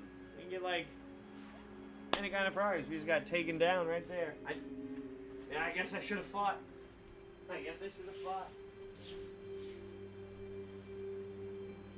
Oh, hey, buddy. Ooh. Make sure that's... Sorry, I see you there in the chat. It's all the way on the other side of the room, so it is admittedly kind of hard to read. I had to slide over there to see it. How you doing, Shaggle? How's it going, my dude? It's always good to see people popping in. We got one more, I think. That was the end of Power Play, Trick or Trapped. And the Power Play ones, I guess we would have written down all the candy bars if we made it out of there. Because the book says to, like, have a notebook handy with you and a pen or pencil, so. Okay. Well, let's see if we can do that one more time.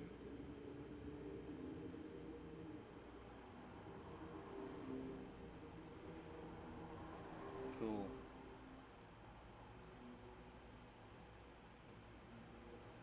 Alrighty. And we're gonna do, for the final read tonight,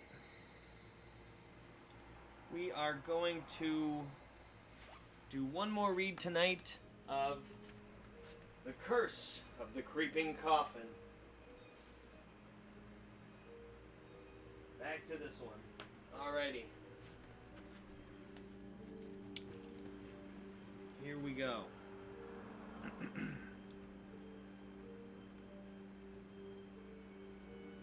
Oh, okay. Oh, cracked my back. Well, thank goodness. Thank goodness it's last one, admittedly. My gosh. I don't even know how long the stream's been going on for.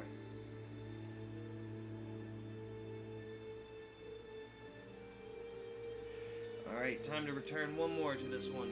One more time. I'm bored, you moan. I am so bored I could eat flies, just to see how they taste. Flies have germs, your grandmother replies. It is a hot, sticky day in the middle of July. You plop down in a creaky old chair in your grandmother's kitchen. Your parents dropped you off yesterday, before they left for their vacation, and already you could die of boredom. Your grandmother's old dog, Sparkle, yawns loudly. He crawls under the table. Moments later, he begins to snore. I know just how you feel, Sparkle, you say. Sigh loudly. Why don't you go outside and find something to do? Your grandmother suggests. She looks up from the pie she's baking and nods toward the backyard. Go out there, you think? Into her backyard? No way. You glance out the window. It's probably 90 degrees in the shade. Yeah. For a minute I thought it said 19. I was like, wait, did I misread that the first time? No. Glance out the window. It's probably 90 degrees in the shade, but you shiver. Your grandmother's house is right in front of an old cemetery. Rows and rows of old crumbling tombstones sit just beyond the edge of her backyard. But that's not what scares you. What scares you is that the tombstones have been moving. You noticed it right after you arrived yesterday. You saw the tombstones from your bedroom window on the second floor. You could tell some of the graves had cool carvings on them, so you decided to go outside and take a closer look. But when you entered the graveyard, something was different. Strange. Some of the graves were out of place.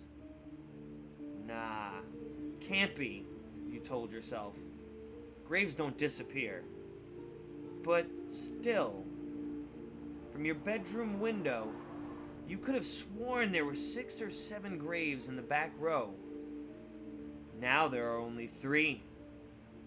Nah, you must have counted wrong. You decided to forget about it and went to bed. When you woke up this morning and glanced out the window, the coffins had moved again. Now there were 10 in the back row, and the middle rows seemed even more crowded. It almost looked as if some of the graves were moving forward and some of the graves were moving backward, and there was a big traffic jam in the center. The coffins were rearranging themselves. But how? And why?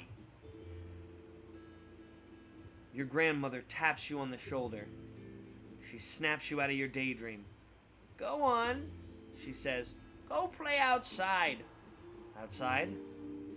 Out there? You shudder as you glance out the kitchen window again. Oh no, you cry. It's disappeared. What's disappeared? Your grandmother asks. The grave with the angel on it, you screech, pointing out the window. It's gone! One headstone in particular caught your eye yesterday. It had an angel on carving on it. The angel looked so realistic you practically believed she could fly away. Did she? Your grandmother peers out of the kitchen window. Don't be a goose, she scolds you. That tombstone is still there. You don't answer her. You can't. Your heart is pounding crazily and your mouth has gone dry. You bolt out the back door. You've got to see for yourself. But in the graveyard, you discover that your grandmother is right. The tombstone with the angel isn't gone. It's just moved. It had been in the last row. Now it's up front. I'm losing my mind, you think. Losing it completely. Or are you? You run back into the house shouting. Grandma! You yell. The grave with the angel on it! Your grandmother interrupts you. You don't have to shout, dear. The angel? She looks up from her pie crust. That's a nice one. Let me see. Who was buried there? Oh, yes. That's Elmira Martin's grave. Before you can explain about the moving gravestones, a voice in the far side of the room makes you jump. The name is Elvira Martin, the voice says sharply. Not Elmira. You never could get my name right. Your mouth drops open. A strange woman now stands in the doorway that leads from the kitchen into the hall. A very strange woman.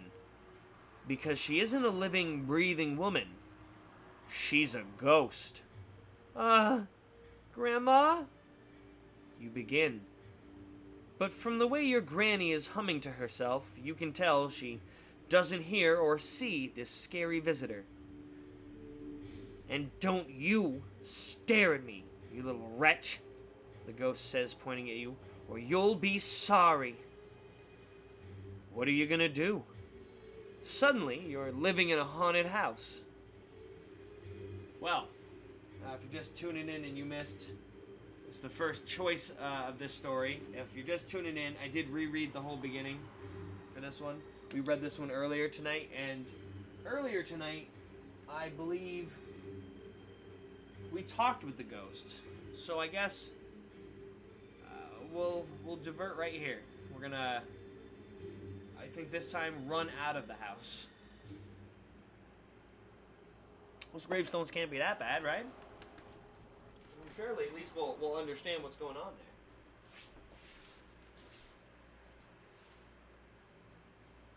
That's a lot of snacks. Okay.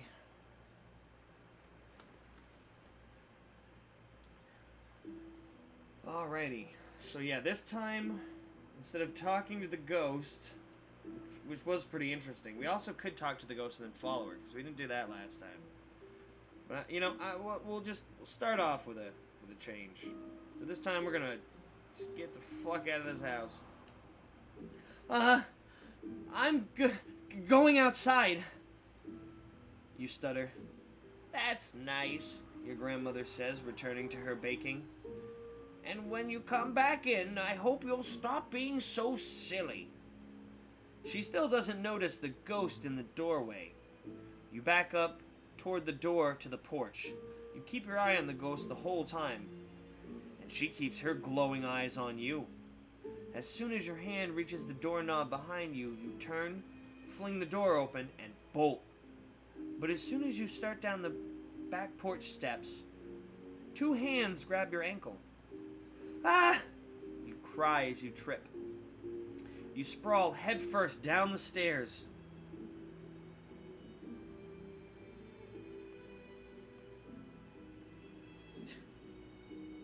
Uh-oh, I might be making the bad decision solo this time. Ouch. You land face down at the bottom of the steps. Good thing it wasn't a long flight of stairs. You're only bruised and scratched. You scrape your chin, but nothing's broken. Ha ha ha, you hear a boy's voice say. You turn towards the voice. You wanna see the jerk who made you trip. Hey, wait a minute. There is no jerk behind you. You blink to be sure. Yup, you're sure. There is absolutely no one standing at the top of the stairs. Or anywhere else. Ha ha! The boy's voice taunts again. Gotcha! A girl's voice joins in. Right in front of your amazed eyes, a boy and a girl slowly begin to materialize. When they finally take shape, you can see that they're teenagers. But teenagers from a long time ago. The boy is dressed in a funny-looking black suit with frilly white shirt and shiny black shoes. And the girl is wearing a long, old-fashioned white linen dress. Her hair is braided and the braids are wrapped around her head 3 times. The boy and the girl look almost solid, but not quite. You can see right through them. Boo! They shout at the same time. Then they double over with hysterical laughter. Your heart is still pounding wildly.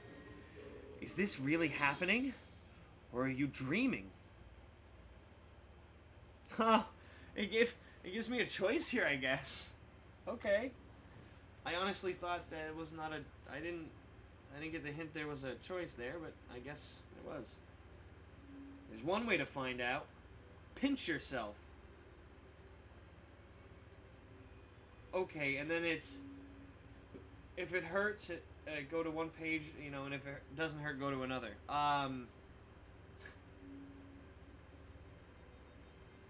Okay, that was kind of weird. Am I supposed to decide in my head whether it hurts, you know, the character I'm playing or not? Because, like, you pinch yourself, it's going to hurt even in a dream. It's just kind of how it works. Your brain, you know, is like, hey, I should be feeling pain. I don't know.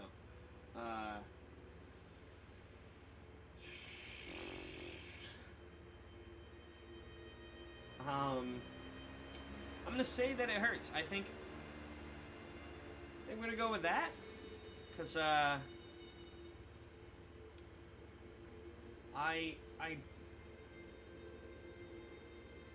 concerned that if it doesn't hurt, that's, you know, that's a bad ending or something.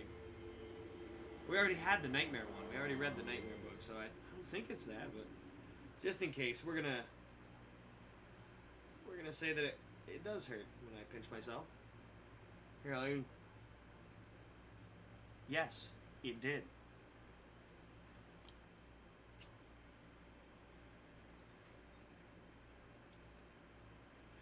No doubt about it. You are definitely awake. This is really happening. Which means you are face to face with two teenage ghosts. You stand up and brush yourself off. Who are you? You ask, trying not to let your voice tremble. What do you want? What are you doing here? I'm Jane Luckmeyer, the girl ghost says, and this is my dearly beloved twin brother, John. John bows deeply, and then he sticks out his tongue. Oh, John, Jane cries. This will be so much fun. Yes, dear sister, John answers. We haven't had anyone to torment in ages. An eternity, Jane agrees. But I've spent the time thinking of even more horrible tricks and tortures. You don't like the sound of that. Could these two creeps have something to do with the creeping coffins? Tell me something, you say, hoping you sound casual. Why have the coffins been moving around? But the twins don't answer you. Instead, they cackle horribly and grin at you.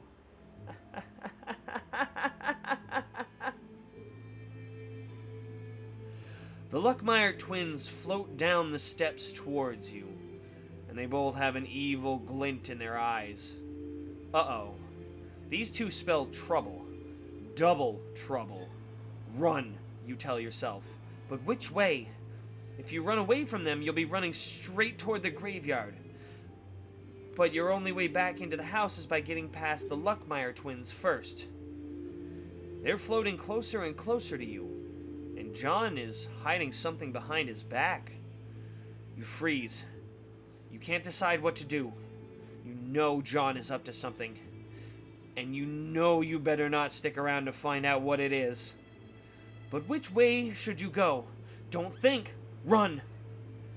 If you run towards the graveyard, turn to 93. If you slip past the twins and back into the house, 108. Okay. Ooh, should go into the, I don't know, man. I mean, the graveyard is like the titular thing, right? It's the creeping coffin. There's a ghost in here, but I mean, maybe I should head that way. I'm like metagaming these books. I'm like, well, this story thread it's the graveyard. We're trying to get there to lead to that story thread. I just haven't picked that one up yet.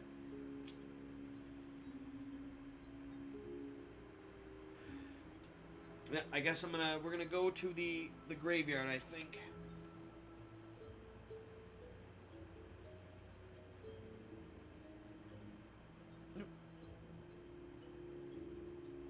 Hey. You turn on your heels and run as fast as you can, straight toward the graveyard.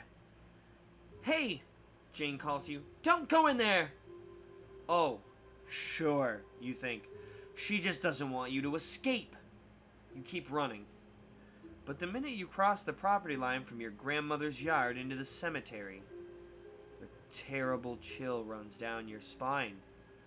Your whole body feels as if it's turned to ice or stone. You stop running and begin to move very slowly. I am walking among the dead, you hear yourself say in a flat voice.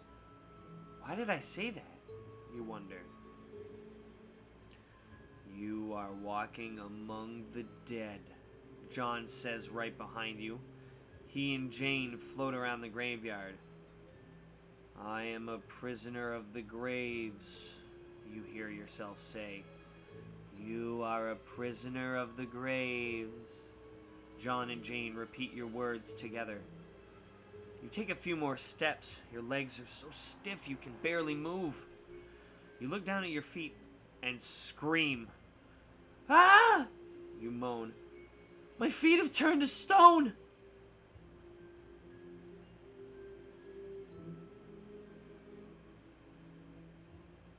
Uh-oh. It's true. Your feet have turned to stone. So has the rest of you. Help! You want to cry out, but you can't speak. Stone lips don't move. I warned you, Jane says quietly. Ha ha. John says, laughing and pointing at you. You're stuck. He wags a finger in your stony face. You'd like to bite him, but you can't. You can't do anything. You're a statue. You've turned to solid stone. See what happens when you walk amongst the dead, John said. You should have listened to Jane. Don't ever walk with a dead person into a graveyard. It's the most dangerous thing you can do. Now, they tell you.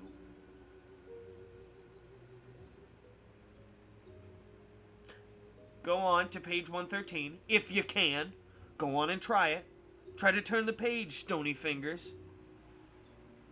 Alright, I will.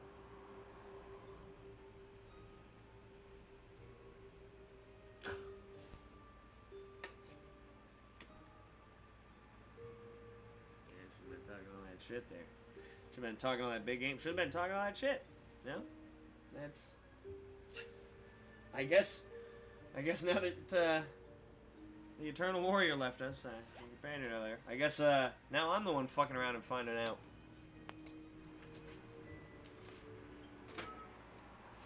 Okay, let's see.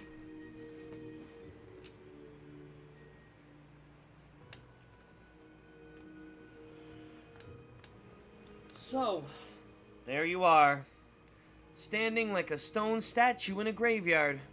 You probably think this is the end, don't you? Well, it could have been, but a few days later, the graveyard caretaker comes by, and he notices you, and realizes that you don't belong there. Pretty soon, he figures out that he could get a lot of money for a stone statue of a kid. So he backs his pickup truck into the cemetery and loads you on it. Then he drives away. He sells you to a garden shop that carries stone statues to put in people's gardens. A few moments later, your grandmother walks into the shop and sees you standing there. She can't believe her eyes. A statue that looks exactly like her missing grandchild. She buys you and brings you back to her house. Unfortunately, your grandmother's house is still haunted. But for some reason, she has never noticed the ghosts floating all around. But you notice them, especially the two ghosts you hate the most, the Luckmeyer twins. They spend the rest of eternity teasing you and pinching your stone nose. And you just have to stand there and take it until the end of time. That was a neat working it into the last thing. It actually, instead of the end, it said the end of time, but it also worked in the sentence. Nice little touch. Okay. Well, I think that's about it. Admittedly, guys. Well, thank you for tuning in.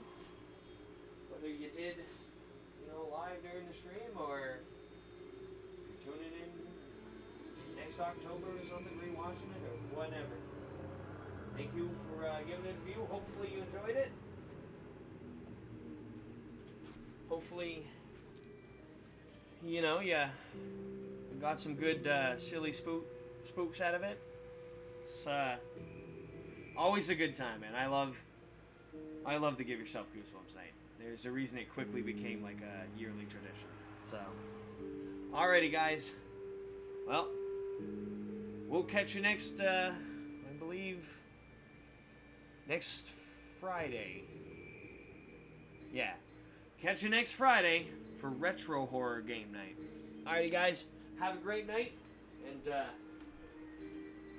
happy Halloween! Spooky season!